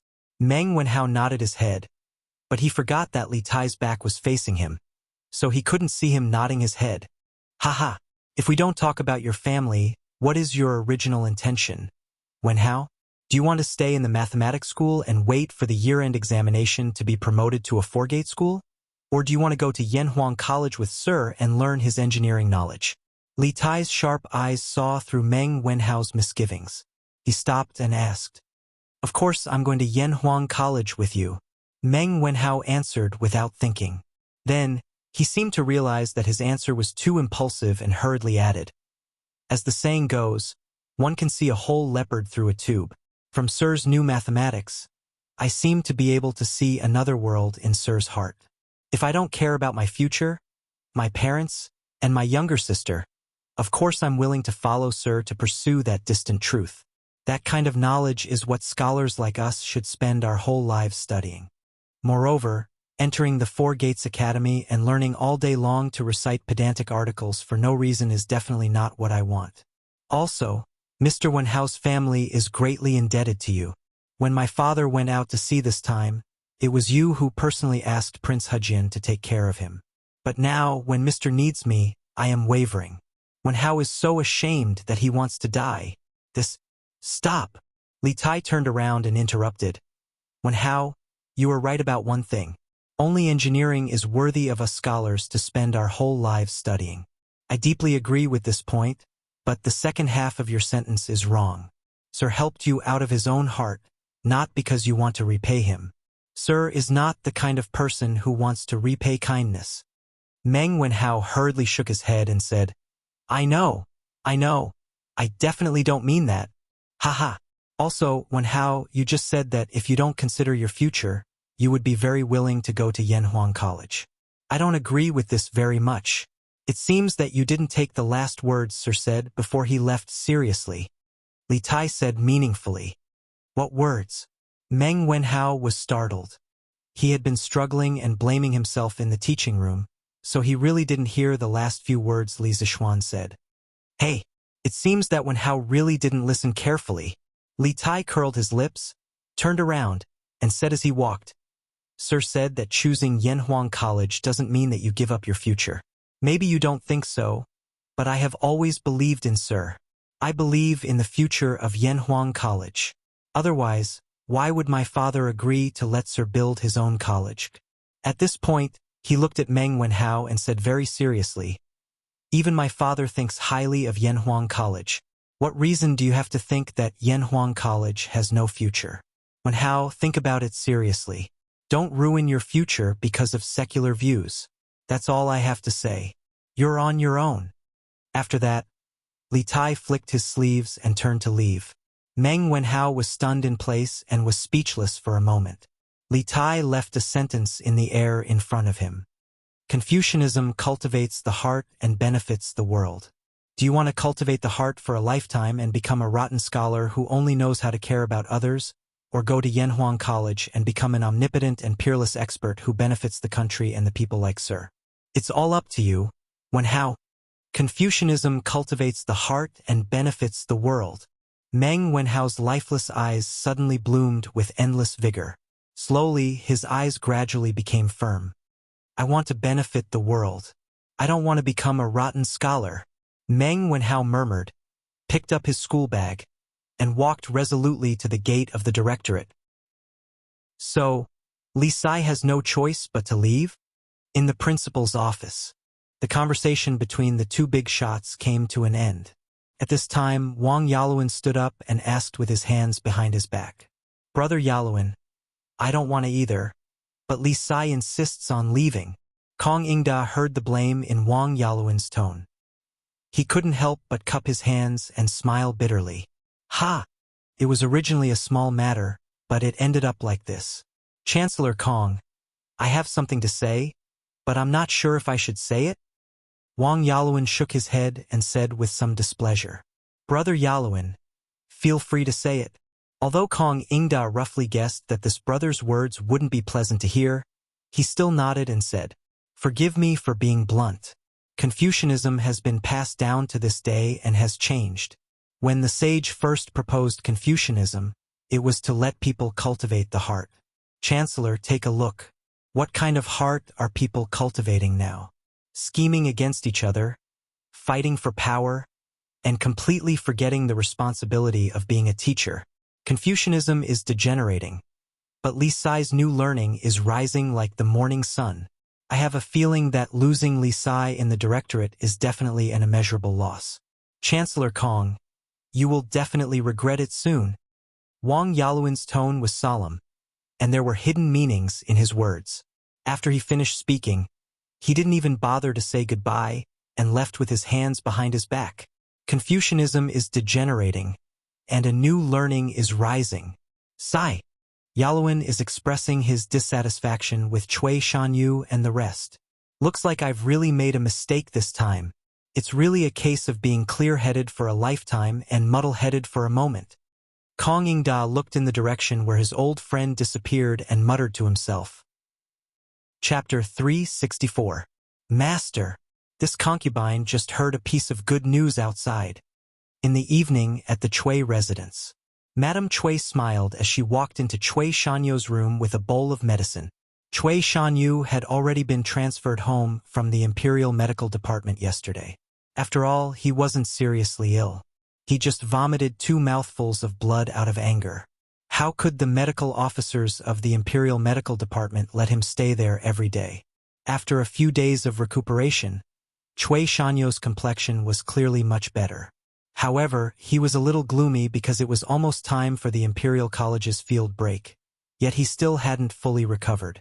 Back then, Li Er had said that he would wait for him to fully recover before restarting the case of 8th Doctor's impeachment of Li Zixuan. Now, it seemed that it was impossible before the field break. After all, his purpose of impeaching Li Zixuan was to prove to the teachers and students of the Imperial Medical Department that he, Cui Shanyu, was not worse than Li Zixuan. If he waited until the field holiday to reopen the impeachment case, how could he show his face in front of everyone? When everyone else went home for the holidays, what was he going to show off for? Therefore, although his body was getting better day by day, Cui Shanyu was still very depressed. At this time, when he heard his wife say that there was good news, he suddenly became energetic. He quickly sat up straight and asked, What good news? Madam, tell me quickly. Master, drink the medicine while it's hot. Madame Cui took the bowl of medicine and said softly, I won't drink it. Madam, tell me the news first. Cui Shanyu took the bowl of medicine and urged. To him now, a piece of good news was better than 10 bowls of good medicine. Then, okay. Seeing that her husband insisted, Madame Cui could only nod helplessly and say, When I came back, I happened to meet Dr. Zhang, who had just finished his class. I heard from him that Li Sai took the initiative to resign from the emperor a few days ago. This afternoon, He took advantage of the marriage leave and left the Imperial Medical Department in advance. He will never come back again. Ha! Ha ha! Ha ha ha ha! That's great! That's great! Ha ha ha ha! Cui Shanyu was stunned for 2 seconds. He patted his thigh excitedly and laughed wildly. The melancholy that had coiled around his heart for the past few days was finally swept away at this moment. Cough, cough, cough. As the saying goes, extreme joy begets sorrow. Continuous laughter affected the lungs, causing Cui Shanyu's heart and lungs to suffer from dysfunction. Cough, from a scientific point of view, excessive excitement could cause atherosclerosis or vascular malformations. In serious cases, it could even cause blood vessels to rupture and cause death. Fortunately, Cui Shanyu's condition wasn't too serious. Otherwise, he might become the first doctor in the history of the Imperial College to die of laughter. Master! Master! Are you all right? Madame Cui hurriedly stepped forward and patted her husband's back as she asked nervously. Cough, cough. Who would have thought? Evil people have their own retribution. Before this old man even made a move, Li Zixuan had already fled in defeat. How satisfying! How satisfying! Cough, cough, cough. Cui Shanyu took a deep breath.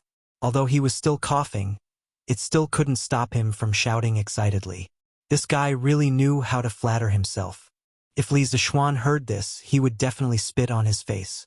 Leaving the Imperial College and building his own academy had nothing to do with Cui Shanyu. It was completely because Li Zixuan couldn't stand the way Kong Yingda handled things. It wasn't because he was afraid of Cui Shanyu. If it was a direct confrontation, Li Zixuan said that even if the 8 of them attacked together, they wouldn't be afraid of Cui Shanyu. Master is still the best. Master, please drink your medicine. Madame Cui knew what kind of person Cui Shanyu was.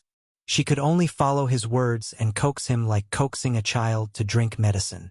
Cough, cough. Ha ha. I don't need to drink anymore.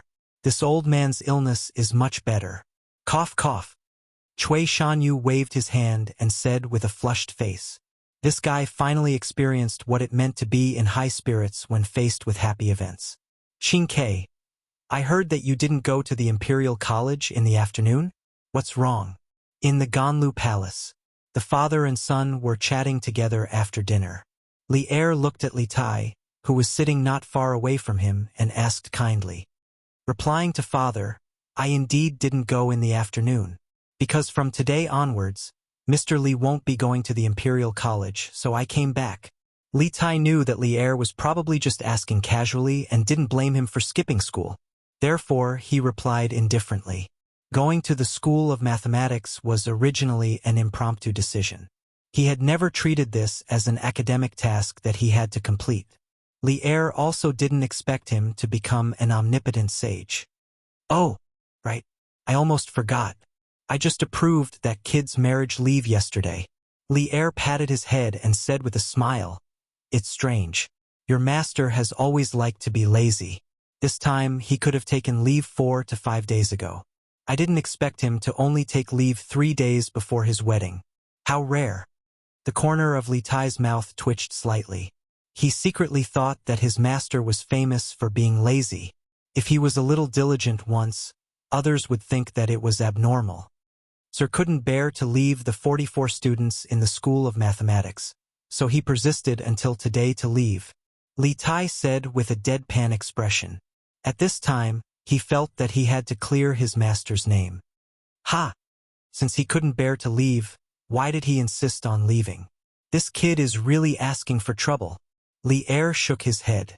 He didn't sympathize with Li Zixuan's situation at all. Who asked Li Zixuan to be unwilling to let him be a part of it? Qing Ke, then can you stay in your school of literature and concentrate on your studies in the future? As Li Tai was brimming with talent, intelligence, and love for literature. He had collected tens of thousands of books and had extremely high attainments in calligraphy and painting. Li Er specially allowed Li Tai to set up a school of mathematics in the mansion and let him recruit scholars as a show of favor. Now that Li Zixuan had left, the school of mathematics was no longer the same. In Li Er's opinion, Li Tai would definitely not go there again. Father, I want to go to Yanhuang College with Mr. Li. Li Tai cupped his hands and said, "Ha! I only mentioned Yanhuang College to you yesterday. Why have you decided to go now?" Li Er stood up and said seriously with a frown, "Although I am optimistic about Yanhuang College's future, Yanhuang College has nothing at the moment. Even the teaching building hasn't been built yet. Qingke, have you thought about it? Do you really want to go?" "Yes, I will definitely go." Li Tai also hurriedly got up and respectfully bowed to Li Er. He said sincerely, "I think that Confucianism cultivates the mind and benefits the world. Ever since Tai learned how to read and write, Confucianism has been with me for 6 years. I have made up my mind and don't want to learn it every day. I think that Mr. Li's skills are even more novel and practical. The curved plow, the scooter, the paper machine, and the wireless telegraph that I heard from Big Brother and Sister Changle recently that can transmit messages from far away are all beneficial to the country and the people. The more I understand, the more I feel that Mr. Li's knowledge is as profound as the sea. He is simply omnipotent. I don't want to cultivate the mind for the rest of my life and become a rotten scholar.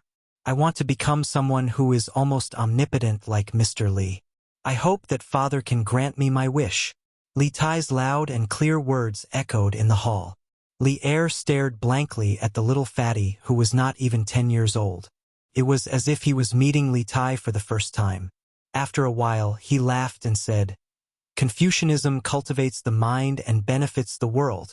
That's a good saying. Qingke, you have grown up. I am very happy. You can do whatever you want. Father will definitely not stop you." Chapter 365. The next day, June 23rd. The wedding date was set for the 25th of June, and there were only 2 days left. The Li family attached great importance to Li Zishuan's marriage. Although Han Yushi was not from a prestigious family, she was the newly adopted daughter of Qin Qiong and his wife. Compared to the old aristocratic families, the Qin family and the Chung family were upstart groups that belonged to the imperial court. This was a force that could not be ignored. Therefore, it was reasonable to say that Han Yushi's identity had indeed increased a lot of attention for this marriage. Of course, the most important thing was that Li Zishuan liked Han Yushi very much. Since their son liked her, what else did Li Jingma and Mrs. Li have to say? As the saying goes, love the house, love the crow. They also cared about this marriage very much. It must be a big event. It must be lively. The extravagance must not be lacking. Otherwise, people will laugh at us. This was what Li Jingma said a month ago. In fact, he did do so.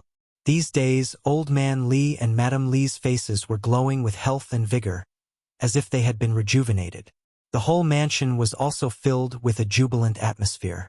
The red cloth and red curtains had been hung up in advance.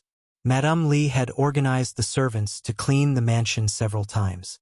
Every place had been cleaned several times. Basically, there was no blind spot. Not to say that the mansion was spotless, but if you looked at it with the naked eye, you wouldn't see a speck of dust in any room. This caused Li Zishuan to have to take off his shoes every time he returned to his room. Otherwise, the wooden floor in the house would definitely have to be cleaned again.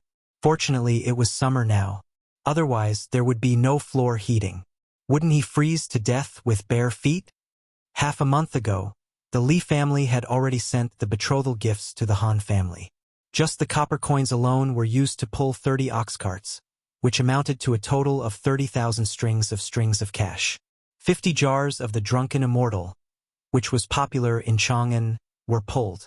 When Cheng Yaojin found out about this, he was extremely envious. He secretly hated himself for not having a daughter.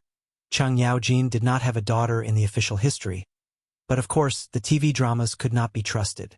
He sent 3 of the new horse carriages, "Don't Touch Me," 1,000 mu of fertile land, and various other gifts. Such a huge betrothal gift shocked the onlookers. The entire Chang'an city was in an uproar. The people of the Han family manor and the neighboring villages were still talking about it after such a long time. They were envious of Han Tianhu for finding such a son-in-law. Many people who had daughters were also wondering if they should bring their daughters to Li Zishuan to have a look. If Li Zishuan took a fancy to them, then wouldn't their family be rich? Li Zishuan did not know what others were thinking. Anyway, When he thought about the tedious wedding process in the next few days, he could not help but have a headache. He actually felt that the wedding should be simple, but he had to consider for Han Yushi. If the wedding was simple, the one who would be embarrassed would not be him, but Han Yushi. Although Han Yushi was not the kind of person who despised the poor and loved the rich, this was a once-in-a-lifetime event for a woman. Who would not want to be grand and happy? Therefore, when his parents said that they wanted to hold a grand wedding, Li Zixuan also followed suit and said that they wanted to hold a grand wedding. He was not afraid of spending money. In order to give face to Han Yushi, this new daughter-in-law, it was worth spending any amount of money. The current Li family did not lack money at all. Yesterday afternoon, the Han family had sent someone to deliver a message saying that they would be sending people over to make the beds today. Thus, Lady Li had woken up early in the morning to make preparations. Naturally, the entire residence was cleaned up once again. None of the servants complained. Instead, each and every one of them was overjoyed and worked hard without complaint because they would be rewarded. Making the bed, also known as making the house or making the bed, was usually done a few days before the wedding by a lucky person who would move the new bed to the appropriate position. Then, the lucky woman would be responsible for making the bed. She would spread the mattress, bed sheets, and dragon and phoenix quilt on the bed and sprinkle all kinds of wedding fruits, such as red dates, longans, dried lychees, and red mung beans. After making the bed, no one was allowed to enter the new room or touch the new bed until the newlyweds entered the room on the night of the wedding. Ever since the wedding date was confirmed, Madame Li had been nagging Li Zixuan about the wedding process. Otherwise, how would Li Zixuan know about these complicated formalities? After breakfast, Li Zixuan leaned back on the recliner leisurely and leisurely looked at the freshly printed Datong Daily, allowing his parents to busy themselves in the courtyard and command him. It was not that he did not want to help, but that he would only make things worse. Regarding this point, Father Li and Madame Li had a deep consensus. Li Zixuan was also fortunate to be at ease. TSK, it's great not to have to go to work, Li Zixuan thought contentedly. Humph, stinky brother is slacking off again. Suddenly, Lan Er's legs sank, and he saw Lan Er sitting horizontally on Li Zixuan's thighs. Her two hands reached over to pinch Li Zixuan's face. Perhaps it was because Li Zixuan's face was too handsome or something else, but Lan Er liked to pinch Li Zixuan's face the most, other than often pulling Li Zixuan's arm. Li Zixuan hurriedly slapped the little girl's hands away and said unhappily, "Get off! What are you doing?" He really had a headache when it came to Lan Er. This girl was almost 7 years old. In this era where girls were generally married at the age of 11 or 12, this age was not considered young. Although the Tang dynasty was liberal, it was rare for siblings to be so intimate. Li Zixuan, who came from the modern era, did not think much of it, but his parents had scolded him and the little girl many times over this matter. No, brother, are you reading the newspaper again? Why don't you go and chat with Sister Yushi? Lan Er shook her head and used her two white and tender little arms to resist Li Zixuan's pull. She was unwilling to get off. Li Zixuan was afraid that he would hurt her, so he was too lazy to care. In any case, his parents were so busy right now. He glared at the little girl and said, "Don't worry, you still have the nerve to say that? You're hogging the telegraph machine every day. How can I use it?" The little girl was getting more and more thick-skinned. It was all because of her that Li Zixuan's chat time with Han Yushi sharply decreased. Of course, when it came to this little tyrant at home, Li Zixuan could only tolerate it. Hee, how can there be? Lan Er won't hog it in the future. Brother can use it now. Lan Er giggled embarrassedly. Why? Li Zixuan looked at the little girl suspiciously and asked, brother, your telegraph machine is not good. It can only transmit words, and it can't hear Sister Yushi's voice. It's really too bad. Lan Er feels that it's meaningless. Also, I heard from Mother that from the day after tomorrow, Sister Yushi will be living in our house forever. When that time comes, I can play with Sister Yushi every day. Why do I still need to use this broken telegraph machine? It's too tiring. You can't do this. It's too bad. Broken telegraph machine. Li Zixuan's face darkened. This communication tool that transcended eras was actually despised by the little girl. Lan had developed a sense of superiority from playing with the telegraph machine. There was no one else who had higher standards than her now. Chapter 366. Broken telegraph machine? How can you play with a broken telegraph machine for so long? Li Zishuan said angrily as he reached out to pinch the little girl's cheeks. Ah, isn't there nothing else to play with? Brother and Iron Egg used to go to the Imperial College every day. It's boring for Lan to be alone at home. Lan kept shaking her little head as she tried to get away from her brother's evil grip. It's boring for Lan to be alone at home. When Li Zishuan heard this, he felt a little uncomfortable. The hand that was going to pinch Lan's cheeks gently landed on the little girl's hair bun. Li Zishuan said gently, "It's my fault. Brother will accompany Lan often in the future." And then Lan nodded happily. Suddenly, she rolled her eyes and said mischievously, "Hee, I don't want to. When the time comes, Sister Yushi will play with Lan. I don't need you anymore, brother." Li Zishuan was speechless. This little girl was worried for nothing. "Young master, the Han family's betting team has arrived. Master wants you to go out quickly." Just when Li Zishuan wanted to teach this little girl a lesson, Xiaoxi ran over in a panic. The little girl might have run too fast as her face was red. Lan had been scolded by Madame Li many times. She knew that her current appearance was indecent. When she saw Xiaoxi come in, she quickly jumped down from Li Zishuan's lap and stood at the side, pretending to be an obedient girl. This obviously deceiving action made Xiaoxi smile. Actually, she was already used to this phenomenon. Even if she saw it, she wouldn't go out and say anything. "Oh, you're here so soon? Okay, I'll go and take a look." Li Zishuan patted his thigh, got up and said a few words before leaving the room. "Sai, Lan wants to go too." "Brother, wait." When they arrived at the front yard, they saw that the yard was filled with all kinds of gifts, from silk and cloth to porcelain, gold and silver, to carriages and horses for food. There were 8 pieces of each, and 8 large carriages were pulled by copper coins. It wasn't that the Han family was stingy, but that these were just gifts to settle down in bed, and not part of the dowry. The dowry was calculated separately. According to the etiquette, the bride's dowry would only be sent over after the bed was set up. "Master!" Iron Egg came over and cupped his hands in salute. After Li Zishuan announced his independence at the Imperial College yesterday, Iron Egg didn't need to go to the School of Mathematics anymore. Moreover, he went back to the Han family village yesterday afternoon. After all, his father was busy at home and it was hard for him. He could help out when he went home. It had to be said that after studying at the School of Mathematics for a few months, Iron Egg had become much more sensible. Today, the Han family came over to settle the bed. It was inconvenient for Han Tianhu to come, so Iron Egg came along. "Hee, Iron Egg, you can't call me master anymore. You should call me brother-in-law." A chubby woman walked out. It was Lu Yue. It was rare for her to say something witty in front of Li Zishuan on this festive day, but no one blamed her. She and Old Hu were both wearing bright red clothes today, and they looked very festive.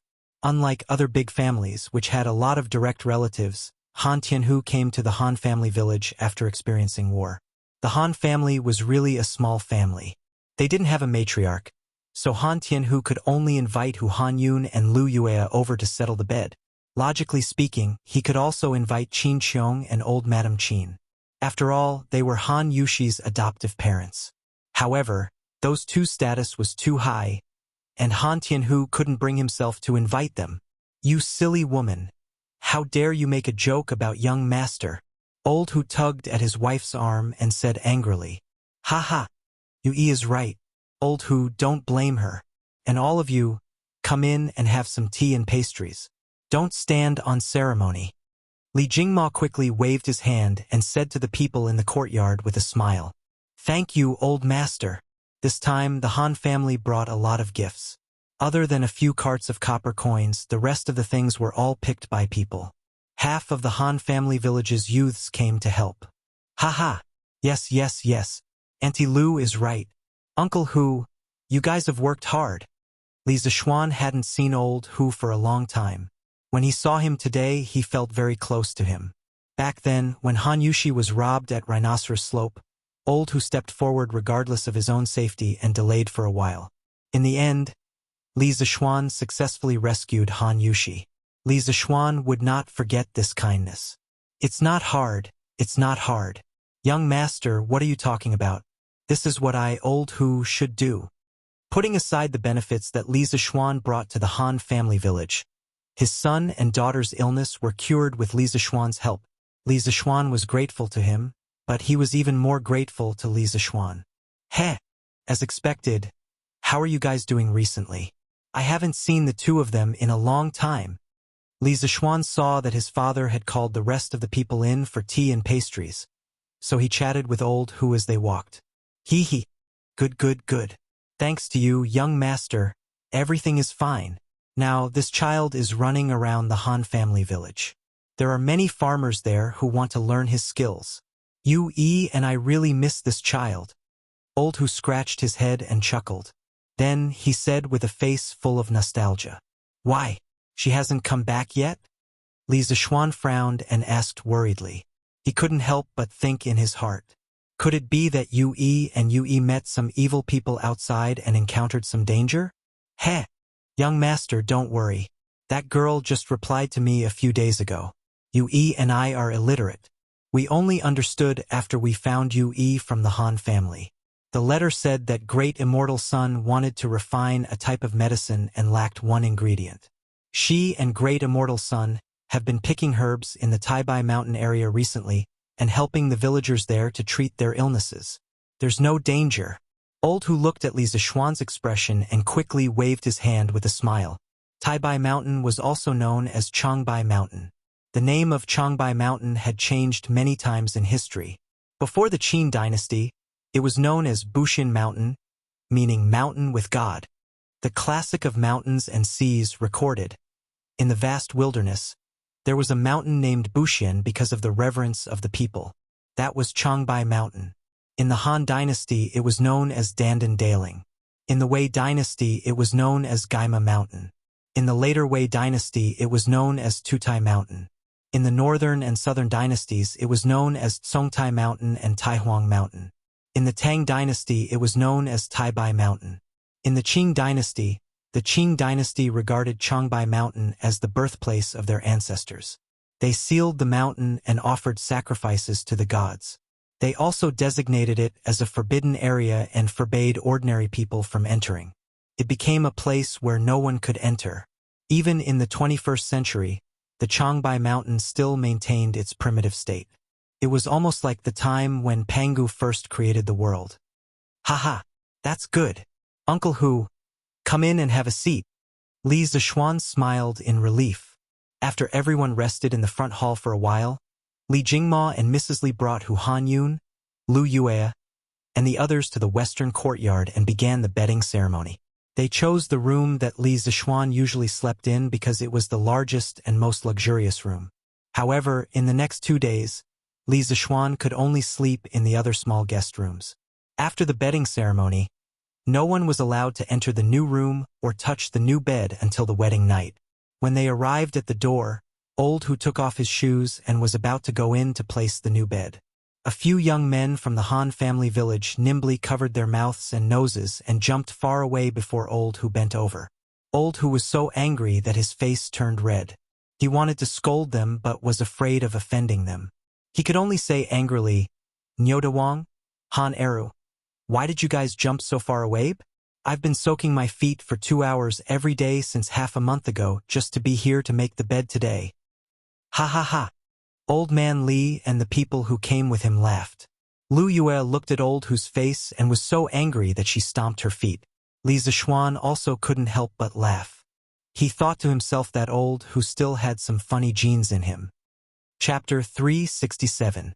Due to a lack of supplies, the new carriage Don't Touch Me will be temporarily suspended for the next few days. It is estimated that sales will resume on the 26th of this month. 30 carriages will be available on that day. It's gone.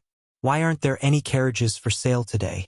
The unlucky fellow who was behind Lu Yun in line yesterday and almost got the chance to buy the new carriage had come to line up as soon as the East Market opened this afternoon. In the end, he saw this notice and couldn't help but want to curse. That's right. Why aren't there any more? Hurry up and call your shopkeeper out. I want to buy a carriage today. I don't care if you give me a discount. Just sell me one first.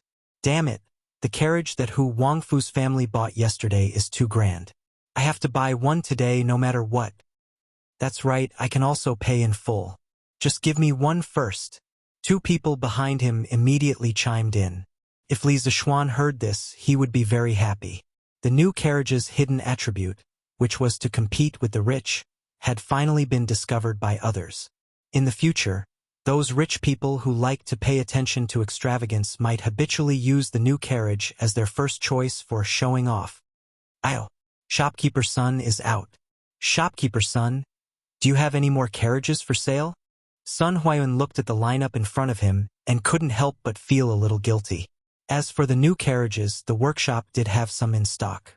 However, they couldn't sell them because Li Zishuan was going to get married the day after tomorrow. He needed to borrow the stock to show off. Thus, the curious pavilion could only lie to the public that they were out of stock. Fortunately, he had a backup plan yesterday. Otherwise, where would Li Zishuan find a carriage? Hehe, dear customers, please calm down. Ahem. I'm sure that most of you have personally experienced our curious pavilion's carriages yesterday. Everyone knows the superiority of these carriages. However, the better the quality, the more complicated it is to make. Thus, I ask that everyone wait a few more days. Our workshop is already rushing to make them. Everyone, please forgive me. Please forgive me. Sun Huayuan cupped his hands and said apologetically. However, the people around him didn't buy it. In this day and age, money was everything. How could there be a situation where money couldn't buy anything? Shopkeeper's son, I won't say anything more. I'll add 200 strings of string on top of your original price. Sell me a carriage now. I don't believe that there isn't a single carriage left in your workshop.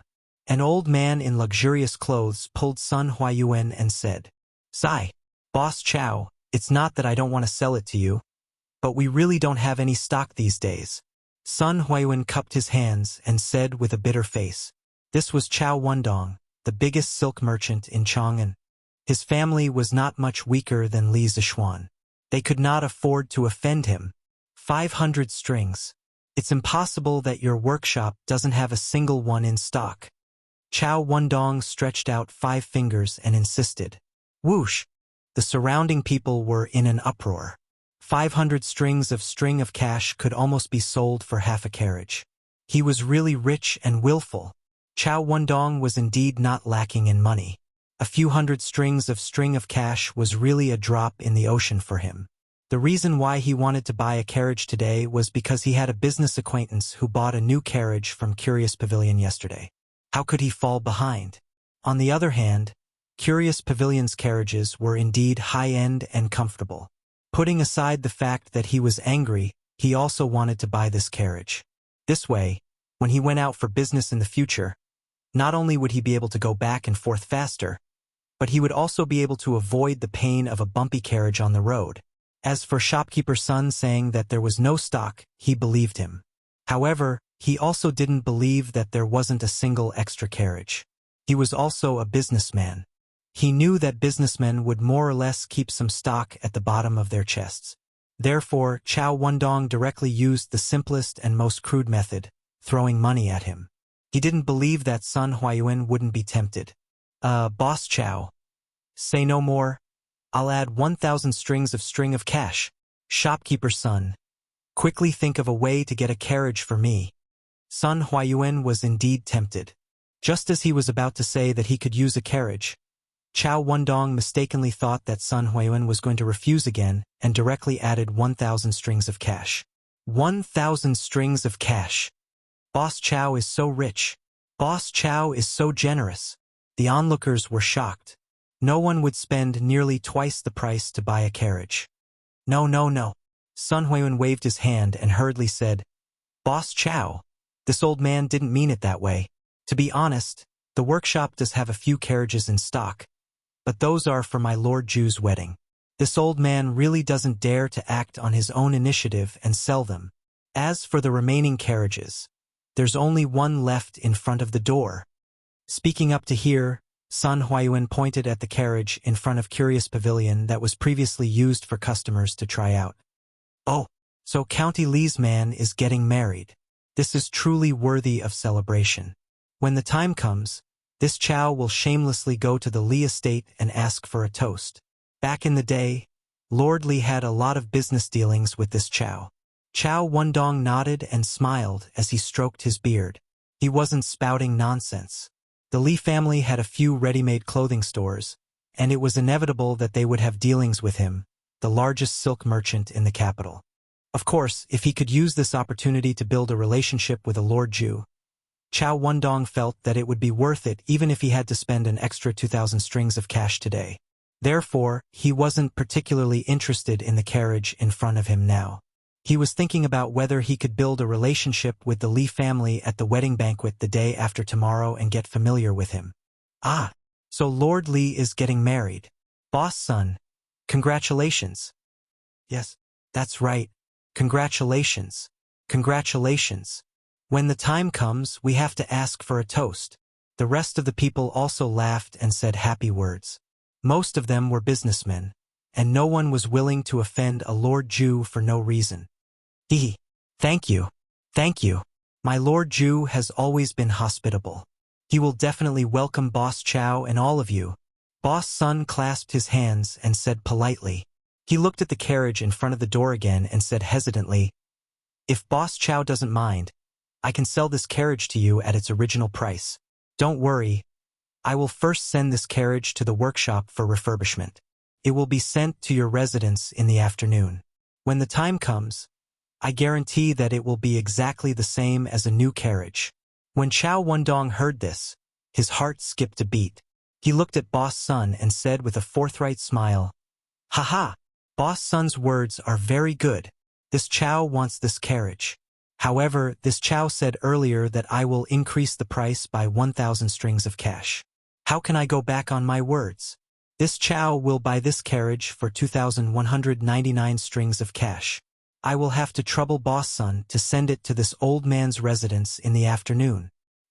Hearing him say this, the eyes of the surrounding people who were looking at the carriage suddenly dimmed. If Chow Wendong didn't want it, they would also be willing to buy this carriage at its original price. But now that Chow Wendong had raised the price so high, they were a bit hesitant. After all, the strange interest pavilion would have stock in a few days.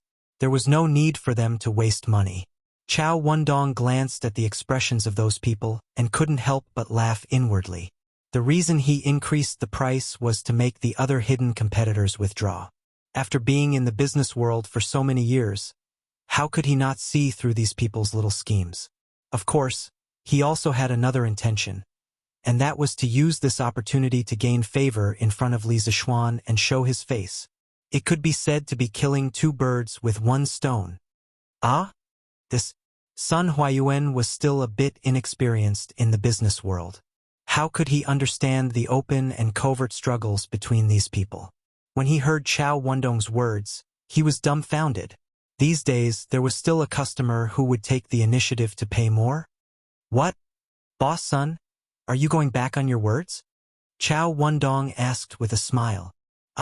No, it's just that. Haha. Since you aren't going back on your words, then it's a deal. This Chow will send someone to deliver the money to you. Boss Sun, please send this old man's greetings to Lord Li. Chow Wendong laughed and said directly without giving Sun Huayuan a chance to refute. Good. This Sun will definitely pass on your words. Sun Huayuan seemed to understand something as he cupped his hands and said, a sky-high price transaction was easily concluded. The two of them didn't know that this bizarre transaction had shocked everyone and spread to every corner of Chong and city at the speed of a hurricane. Chapter 368. Did you hear? Mr. Chow from the Hushing Silk Shop in the West City bought a carriage from the Curious Pavilion for over 2,000 strings of cash. In a restaurant, a burly man smacked his lips and savored the wine in his mouth as he whispered to his companion. What? Over 2,000 strings of cash. What kind of carriage is that expensive? Another person at the same table exclaimed. Hey, you're so ignorant, aren't you? The Curious Pavilion released a new type of carriage yesterday. Not only is it spacious, but it's also very comfortable to sit in. There's almost no bumps. Also, it's said that this carriage is 30% faster than other carriages. Yesterday, this carriage was sold for 1,199 strings of cash. Hiss, that's almost 1,200 strings of cash. That's already very expensive. Why is it sold for more than 2,000 strings of cash today? Tisk tsk. I heard that the Curious Pavilion is out of stock. Mr. Chow insisted on buying the carriage today, so he had to add another 1,000 strings of cash to buy the carriage on display in front of the Curious Pavilion. Heh, this Mr. Chow is really rich. Ha! Who said he isn't? But his carriage is really comfortable. Is it worth that much? What? Brother Fong, have you sat in it before? Ahem. I went to try it yesterday, but I was a little late. The carriage was sold out before it was my turn. Actually, even if there was stock yesterday, he wouldn't have been able to afford it. He was just curious and couldn't help but try it out for free. Similar exclamations could be heard in every corner of Chong and City. Chow Wendong's actions had inadvertently hyped up, "Don't touch me." The reason why the value of many things was so high in the end was because of hype. Just like the modern Bitcoin, it was extremely cheap at the beginning in 2009. At that time, someone used 10,000 Bitcoins to exchange for a hamburger. But in less than 8 years, the value of Bitcoin skyrocketed by 100,000 times. The highest exchange price for RMB reached $30,000. Wasn't this all hype? Pity for the unlucky kid who used 10,000 Bitcoins to exchange for a hamburger. After this incident, the value of "Don't Touch Me" in the eyes of many people was much higher than the original price. When the Strange Taste Pavilion sold "Don't Touch Me" again, there would be even more people who wanted to buy carriages at the Strange Taste Pavilion with the intention of picking up a bargain. West City Drunken Immortal Inn. Brother Zhang, how was it? Then don't touch it. You won't regret it if I buy it, right? Liao Shifan smiled proudly. Haha, no regrets. No regrets. Sitting in that carriage was simply too comfortable. My humble wife is overjoyed. Now, she won't have to suffer the hardships of running around when she visits her parents every year. Zhang Jingyang replied with a flushed face. Looking at this fellow's expression, she knew that he must have had a wonderful time last night. Haha, Brother Zhang, you're really flushed with success. Liao Shifan teased with a smile. Ahem, Brother Liao, please don't laugh at me. Zhang Jingyang coughed awkwardly and then cupped his hands mysteriously. Brother Liao, now that you've asked this question, I do regret it. I regret that I bought too little yesterday. Oh? What do you mean by that? Hee. I just heard that the Strange Interest Pavilion won't be selling any carriages, and Chonghua Square's Chow Wendong increased the price by 1,000 strings of cash today and bought the carriage in front of the Strange Interest Pavilion for exhibition. TSK. If I could buy one more carriage yesterday and sell it today, wouldn't I be able to earn 1,000 strings of cash? Zhang Jingyang said greedily. He was just a small businessman and couldn't be compared to Liao Shifan and Chow Wendong. To him, a deal that could earn him 1,000 strings of cash was already very tempting. Haha. Since that's the case, why don't you sell the carriage in your hands? After all, the Strange Interest Pavilion will still be selling carriages like this in the future. Liao Shifan, who had been in the business world for a long time, disagreed. He guessed that Chow Wendong was willing to pay 1,000 strings of cash because he wanted to curry favor with Li Zixuan. If Zhang Jingyang were to resell the carriage, he might not be able to earn 1,000 strings of cash.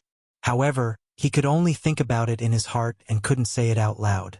Their relationship wasn't that close yet. Ah, that won't do. What if I can't buy it in the future?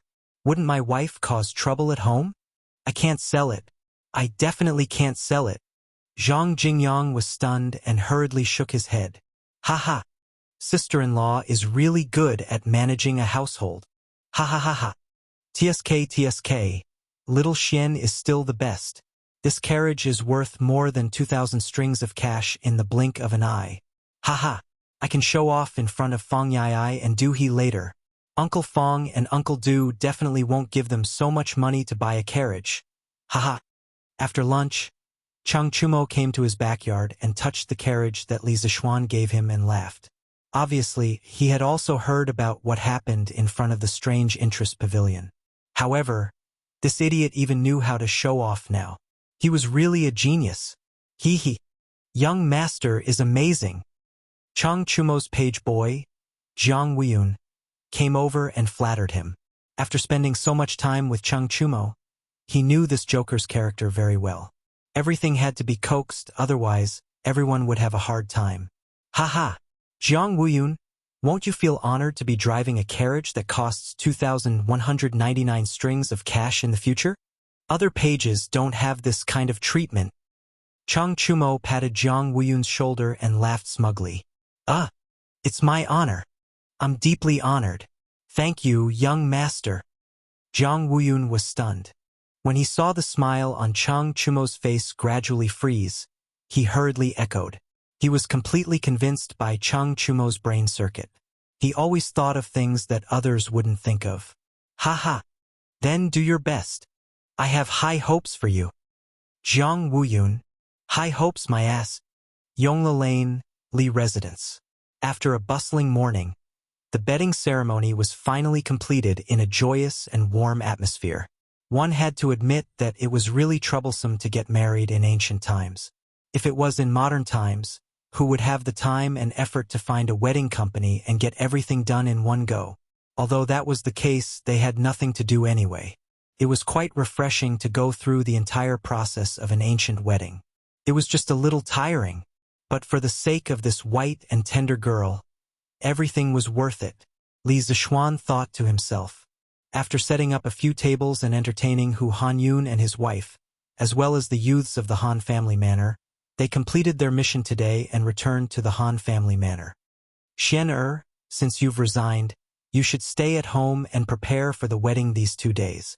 Don't go out and cause trouble. Li Jingma glanced at his son and said worriedly after sending off the betting team sent by the Han family manor. Li Zixuan wasn't the only one who was busy with the marriage between the Han family and the Li family. Li Jingma and Mrs. Li were even busier. The two elders were handling everything. Old man Li, who was already in a terrible fix, was really afraid that his son would cause trouble at this crucial time. Father, am I the kind of person who likes to cause trouble? Don't worry. Li Zixuan's face was full of black lines. No matter how he heard it, it didn't sound right. Heh, do you think I don't know what kind of person you are? Remember, don't cause trouble these 2 days. Li Jingma waved his hand in annoyance and went on to do other things. Li Zixuan felt even more wronged than Do Yi at this moment. Chapter 369. Since his father wanted him to stay at home obediently and wait for the bride to enter the house, Li Zixuan followed his father's wishes and continued to be an otaku at home. Comfortable. Xiao Shi, use more strength. Xiao He, don't stop. Continue reading. Our upright male protagonist didn't do anything shameful. He was just lying on the bamboo bed, enjoying Xiao Shi's massage while listening to Xiao He reading the story in the newspaper. Needless to say, Zhang Xiaohua's journey to immortality, written by Outer Beauty, became more and more exciting as it went on. After all, the writer was not a transmigrator like Li Zixuan. She looked at the problem from the perspective of the Tang people. Although the opening part imitated a record of a mortal's journey to immortality, there were many original plots in the later parts of the story, which was very good to pass the time. Young master, is this strength okay? Xiao Shi increased her strength and asked softly. Yes. Xiao He, continue reading. Feeling the soft and boneless hands on his back moving around his various acupuncture points, Li Zixuan moaned comfortably.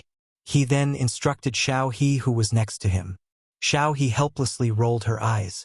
This young master at home was becoming more and more like a master. But what could she do?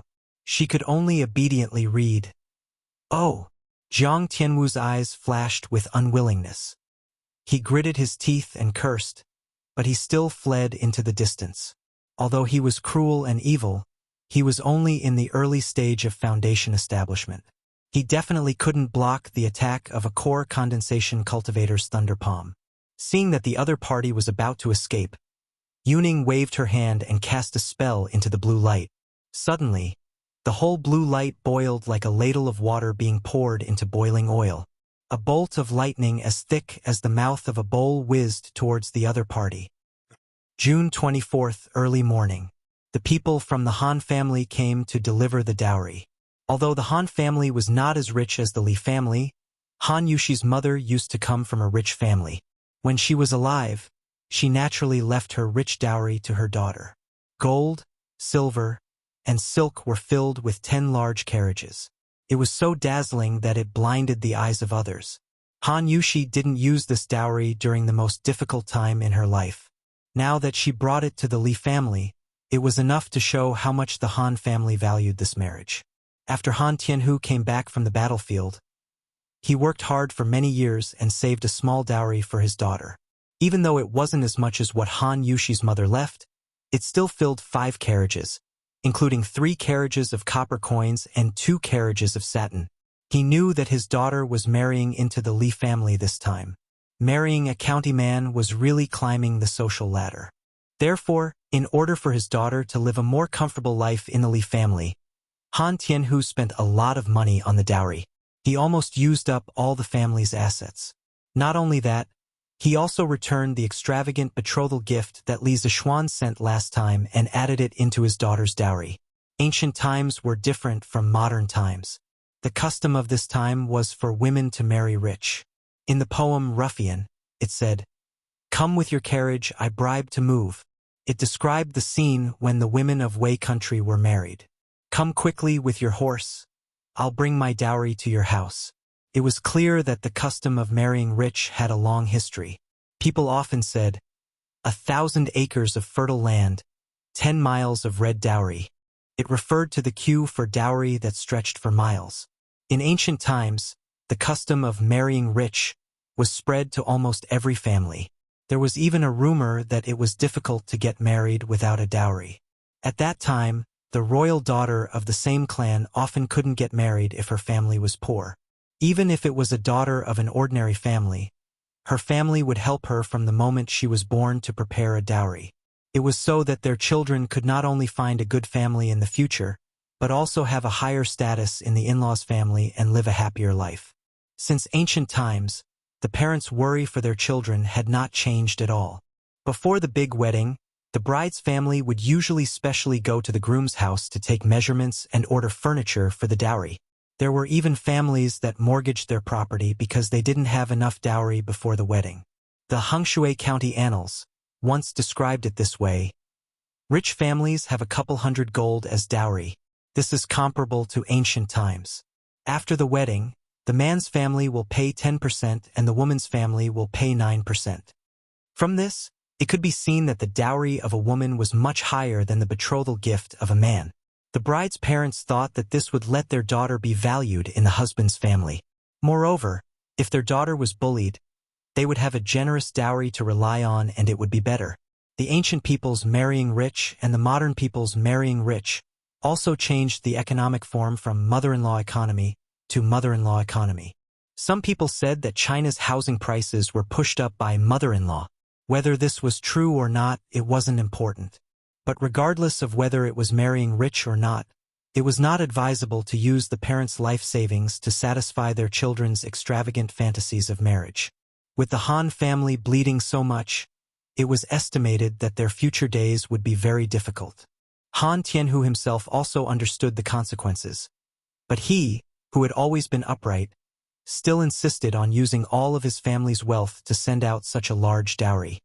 He thought that the Li family had given him and his daughter enough face by sending over 50,000 strings of money as a betrothal gift.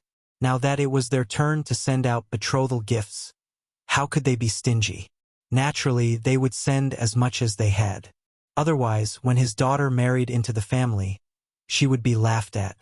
Therefore, excluding the dowry that was sent to the Li family yesterday, The dowry that the Han family sent today was 25 carts worth of copper coins, a total of 25,000 strings of cash, 1,000 mu of fertile farmland, gold and silver utensils, silk, clothes, bedding, furniture, books, medicinal herbs, and other valuables.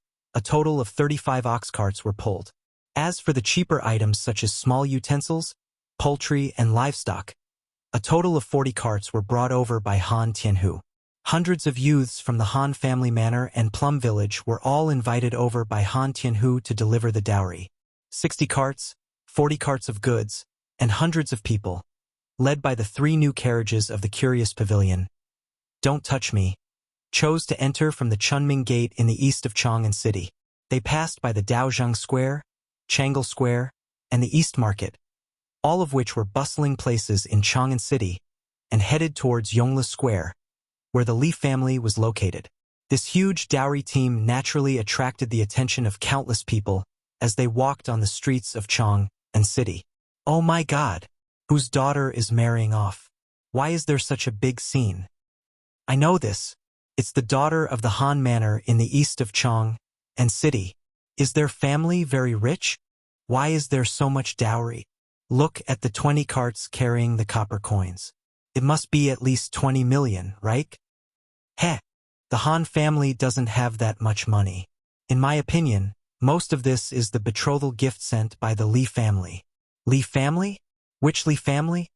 It's Li Xiannan, Li Sai's family. The Han family's daughter is marrying Li Xiannan this time. TSK.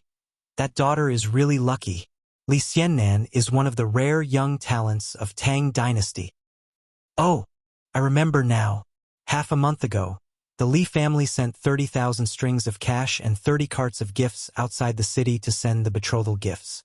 So it's the Han Manor. Yes, that betrothal gift is at least 40 million.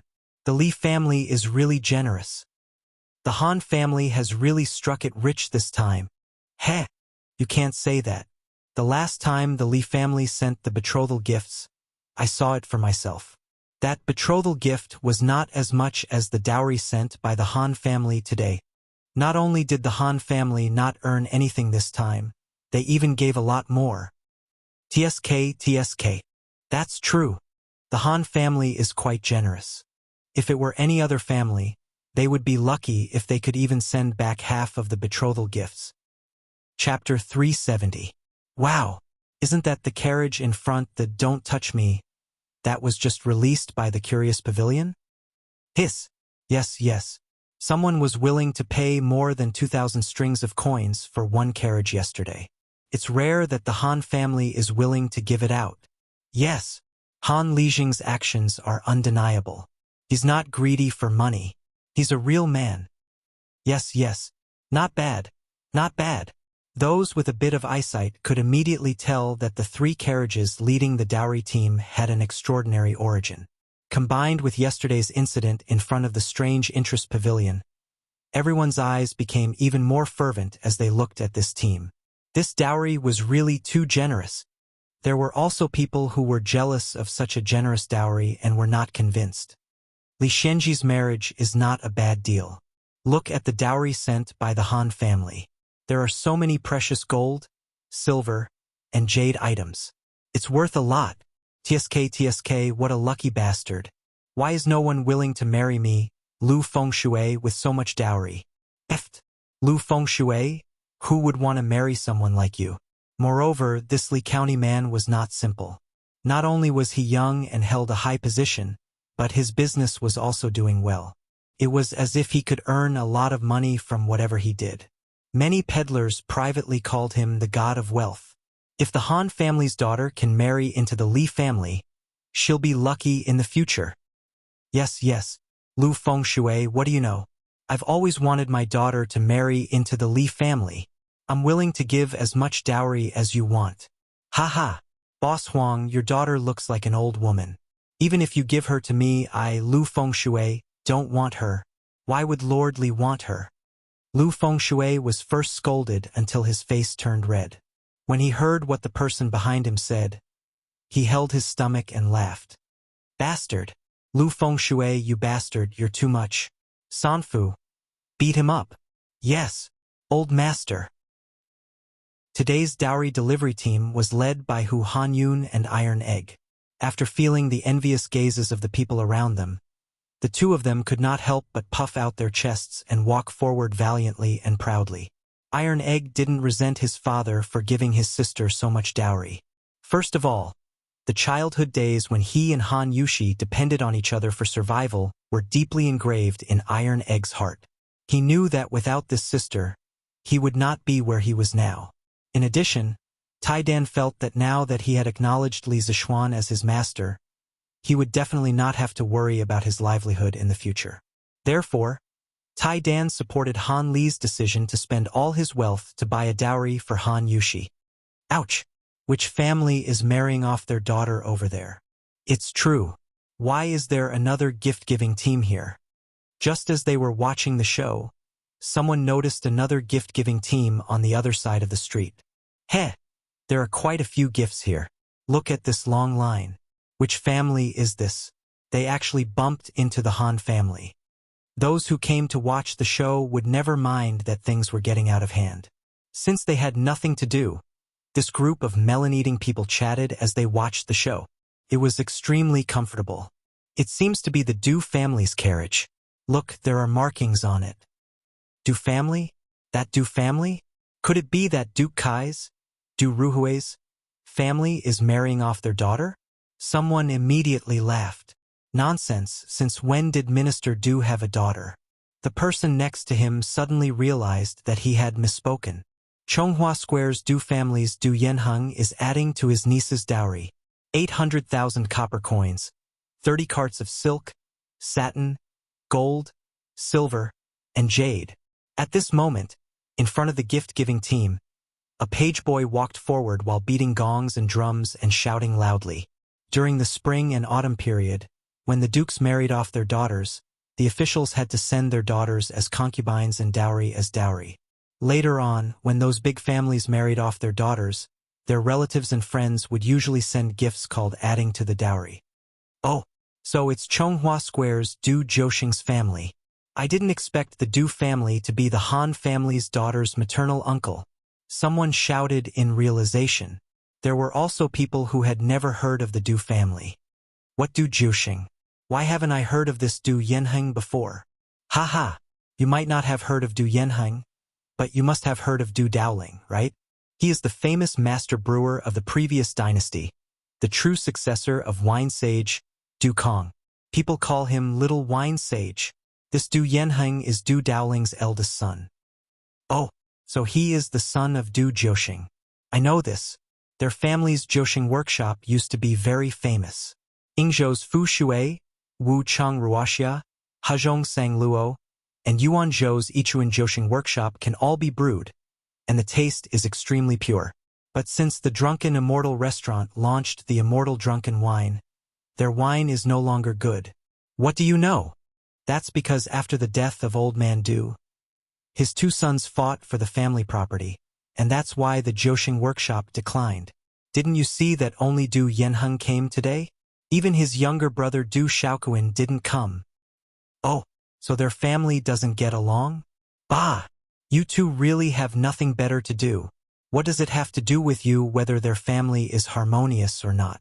The question now is, how did Du Yanheng become the Han family's daughter's maternal uncle? Someone scolded angrily. At this time, an old man in his 50s stroked his beard and said, "Oh, I know. It's said that 15 years ago, Old Man Du's youngest daughter, Du Shenyang, secretly agreed to marry an illegitimate son of a general. Old Man Du didn't agree to this marriage, but Du Shenyang threatened him with her life and wouldn't marry anyone else. Old Man Du was so angry that he wanted to expel Du Shenyang from the family. Fortunately, Old Lady Du couldn't bear to see her beloved daughter suffer, and prepared a dowry for Du Shenyang to marry that poor boy. But since then, Old Man Du didn't recognize this daughter anymore." Ah, there's such a thing? Uncle Meng, can you tell us more about it? The Tangs also liked to gossip, and this kind of love affair was the favorite of the onlookers. Go, go, go. I've said what I need to say. What else is there to say? Uncle who? Why do I have an uncle? Iron Egg was born late, so how would he know about these old things? He looked at the convoy behind him and asked in confusion. Iron Egg, you do have an uncle. The one behind is your mother's elder brother. But they didn't interact much in the past. Cough cough, it's a long story. You can ask your father when you get back. Hu Hanyun obviously knew the inside story, but it didn't seem right to talk about the love history of his parents in front of Iron Egg, so he could only give a vague answer. Then after my mother left, my sister and I depended on each other. Why didn't they come to visit us? Iron Egg wasn't muddle-headed. He hit the nail on the head and said with some displeasure. He remembered all the hardships he and his sister had suffered in the past. Hu Hanyun scratched his head and didn't know how to answer. You're Iron Egg, right? You can't say that. There's something else behind what happened back then. Just when Hu Hanyun was at a loss, a tall, muscular, bronze-skinned, middle-aged man with distinct facial features walked out from the back of the convoy. Chapter 371. You are? Looking at the middle-aged man in front of him, Iron Egg asked with a frown. If you are Iron Egg, then I am your uncle, Du Yanheng, the middle-aged man said with a kind smile. Iron Egg's face immediately showed displeasure. He snorted, I don't have an uncle. I only know that when I was young, my sister and I depended on each other for survival. We almost starved to death. Other than the people in the village, no other relatives were willing to help us. If my father didn't come back in time, my sister and I would have been long gone. Being scolded by a child like this, Du Yanheng's old face was somewhat embarrassed, but thinking that he came here today to acknowledge his family, not to quarrel and make enemies, he could only patiently explain. Tai Dan, back then, your grandfather strongly opposed the marriage between your mother and your father. He didn't even hesitate to sever their relationship as father and daughter in order to stop the marriage. However, your mother threatened him with her life. She insisted on marrying only your father. In the end, even a vicious tiger won't eat its cubs. With your grandmother's help, your mother finally married your father. But since then, under your grandfather's insistence, the Du family no longer had any contact with your father and mother. Tianhu changed his name and went to live in the countryside with your mother. Later, your family moved several times. After your grandfather passed away, the Du family didn't even know where your father and mother lived. So, then why didn't my grandfather agree to my mother marrying my father? Iron Egg asked angrily. In his opinion, his father was a hero who had fought on the battlefield. The only person he had met so far who was stronger than his father was Li Zixuan. So when he heard that his father was disliked by the Du family, he was naturally very unhappy. When Du Yanheng heard his nephew's question, he couldn't help but have a headache. He thought to himself, why is it so difficult to deal with children nowadays? Is it because I haven't dealt with children for a long time? Or is it because this child in front of me is too monstrous? Iron Egg, there are too many things involved in the past. I'm afraid it's not convenient to talk about it now. If you really want to know, you can ask your uncle after you send your sister's dowry, or you can go back and ask your father. Du Yanheng shook his head and said in a deep voice, why can't you say it now? If you are really my uncle, then please explain everything clearly now. Otherwise, we don't want the dowry you added. When he asked Hu Hanyun earlier, Hu Hanyun wasn't willing to go into detail. Now that he asked Du Yanheng was also being secretive. Iron Egg couldn't help but ask impatiently. When had Du Yanheng ever been humiliated by a child like this? He was so angry that his face turned red. He pointed at the Iron Egg and was about to explode. Cough, cough. Iron Egg, don't make a fuss. Your uncle is here to add to your elder sister's dowry. This is related to Miss Han's happiness for the rest of her life. Don't make a fuss and let others see you as a joke. Let's send the dowry as usual first and talk about other things in private later. When Hu Hanyun saw that his nephew and uncle were about to start fighting, he hurriedly tugged at Bruiser and said earnestly, don't worry about it. Although old Hu was careless, he spoke with a sense of propriety at critical moments. He knew that Iron Egg cared a lot about his elder sister, so he directly brought up Han Yushi and used this to persuade Iron Egg to look at the big picture and not make a fuss that would embarrass both of them. Sure enough, Iron Egg's stubborn face immediately loosened. After a while, he hesitated and said, "Then we will listen to Uncle Hu and go to Master's house to send the dowry first." After that, he cupped his hands at Du Yanheng and said coldly, "Thank you, Uncle, for sending my elder sister's dowry." "You're welcome." How could Du Yanheng, who had lived half his life, not see the perfunctory expression on Iron Egg's face? He waved his hand expressionlessly and then returned to the Du family's dowry team. Thus, the slowly moving dowry team finally returned to its normal speed and continued to drive towards Yongla Lane. Most of the onlookers had more or less figured out the background of the Du family, as well as the romantic affairs between Father Han and Du Shenyang back then. They couldn't help but feel satisfied, secretly thinking that today's trip wasn't in vain. Ha! This Han family is really lucky. More than 10 years ago, Han Tianhu married the Du family's daughter, and now his daughter is married to a young county founding man. This fortune is really amazing. Yes, this Han family's fortune is really heaven-defying. Oh, look, another team has come. Don't tell me they are also here to send the Han family's young Miss Dowry? The new team had more than 50 carriages and hundreds of gifts. It looked like there were more gifts than the Du family's previous gifts. It's from Duke Yi's mansion. The leading carriage has a symbol on it. Someone with sharp eyes immediately recognized the words on the carriage and quickly shouted, "Hey! The leading carriage is also from Strange Interest Pavilion. Don't touch me. How generous! Aren't you talking nonsense? What kind of status does Duke Yi have? How can he not get a carriage? The question is, what does Duke Yi have to do with the Han family? I know this. Do you still remember the bandit suppression a few months ago? Duke of Igua, Duke of Lugua, Duke of Wugua, Great General Niu, and 1,000 Yulin guards all filed out of Yenxing Gate at noon. In the evening, the army escorted several thousand bandits back in triumph. Many people saw it. I also saw it at that time. But what does this have to do with the Han family's young miss? Hey, it has a lot to do with it. Why don't you think about it? What kind of bandits can actually alarm the three dukes and the Yulin guards to take action at the same time? Yes, generally, bandits can be eliminated by the county government. Why did they make such a big scene? Haha, it was said that at that time, those bandits kidnapped the adopted daughter of the Duke of Yi. The Duke of Yi was furious and wanted to go out of the city to suppress the bandits. How could His Majesty bear to let him take the risk alone? So he sent 1,000 Yulin guards to help. And this Han family's young miss is precisely Duke Yi's adopted daughter. As if to confirm what he said, a manservant in front of the Qin family's caravan started to beat gongs and drums while shouting, "Duke Yi's mansion has added 4 million copper coins, 1,000 mu of fertile land, 5 shops, and 30 carts of silk, satin, gold, silver, and jade. Wow! This Han family's young miss actually has such a big background. Duke Yi's mansion actually added so much dowry. 4 million copper coins and 1,000 mu of fertile land. They are really willing to part with it. What does this mean?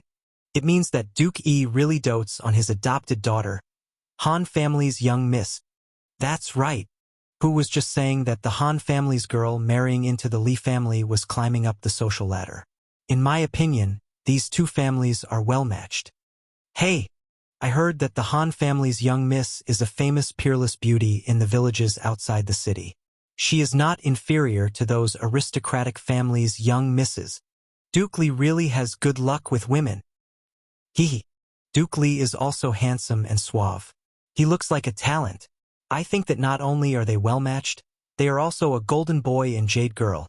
A match made in heaven. Qin Huayu walked at the front of the Qin family's caravan and listened to the discussions around him. The corner of his mouth curved into an elegant arc. These people's analysis was correct. Due to Han Tianhu and Li Zixuan, his parents really doted on Han Yushi and almost treated her as their own. Ever since they recognized this daughter, his mother had personally gone to the Han family to visit Han Yushi more than once.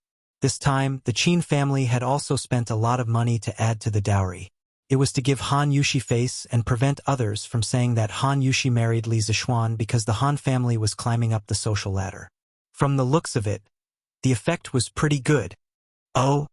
Chapter 372. Haha. Iron Egg. I'm not late, am I? Qin Huayu came to the front of the Han family's dowry team and smiled. Of course you're not late. Thank you, Brother Huayu, for coming personally to add to my sister's dowry. Han Yushi was Qin Xiong's adopted daughter and could be considered Qin Huayu's adopted sister. With this relationship and the fact that Iron Egg was sitting next to Qin Huayu in the mathematics school, they had a very good relationship. Therefore, when he saw Qin Huayu representing the Qin family to support his sister, Iron Egg was naturally happy from the bottom of his heart. Haha, we're all family, no need to be polite, no need to be polite.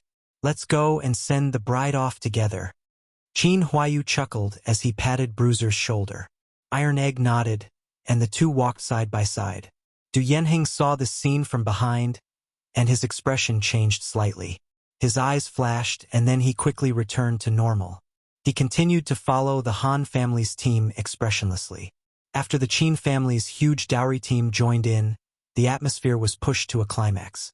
Just when everyone thought that today's excitement would end here, another small team came from the west side of the street. There were only about 20 carriages, and it looked about the same size as the Du family's dowry team. Why is there another team here? Are they also here to add to the dowry? Oh my God! One family after another. Who exactly is that Miss Han? Which family is this? It doesn't look like there are many gifts. Just when everyone was puzzled, someone in front of the team shouted, Duke Wei's mansion is adding to the dowry of his grandniece? Han Yushi. 1 million copper coins, 500 mu of fertile land, 15 carts of silk, satin, gold, silver, and jade. How did Duke Wei become Miss Han's granduncle? Someone vomited blood after hearing this. Yes, I've never heard of it before. Strange things are happening one after another today. Amazing. This Han family probably has an extraordinary background. Uncle who? Do I have a granduncle? Iron Egg was even more confused than the people around him. Today, he was supposed to deliver his sister's dowry. How did it suddenly become a family reunion? First, there was his uncle. Now, there was an even bigger granduncle. Bruiser had thought that he had become smarter after becoming Li Zixuan's disciple. But now, he felt that his brain wasn't enough to process everything. Hu Hanyun's old face darkened. He really didn't know about this matter. However, if he let the situation freeze at this time, not only would he offend Li Jing for no reason, but he would also make the marriage between the Han and Li families a joke. Therefore, he thought for a moment and said, Ahem, Iron Egg, you should go back and ask your father. Let's go and welcome them first. Duke Wei is a person of high status, so I don't think he would randomly claim kinship with your family. Let's not be impolite.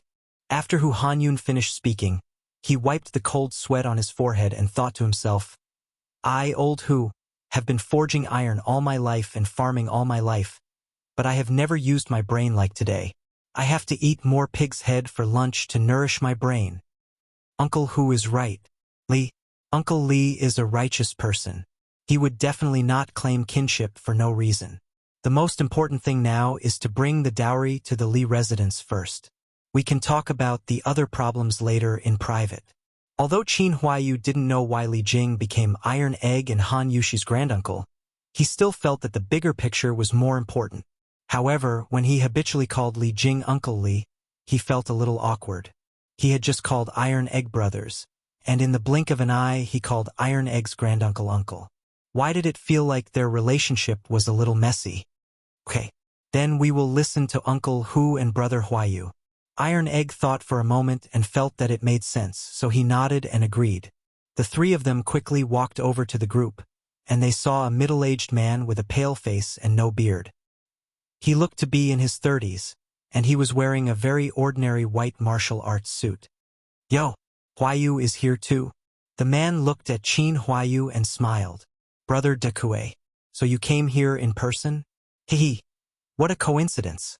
Qin Huayu exclaimed in surprise, then patted Iron Egg's shoulder and introduced, Iron Egg, This is Uncle Lee's eldest son? You're, haha, this is Iron Egg, right? I am your uncle. Today, I am here on your granduncle's orders to add to niece Yushi's dowry. Qin Huayu introduced halfway and didn't know how to continue. At this moment, Li Dijian laughed loudly and introduced himself to resolve Qin Huayu's awkwardness. Iron Egg stared at Li Dijian hesitantly for a long time. In the end, he couldn't call him uncle. Ha! Looks like your father didn't make it clear to you, but it's no wonder. Your father left home in a fit of anger, then changed his name and started his own family. He hid it from many people. If it weren't for the Du family coming today to add to your sister's dowry, my father would still be in the dark. Li Dijian saw the hesitation in Iron Egg's eyes. He laughed and took the initiative to explain. But now is not the time to talk about this. Let's not talk about the truth first. Iron Egg, I am already 30 years old. It's not a loss for you to call me uncle, right? Li Jing was 57 years old this year, and his eldest son was 30 years old. It seemed that Li Dijian's words were very reasonable. Li Jing suddenly became a grandfather. In this era where young men and women generally got married at the age of 14 or 15, it was barely acceptable. Ahem. Iron Egg. Hurry. Hu Hanyun pulled Iron Egg's arm and urged in a low voice. Uncle, thank you for adding to my sister's dowry. Iron Egg saw that Li Dijian's words were sincere and approachable. He didn't have the arrogance of a son of a high-ranking official. Besides, Li Jing was the Minister of War and a first-rank duke.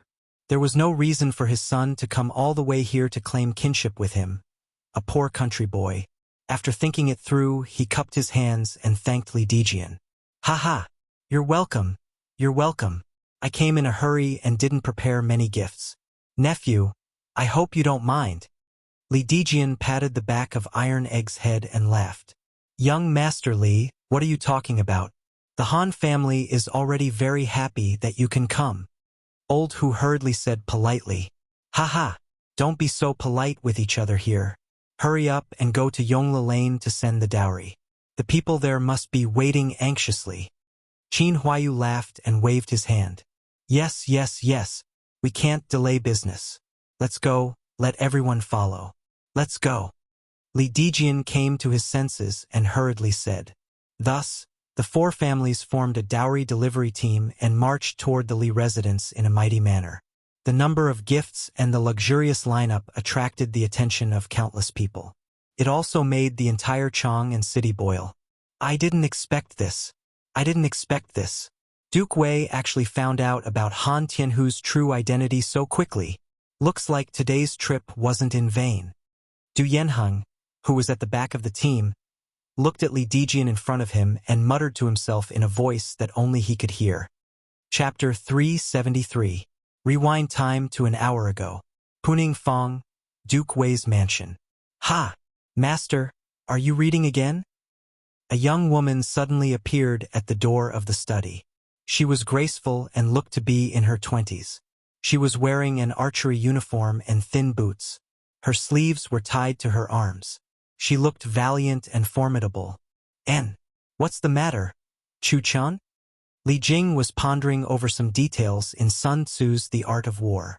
After hearing this familiar voice that had accompanied him for almost half of his life, he quickly put down the military book, rubbed his temples, and said weakly, Chu-chan, Zhang Chu-chan, this beautiful young woman was actually Li Jing's first wife, the famous Hong Fu-nu. However, Li Jing was already 57 years old this year. Even if Hong Fu-nu was not 50 years old, she should at least be 40 years old, right? But looking at her face and the way she was dressed, she looked exactly like a young girl who wasn't even 20 years old yet. Also, Li Jing did not address Hong Fu-nu as Madam, but directly called her Chu-chan.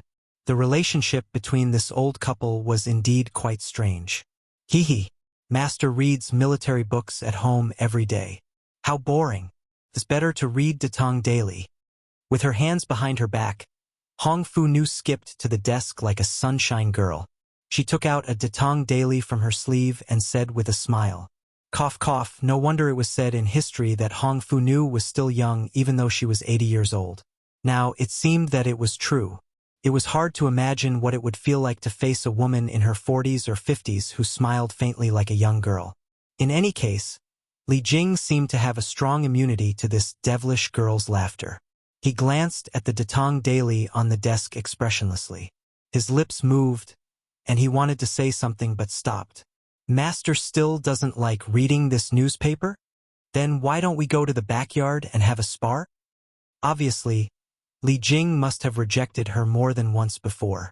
When Hong Fu Nu saw the expression on Li Jing's face, she immediately knew the answer, so she pouted and said angrily, Cough cough. Chu Chun. This newspaper only talks about some old and rotten things. It's not as interesting as the art of war. This old man is indeed not interested in this. Li Jing's face darkened as he spat out blood. Only Hong Fu would dare to make the Tang Empire's war god put down his military book and read Datong Daily. Hee. Since you don't like reading newspapers, then how about I tell you the story of the founder of Datong Daily? Hong Fu tugged at Li Jing's arm and blinked. She smiled mischievously. Hee. Chu Chun is talking about Li Zishuan, right? This old man knows quite a lot about him. He's a promising young man. Li Jing shook her head and chuckled. Of course not. Master, I'm sure you've never heard of what I'm about to say. This is something new that Chu Chun encountered at the entrance of the East Market. Hong Fu grunted delicately and spoke with slight displeasure. Cough cough. Then Chu Chun, quickly tell me. This old man is all ears. Li Jing retreated in defeat. Previously, when I was at the East Market, I saw Li Zishuan's fiancé's family. They came to Chang'an to send dowry. That's a big show. Just the copper coins alone are worth 20 million. Oh? I've heard that Li Zishuan is getting married soon, but I didn't expect it to be so soon. That's not what I'm about to say. Master, guess who followed behind to add dowry? This? I only know that Li Zishuan's fiancé's surname is Han, and her name is Yushi. As for their family's relatives in Chang'an, I'm not sure. That's what I'm saying. Master, you've never heard of these things. Hong Fu's daughter laughed happily. Then, she moved a stool from the side and excitedly began to explain to Li Jing. Today, when the Han family's team entered the city, Du Yanheng of Chonghua Square's Du family personally led a team of dowry enhancers to follow them. He said that it was for his niece. Niece? How is the Du family related to the Han family's girl? I heard from the people around that Han Yushi's mother is the little wine sage Du Daoling's daughter, Du Shenyang. Moreover, Du Daoling didn't agree to this marriage at first. Du Shenyang threatened him with her life before finally marrying Han Tianhu. Back then, this matter caused an uproar in Chang'an City. Master, didn't you hear about it at that time? Hong Fu played with the hair in front of her chest as she told Li Jing the news she heard. Du Daoling, Du Shenyang. Wait, Li Jing felt that these two names were somewhat familiar. He frowned seriously and pondered for a while. Suddenly, he slammed the table and stood up, shouting, Didn't Du Shenyang marry Han Tianlin back then? Could Han Yushi's father be? No. Master, you guessed wrong. Han Yushi's father is called Han Tianhu, not Han Tianlin. Hong Fu waved her hand and said with a look of superiority. Han Tianhu? That's definitely right. Han Yushi's father must be Han Tianlin. Li Jing said with certainty. Master, is it really the Han family's little Linzi? Hong Fu rolled her eyes and suddenly asked excitedly. Yes, it's most likely. In order to live a leisurely life, this kid really concealed his identity and hid it from everyone. Li Jing recalled the past with a look of nostalgia. After a while, he suddenly opened his eyes and said, Quick! Chu Chun, quickly instruct all the servants in the residence to immediately prepare dozens of carriages of gifts. Go and add to the Han family's girl's dowry now. Oh, yes. If it's really little Linzi, then isn't Han Yushi your grandniece? We really should go and add to the dowry. Hong Fu reacted and said happily. Li Jing was speechless. Isn't she also your grandniece? Of course not. I'm still so young. I don't want to be someone else's grandaunt. Master, you should be it yourself. Hong Funu snorted and was about to leave. When Li Jing heard that, his face was filled with black lines. Was this something a grandmother should say? Sigh. Oh right, master. If we want to catch up to the Han family's team, we have to hurry. But this way, we won't have time to prepare many things. What should we do? Hong Funu had just walked to the door when she came to her senses and turned around to ask. It's fine. Even if we don't bring anything and only send some people to support the Han family, little Lindsay will be very happy. Li Jing stroked his beard and said calmly, Yes, that's true. Then, I'll personally send the Han family's girl's dowry. Hong Funu said eagerly. Nonsense. Just let De Jian go. What will you look like if you go? Li Jing said unhappily. Throughout history, which grandaunt personally went to send dowry to her grandniece? Why can't I go? Am I unpresentable? Hong Funu said angrily with her hands on her hips, revealing her shrewish and unreasonable side. You. The veins on Li Jing's forehead were throbbing. He wanted to be angry but didn't dare to. After a pause, he could only swallow his anger and coax her nicely. Cough. Chuchin. I definitely didn't mean that. Then, what do you mean? You see, you let De Jian send the dowry. We can practice martial arts in the backyard. I haven't tested your martial arts skills in a long time. Oh, so that's the case. Master, please wait a moment. I'll let De Jian bring people to send the dowry. Then we'll spar. Hong Funu smiled and ran out immediately. Chapter 374. Li Zixuan, who had been woken up early in the morning and tidied up neatly, was ordered by his father to stay at home and wait for the Han family's makeup team to arrive. After waiting for a long time, Li Zixuan lay down comfortably on the recliner and went back to sleep. Li Zixuan, who was wandering in his sleep, naturally didn't know about the wave of family reunion that was happening on the streets of Chong and City. He also didn't know that today's makeup team would be so huge that it would stun everyone. Hey, old master, why isn't the makeup team here yet? Could it be that something went wrong on the way? Madame Li was anxiously pacing back and forth in the front yard, looking at the gate from time to time. However, after waiting for a long time and not seeing the makeup team, she finally couldn't help but ask. Haha, madam, don't be anxious. What could happen to the emperor? They will definitely be here soon. Besides, didn't madam just send Sanbao out to scout for news? There should be news soon. Li Jingma was also a little anxious, but he forced himself to calm down and comforted her. Still talking about it. Didn't our daughter-in-law get kidnapped outside Chong and City last time? Fortunately, Xian'er went there in time and nothing happened. Madame Li rolled her eyes and said unhappily, Ahem. Wasn't that an accident? Besides, weren't those bandits already surrounded by the Imperial Army? Madam, don't worry about it. Li Jingma's face darkened, and he said in a muffled voice, I'm worried about it? Madame Li immediately jumped up as if someone had stepped on her tail. If I don't worry about my daughter-in-law, who will? One of you is sleeping soundly in the hall, and the other is drinking tea leisurely here.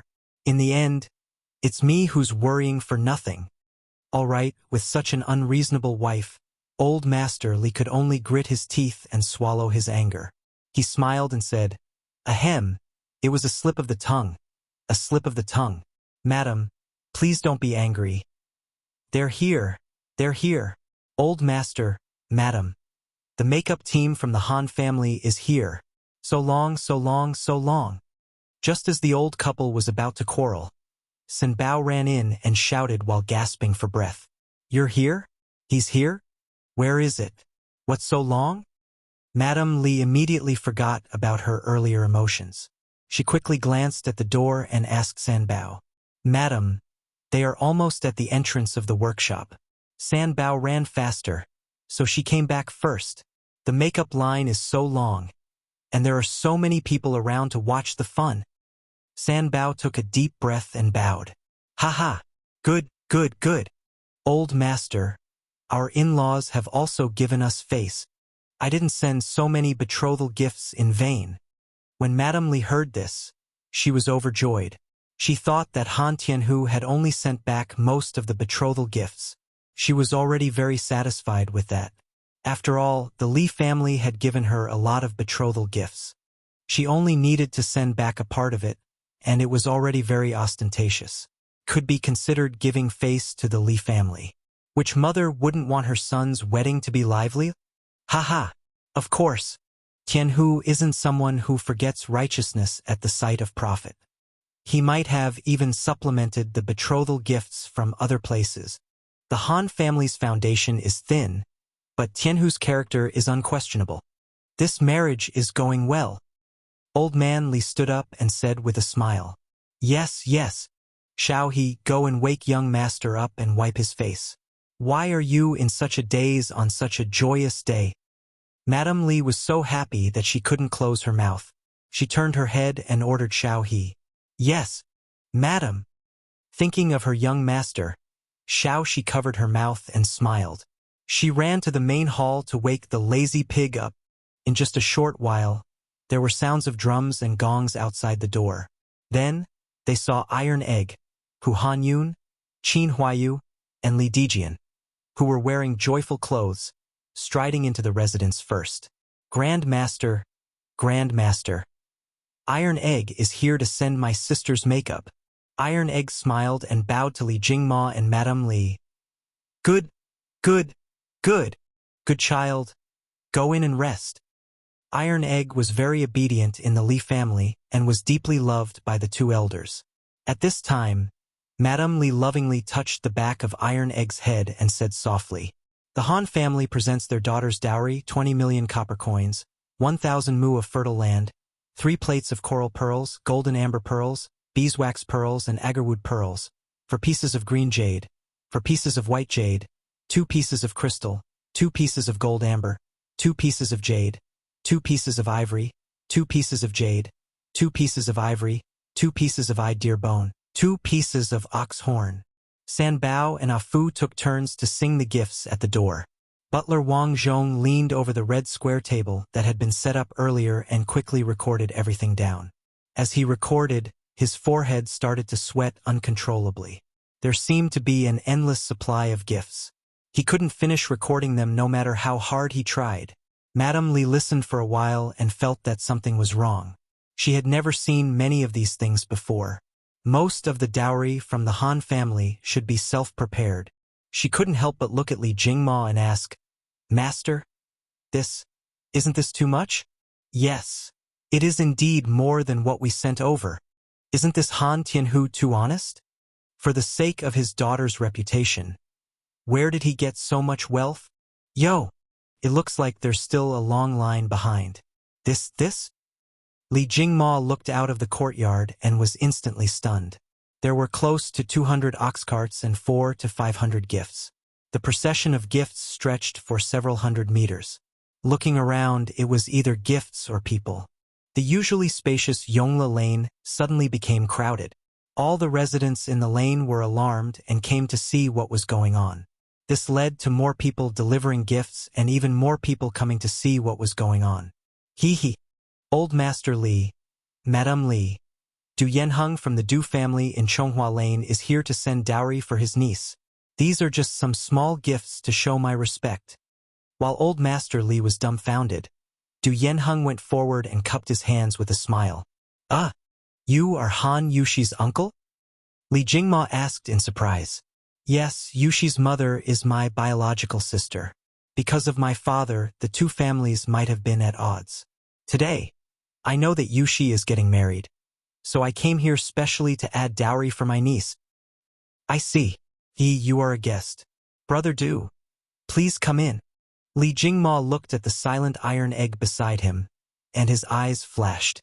He knew that there must be something hidden in this, but he knew that now wasn't the time to delve into it, so he smiled calmly. Thank you. Du Yanheng heaved a sigh of relief and walked in. The Du family in Chonghua Lane is sending dowry for my niece, 800,000 copper coins. Sanbao then sang the Du family's gift list. Uncle Li, Auntie Li, Huayu is here today to add dowry for my adopted sister on behalf of my parents. Thank you. This was an old acquaintance. When Li Jingma and Mrs. Li heard that the Qin family also came to send dowry for Han Yushi, their faces glowed even brighter. They quickly invited Qin Huayu to the side to chat enthusiastically. Coincidentally, Li Zishuan was also cleaned up by Xiao He, so the two brothers stood at the side and chatted about family matters. The Duke of Yi's mansion is sending dowry for his adopted daughter, 4 million copper coins, 1,000 mu of fertile land, a pair of pure gold buttons inlaid with jewels, a pair of white jade mandarin duck buttons, 4 pairs of pearls, 2 small knives with jade handles and ivory handles. For gold necklaces, 6 silver necklaces, 1 golden phoenix with pearls, and 1 golden hairpin with longevity fruit in the mouth of a pair of phoenixes. When it was time to read the Qin family's gift list, the quick-witted San Bao immediately raised her voice to the maximum. The onlookers outside all heard it clearly, and there was an uproar. Countless exclamations sounded from the crowd. Wow! So the bride is the adopted daughter of the Duke of Yi. Oh my God! The Qin family is here to add dowry. It's not a loss for the Li family's eldest son to marry into this family. It's more than not a loss. It's a huge profit. Did you hear how much dowry the Qin family added? 4 million copper coins. 1,000 mu of fertile land. What the heck? Is the Duke of Yi marrying off his adopted daughter at this time? Or is he marrying off his own daughter? That's right. Such a thick dowry means that Miss Han's status in the Qin family is also very high. Hearing the discussions outside, the corners of Madame Li's mouth couldn't help but curl up into a very elegant arc. She was now very satisfied with this marriage. Cough, cough. Li, Master Li, Madame Li, I am Li Dijian. Under the orders of my father and mother, I specially came today to send my niece Yushi's dowry. Li Dijian, who was on the side, originally wanted to follow Qin Huayu and call Li Jingma and Madame Li uncle and aunt. However, when he remembered that Han Yushi was his niece, he felt that it wasn't right to call them by seniority. However, if he called Li Jingma brother Li as a peer, he was afraid that Qin Huayu would be embarrassed. After thinking about it, he could only call him that. Chapter 375. First, an uncle popped up and then another uncle popped up. Li Jingma's mind couldn't help but become a little confused. It wasn't that he hadn't been to the Han family manor, and it wasn't that he didn't know about the Han family's situation, but he had never heard of Han Yushi having such relatives. Also, why did the name Li Dijian sound so familiar? Uncle Li. Dijian is Duke Wei's eldest son. Qin Huayu saw Li Jingma's confused face and explained softly. Buzz. Li Jing, it was actually Li Jing's son. Li Jingma's mind was buzzing from this news. In terms of prestige among the people, Li Jing's reputation was definitely greater than Qin Xiong's. That was the Tang Empire's military god. The Tang Empire's military god who had won every battle. If Du Yanheng came over to deliver the dowry, he might have the intention of using Han Yushi's relationship with the Li family. Then, there was only one possibility for Li Jing to send his son over to acknowledge the family. Han Yushi was definitely Li Jing's grandniece. Li Jing, who was in a high position and had great prestige, wouldn't randomly come over to claim kinship just because of Li Zishuan's current achievements. Sorry for the disrespect. Thank you for your concern, Duke Wei. Dijian, please come in. Almost instantly, Li Jingma understood the crux of the matter. He was a little overwhelmed by the favor and quickly thanked him. As for why Li Jing became Han Yushi's granduncle, that was the Han family's own family matter. It wasn't convenient for him to ask too much. Ha. Old Master Li is too polite. Li Dijian smiled honestly and returned the greeting. Ah, this. Li Zishuan, who was standing beside Qin Huayu, was dumbfounded. Li Jing was also present when he was treating Qin Xiong's illness at the Qin manor. At that time, he even called Li Jing Uncle Li. In just a few short months, he had just married a wife. Why was he suddenly a generation lower than him? This was a little too big of a loss. He had to go back and ask Han Yushi properly. The majestic procession of gifts entered the Li residence at a very slow speed. All kinds of gifts were piled up like a mountain, and the front courtyard could not fit them all.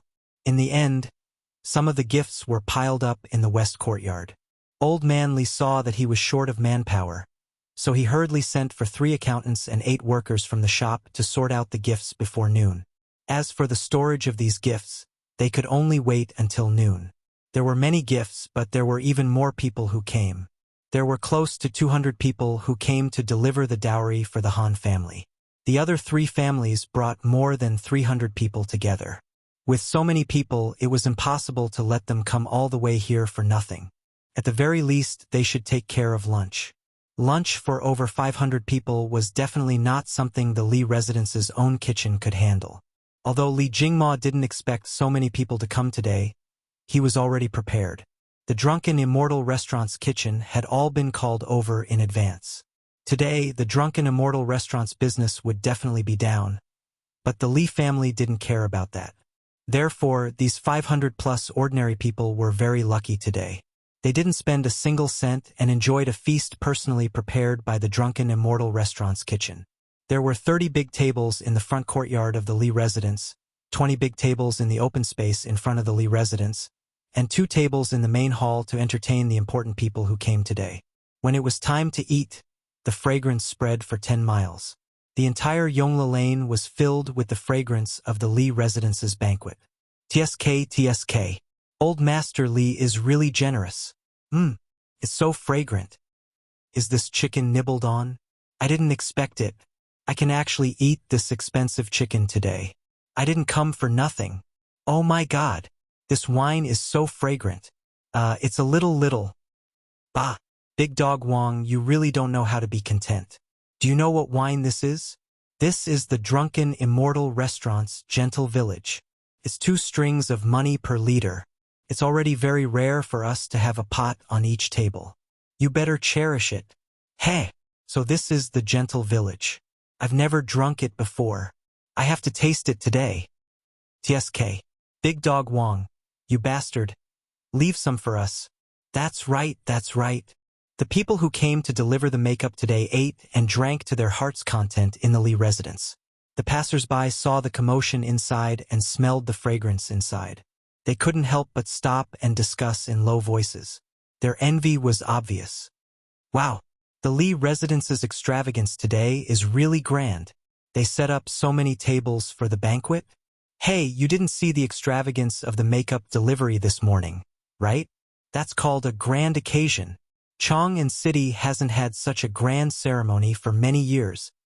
Haha, after smelling the fragrance for so long, I don't even need to eat lunch. The Li family's chef skills are really good. What do you know? Old Master Li specially asked the Drunken Immortal restaurant's chef to come over today to prepare the banquet. Didn't you see that the Drunken Immortal restaurant is closed today? Ah, the Li family is really going all out today. Hee. Why didn't Old Master Han ask me to deliver the makeup? Even if I have to work for a day, it's worth it to be able to eat this meal. Mother, I'm hungry. A little girl by the roadside twitched her nose and said to the madame beside her, Nuno is hungry? Then Mother will go back and make something delicious for you. Okay? The madame bent down and rubbed her daughter's little head as she said softly, No. Nuno wants to eat their food. The little girl blinked and pointed at the Li residence's main door. This, Chonghua Square, Du Residence Side Hall. Old Master, I heard that Big Brother still went to deliver the makeup to that girl. A woman in purple in her 30s said to the middle-aged man sitting at the head of the table. Big Brother is really selfish. Seeing that girl climb up the social ladder, he went over to suck up to her. What a disgrace to the Du family. The middle-aged man's face was gloomy. He slammed the table and said angrily, What did my father say when he was alive? Has he forgotten all about it? Besides, the Li family's Drunken Immortal and Gentle Village are said to be made by that girl. She has stolen a lot of business from our winery saint. That girl betrayed us and used the winemaking skills her mother taught her to deal with us. Big Brother actually went to deliver her makeup? How shameless. Old Master is right. That wild girl is really hateful. She caused our Du family to decline day by day. I didn't expect her to be able to hook up with a county man. She is really lucky. The woman in purple said viciously. Humph. If it was in the past, not to mention a county man, even if he was an earl, our Du family would not even put him in our eyes. Under the leadership of Du family, our Du family is really declining. But luckily, we are separated. I'd like to see how much benefit Big Brother can get from sucking up to that wild girl. The sinister man took a sip of tea and said with a sneer, Yes, yes, old master is really wise. Our winery saint earned more than Big Brother's winery saint last month.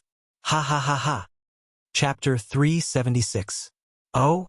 The Du family in Chonghua Square and the pharmacist have sent people to deliver dowries to Miss Han? In the Sweet Du Hall, Li Er was eating the food that Empress Zhongsun had personally delivered while listening to Zhao Song's report on the interesting things that happened in Chong and today. Yes, Your Majesty. The Du family is Miss Han's maternal uncle's family. As for Duke Wei, I heard that he is here to add to his grandniece's dowry. Zhao Song said respectfully. Your Majesty, how did Duke Wei have a grandniece so quickly? Why have I not heard of it before? Hearing this, Zhang Sun interrupted curiously and asked, I have not heard of it before either. I did not expect the small Han family to have connections with the pharmacist. Zhao Song, have you investigated the relationship? Li Er shook his head and asked Zhao Song with a frown.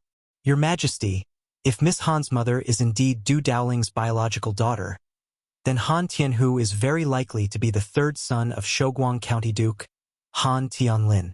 I have read the Chong and county records. 15 years ago, Han Tianlin could not stand the humiliation of the Han family's matriarch and boldly ran away from home.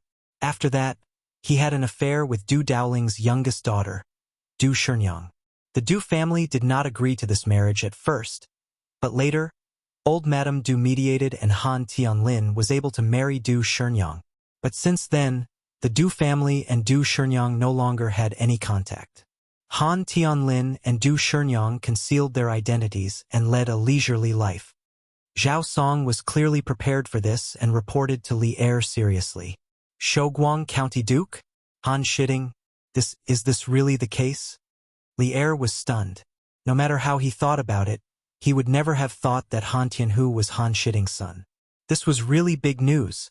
Han Shiding was the eldest son of Han Qinhu of the Sui dynasty, and Li Jing's biological mother was Han Qinhu's youngest sister. Therefore, Han Shiding and Li Jing were cousins, and Han Tianhu had to call Li Jing uncle when he saw him. It's absolutely true. Your Majesty. Haha, Your Majesty. This is going to be interesting. Empress Zhongsun chuckled and continued the conversation. Previously, I heard that Dookie took in Han Yushi as his adopted daughter. This concubine thought that it should be to prevent that girl from being wronged because of her low status when she marries into the Li family. But now that girl has the support of the Du family and Duke Wei. This marriage has truly become a well-matched match. Guanyin maid is right. Haha. I never thought that the girl from the Han family would have such a background. Li Zishuan, that brat, really knows how to pick a wife. Li Er smiled maliciously. East Market, Strange Interest Pavilion. Now it was a different scene. Give me 2 Tang Dynasty Dictionary. Hurry up. It wasn't easy for me to get in line. A man excitedly said to the clerk of the Strange Interest Pavilion. All right. Please wait a moment. Sigh. Give me 10 copies of the Tang Dynasty Dictionary. Haha. It's only 300 copper coins per book. Too cheap. A middle-aged man dressed in luxurious clothes laughed. The price of the Tang Dynasty Dictionary was indeed very cheap.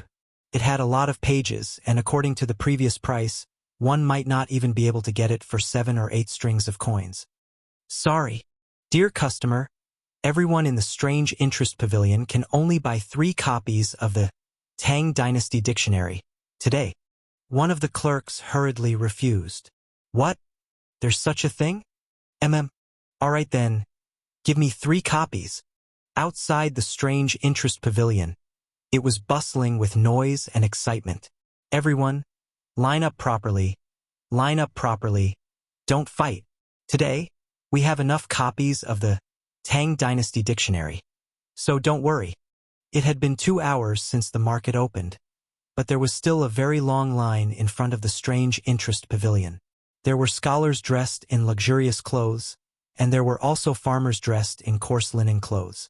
Due to the previous situation of the strange interest pavilion, everyone in the line knew that there was a limited number of copies of the Tang Dynasty dictionary. Thus, some of the people at the back of the line started to get restless. In order to maintain order, Sun Huiyun quickly calmed them down. Otherwise, there would be a large-scale riot.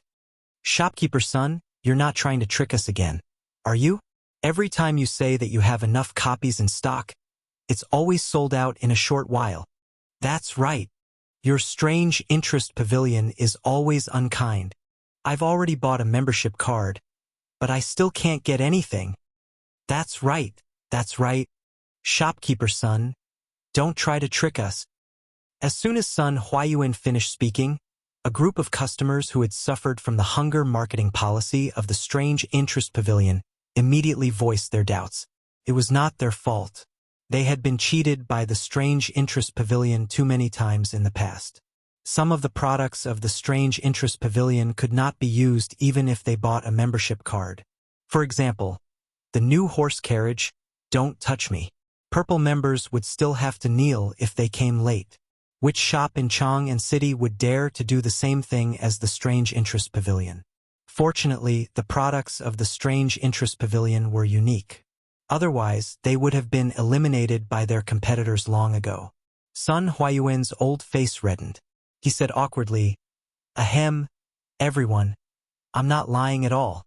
After 2 days and 2 nights of hard work by our workshop's craftsmen, the supply of Datang Daily today has reached 1,500 copies. Everyone present should be able to get one."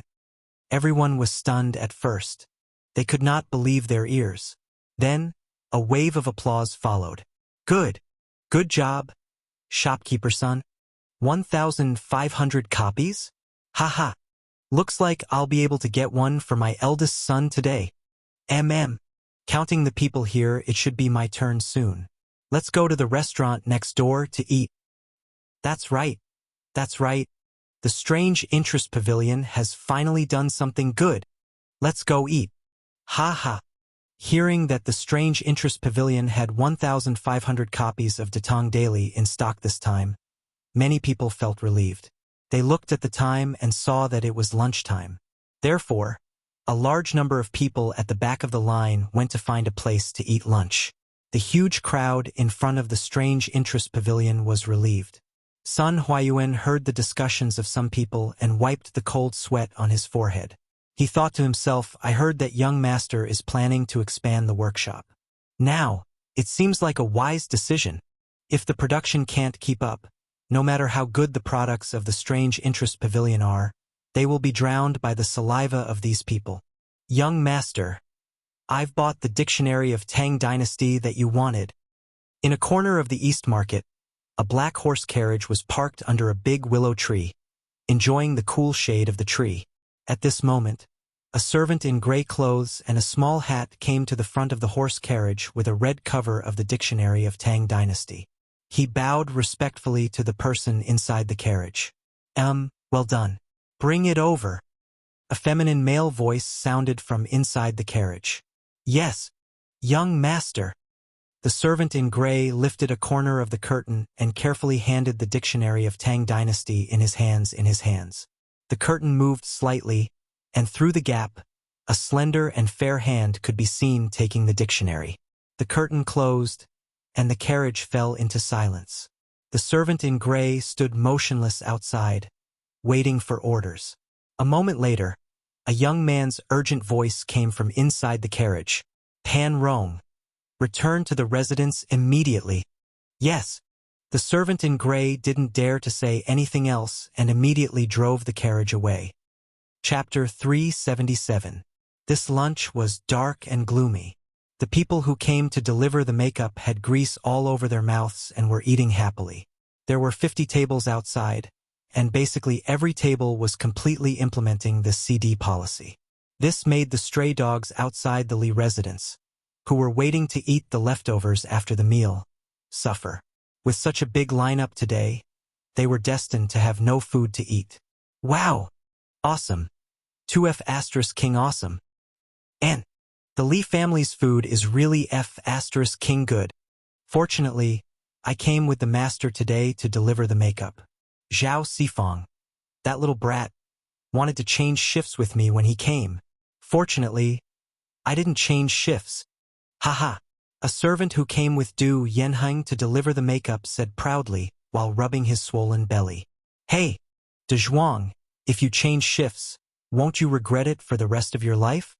Haha. That's the truth. Burp. Today is just to entertain us who deliver the makeup. Tomorrow is the official wedding banquet. I don't know how sumptuous the food and wine will be at that time. It's a pity that I'm not qualified to come and participate. Go. You should be satisfied. The meal we ate today is enough for many people to envy for a lifetime. Those who come to attend Lord Li's wedding ceremony tomorrow are all high officials and nobles. How can it be our turn? Haha. That's right. I'll be satisfied after this meal. The lively banquet lasted until 1:30 in the afternoon, 1:30 in the afternoon. More than 500 people who delivered the makeup rubbed their swollen bellies and left one after another under the leadership of each family.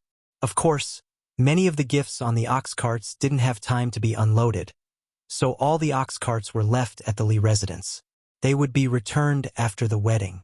Anyway, there was the symbol of each family on it, so there was no need to be afraid of confusion. Besides, when the bride was fetching the bride tomorrow, they could be placed at the back of the convoy to add to the extravagance. The people who delivered the dowry had eaten their fill and returned home, each looking for their mothers. The people of the Li residence, on the other hand, were extremely busy. More than 10 servants were busy tidying up the tables, chairs, bowls, and chopsticks, while the other 80 servants were busy helping to transport the dowry that had been sorted out in the morning to the Li residence's storeroom. This was a huge project. When Li Zishuan had just returned home a few months ago, he felt that there were too many maids and servants in the house. Now, it seemed that there was not enough manpower. No wonder it was often said in books that some rich and powerful families had more than 10,000 maids and servants. In this era, it was not exaggerated at all because the business of the big families was even bigger. The current foundation of the Li family was still not comparable to those 1,000-year-old families. Today, the amount of dowry sent by the Han, Li, Du, and Qin families was so much that it almost filled up the 2 courtyards of the Li residence. The Li residence was not a small residence. The entire area of the Li residence could be counted with one's fingers in the several nearby squares. Even so, the courtyard was still full. One could imagine how many gifts there were. If it was a small family, it was estimated that the house would not be able to hold it. The storeroom of the Li residence was in the backyard. It was an independent 3-story building. There were only some famous people's calligraphy and paintings, gold, silver, jade, and of course a lot of copper coins. Li Zishuan had been here once, but never again, because he was not short of money to spend. Li Jingma personally went forward to open a simple and heavy copper lock, and then brought a few trusted servants in. The rest of the servants delivered all kinds of expensive gifts outside, and the servants inside were responsible for placing the gifts in appropriate places. In this way, the servants inside were actually the most tired, but none of them complained. Instead, they were all glowing and looked proud. The gifts that could be moved into the Li residence's storeroom were the more precious ones. For example, some of the cheaper furniture and decorations that took up more space could only be placed in the courtyard first, and even had to be piled up. As for the rice, wheat, and meat in the dowry, they had long been arranged to be placed in the Li residence's granary or sent to the Drunken Immortal restaurant. According to Li Zishuan's previous plan, he had originally planned to buy a large amount of food during this autumn harvest to deal with the locust plague next year. But now, it seemed that when the time came, perhaps only half of the planned amount would be needed, because half of the granary at home was filled with food. Xian these are all Yushi's dowry. You can't use them without permission in the future. Do you understand? Madame Li stayed inside for a while before coming out. As a woman, she couldn't help much inside. Li Zishuan was also bored inside, so he slipped out with his mother. Knowing that her son was deliberately playing tricks, Madame Li smiled and didn't want to expose him. She looked at the mountain of dowry outside, thought for a while, and then earnestly instructed her son. A woman's dowry in ancient times was usually the private property of the woman, especially at this time. According to the law, a woman's dowry was protected by the law. When a woman married into her husband's family, her dowry wouldn't become the family's public property, but still belonged to her private property. Not only could the parents-in-law not take it, even the husband couldn't take it. If the woman was divorced, then the dowry could be taken away. If the woman passed away, then the dowry would belong to her children. If she didn't have children, then most of the dowry would go to the mother's family, and the husband would get half of it at most. This still depended on negotiation, and it was also where disputes over property often happened. Therefore, the rights of women in the Tang dynasty were still very high, and they were protected by the government. It wasn't like the Ming and Qing dynasties, where women were completely dependent on men. They followed the father at home, the husband after marriage, and the son after the husband's death. The women of this time also had their own property rights, which was unimaginable in the future. Mother, I know, so don't worry. I don't care about that little bit of money. Li Zishuan pursed his lips. He was an awesome transmigrator, so no matter what, he wouldn't fall to the point where he had to rely on his wife's dowry to survive. If that was really the case, he might as well find a piece of tofu and kill himself. Hee. My son is promising. Madame Li looked at her son's smug face and couldn't help but smile lovingly. Ha ha. Isn't that because I was born good? Glib tongue. All right, go ahead and be naughty. I'll go and see if there are any oversights. Xianer. Nothing must go wrong at tomorrow's wedding. Madame Li covered her mouth and smiled, tapping her son's forehead in annoyance. After such a long time of family reunion, she felt that she was getting happier every day. The only flaw was that she hadn't fulfilled her wish of having a house full of children and grandchildren. However, that was soon, so she felt full of motivation when she did things now. Thank you for your hard work, Mother. Li Zishuan said sincerely. People said that having an elder in the family was like having a treasure. This was really true. If it weren't for the two elders, he wouldn't have been able to handle this wedding alone. He didn't even know the most basic wedding procedures, and who knew how much trouble he would have caused. Chapter 378. After leaving the backyard, Li Zishuan started to get busy with his own matters. He couldn't rely on his parents for everything, so he had to help out where he could. Tomorrow was the big day of the wedding. He had his own plans and arrangements to give Han Yushi a grand and special wedding. First, it had to be ostentatious and imposing. He couldn't just let the Han family have 10 miles of wedding procession today, and the Li family have a few ox carts to escort the bride tomorrow. Li Zishuan had already prepared for this. Currently, the Li family had 25 of the new "Don't Touch Me" carriages.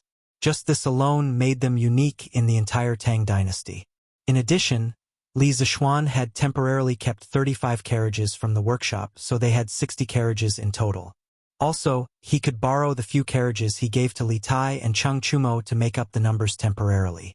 Together with the 3 carriages sent by the Han family today, they had about 70 "Don't Touch Me" carriages in total. That's awesome. It was equivalent to using 70 Maseratis to escort the bride in modern times. Who could be so rich? He transferred over 20 people from his father's side. Li Zishuan arranged for 5 of them to borrow the carriages and 1 to inform Faubert to send the new carriages over. The rest were arranged to prepare materials for decorating the carriages, such as red ribbons, red silk flowers, and so on. San Bao, come here. Li Zishuan rolled his eyes and suddenly thought of a good idea. Young master, are you looking for me?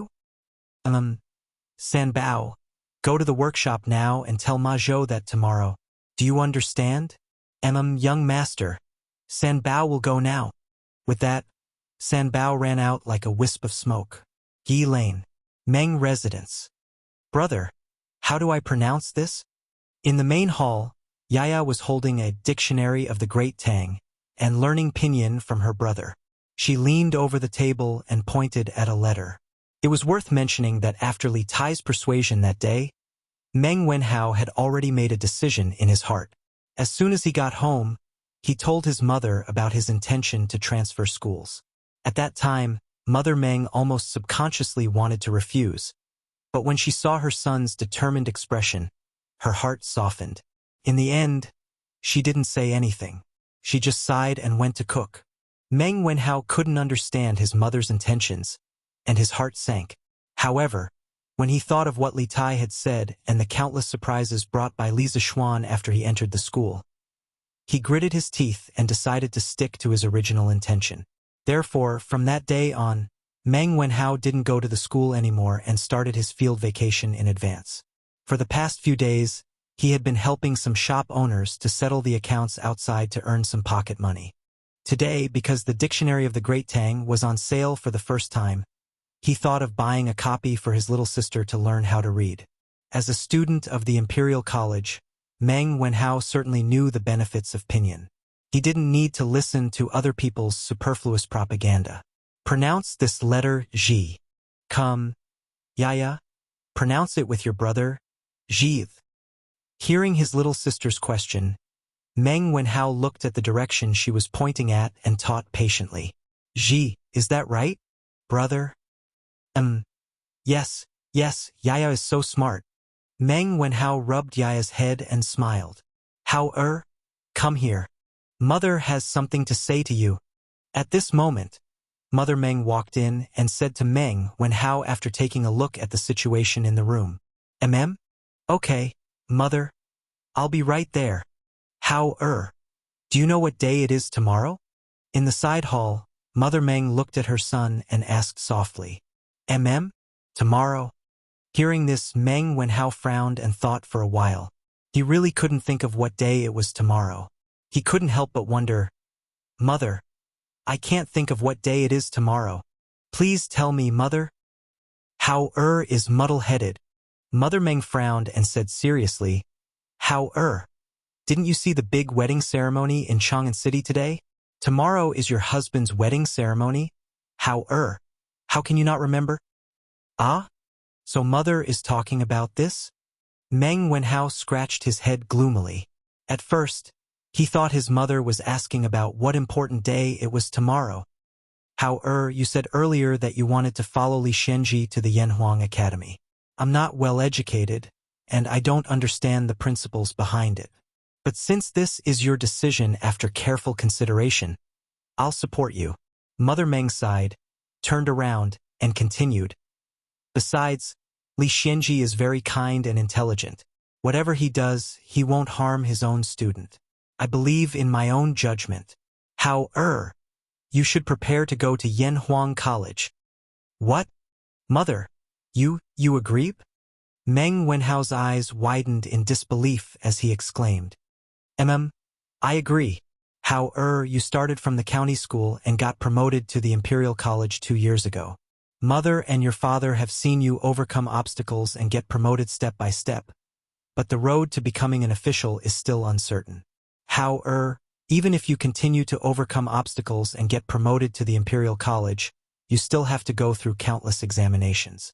With Li Shenji's knowledge, it might be a very good way for you to follow him. This is the path you chose. How and Mother supports you. I believe your father will also support you. Mother Meng looked at her son with bright eyes and told him the result she had thought about for a few days. Thank you, Mother. I won't disappoint Mother's expectations and will succeed soon. Meng Wenhao, who was a little dispirited before, suddenly became energetic and said excitedly. Although he had already made up his mind to stick to his dream regardless of whether his family agreed or not, if he could get his mother's approval, it was naturally the best and most perfect result. When mother and son work together, their sharpness can cut through metal. Ha! Silly child. As long as you and Yaya don't have to worry about food and clothing in the future and are healthy, Mother will be satisfied. Mother Meng chuckled and continued. Li Xiannan is a great benefactor to our family.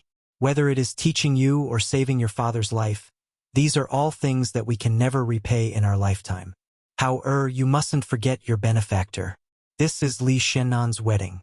As his disciple, no matter what, you have to personally go and greet him and express your sincerity. Here's 2 strings of money. How Take it and go to the East Market to buy some congratulatory gifts. Don't be too shabby. Tomorrow, however, you can go to the Li mansion to congratulate your master on his wedding. Mother Meng took out 2 strings of money and handed it over. Before Father Meng went out to sea, Boss Feng had given the Meng family a large sum of money to settle down. Therefore, the Meng family could still afford this money. Mother, no need, no need. I recently worked as an accountant for a grain store and earned a lot of money. I don't need you to give me money. Chapter 379. What? No way. Absolutely not. Workshop, Datong Daily Editorial Department. A thin, silver-haired old man in purple slammed the table and said angrily, "The Tang Dynasty Daily has become the face of our Tang Dynasty. How can we treat the content of the paper as a child's play? Absolutely not. Even if County Magistrate Li is here, I can't agree. Junior Supervisor Yu, please forgive me for speaking bluntly. When the censorate was established by His Majesty, its purpose was to monitor the unreasonable content in Datong Daily. The scope of the censorate's authority was clearly defined. As long as it didn't involve party politics or maliciously smear the reputation of the court, it would be approved without any reason. When Ma Zhou heard this, he was not afraid of the old man's imposing aura at all. He immediately stood up and retorted, "The 2 requests that Lord Zhu has made today do not involve any political strife or maliciously smear the reputation of the imperial court. Junior Eunuch, you has no right to reject them. Junior Supervisor Yu." That purple-clothed old man was none other than the head of the interrogation department of the Tang Daily that Li Chengqian had single-handedly established. Junior Supervisor Yu Shernan. Yu Shernan was good at calligraphy. During the Chun dynasty, he served as Minister of Justice Chao and Minister of Xiong. After entering the Sui dynasty, he became an official secretary. After the fall of the Sui dynasty, he was appointed by Dou Jianda as Assistant Minister of the Yellow Gate. After Li Er killed Dou Jianda, he appointed Yu Shernan as Minister of the Qin Palace, Secretary of the Secretariat, and Scholar of the Hongwen Academy. He was one of the 18 scholars with Fang Xianling and others.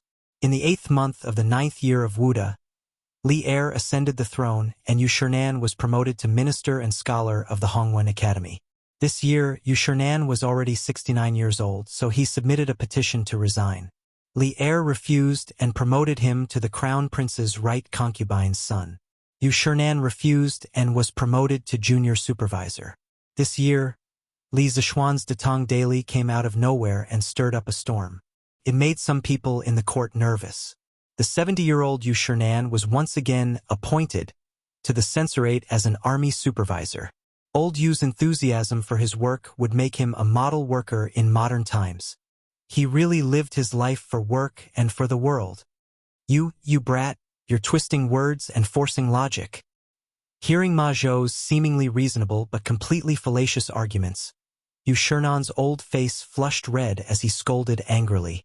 "If Junior Eunuch Yu doesn't agree, then we can only vote. Scholars present, if you agree with Lord Zhu's temporary arrangement, please vote.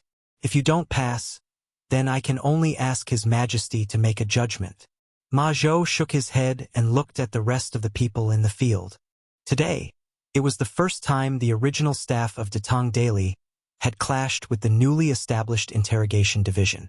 There were 5 scholars in the Inquisition division. When there was a disagreement, they could vote on their own.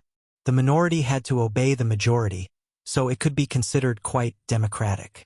Junior Supervisor Yu, what Steward Ma said is reasonable.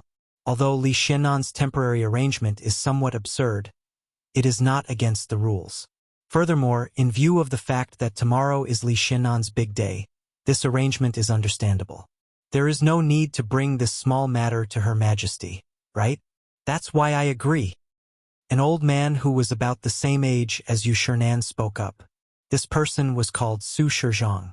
He was also one of the 18 scholars in the Hongwen Library. His reputation was not much lower than Yu Shernan's, and he was currently the interrogation division's physician. Physician Su's words are reasonable. I agree as well. I agree as well. I agree as well. The rest of the people expressed their agreement. The main reason was that Li Zishuan's side was in the right. Even if they did not agree, it would be useless. Instead, it would cause a lot of trouble in the future. After all, the editorial department had the right to supervise the interrogation division. Humph! Using the country's national weapon for personal use? What nonsense! Seeing that the situation was irreversible, Yu Shernan angrily snorted and left in a huff. Hey, Lord Zhu! 35 new carriages are all here for you. In the evening, Pang Feiji led the huge fleet of carriages to the Li residence. Coincidentally, he met Li Zishuan in the front yard, who was instructing the servants. Pang Feiji hurriedly threw down the reins in his hand and walked up to him with a smile. Oh, not bad, not bad. You came at the right time. San Bao, bring a group of people to decorate these carriages. Hang all of them with red ribbons and red silk flowers. After the 35 carriages squeezed into the residence, the front yard immediately became crowded. As far as the eye could see, there were carriages everywhere. Li Zishuan looked around and ordered, "Okay, young master." San Bao responded and went to bring people to work. Cough. Lord Zhu, why don't I go and help too? Anyway, these brothers have nothing to do. Brother Chicken saw that they were the only ones who had nothing to do and hurriedly tried to curry favor with him. This guy had long integrated himself into the Li group. If it wasn't for Yuchi Jingda calling him back to the Wuho government for a meeting every once in a while, this guy would have probably forgotten that he was a Wuho. There was no other reason.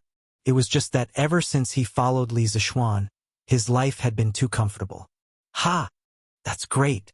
Airplane, if you guys have nothing to do now, stay and help. There will be plenty of good wine and food tonight. When Li Zishuan heard this, his eyes lit up. He was still lacking manpower. He didn't expect that someone would send him a pillow when he was about to doze off. He used to call Pang Feiji Pang Sigi, but Pang Feiji felt that it was too distant, so he strongly requested Li Zishuan to call him Feiji. In the end, Li Zishuan called him Airplane. Anyway, outsiders wouldn't be able to tell that there was anything wrong with it. Lord Zhu, the brothers below are waiting for you to say that. Pang Feiji chuckled and turned to order.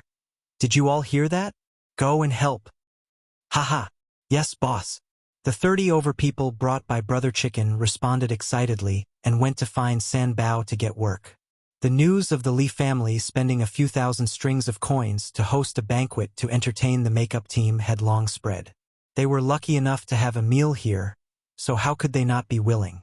All he did was contribute a little bit of strength. Airplane, don't go first. I have something to talk to you about. When Li Zishuan saw that Brother Chicken had rolled up his sleeves and was about to go to work, he couldn't help but feel that it was a little funny. If this guy was in the modern world, he could be considered the director of a local police station. Why was he acting like a henchman now? Okay. Lord Zhu, please give me your orders. It's like this. How many people do you have under you now? Li Zishuan brought Brother Chicken to the main hall and asked. The workshop and strange culture together have a total of 100 brothers.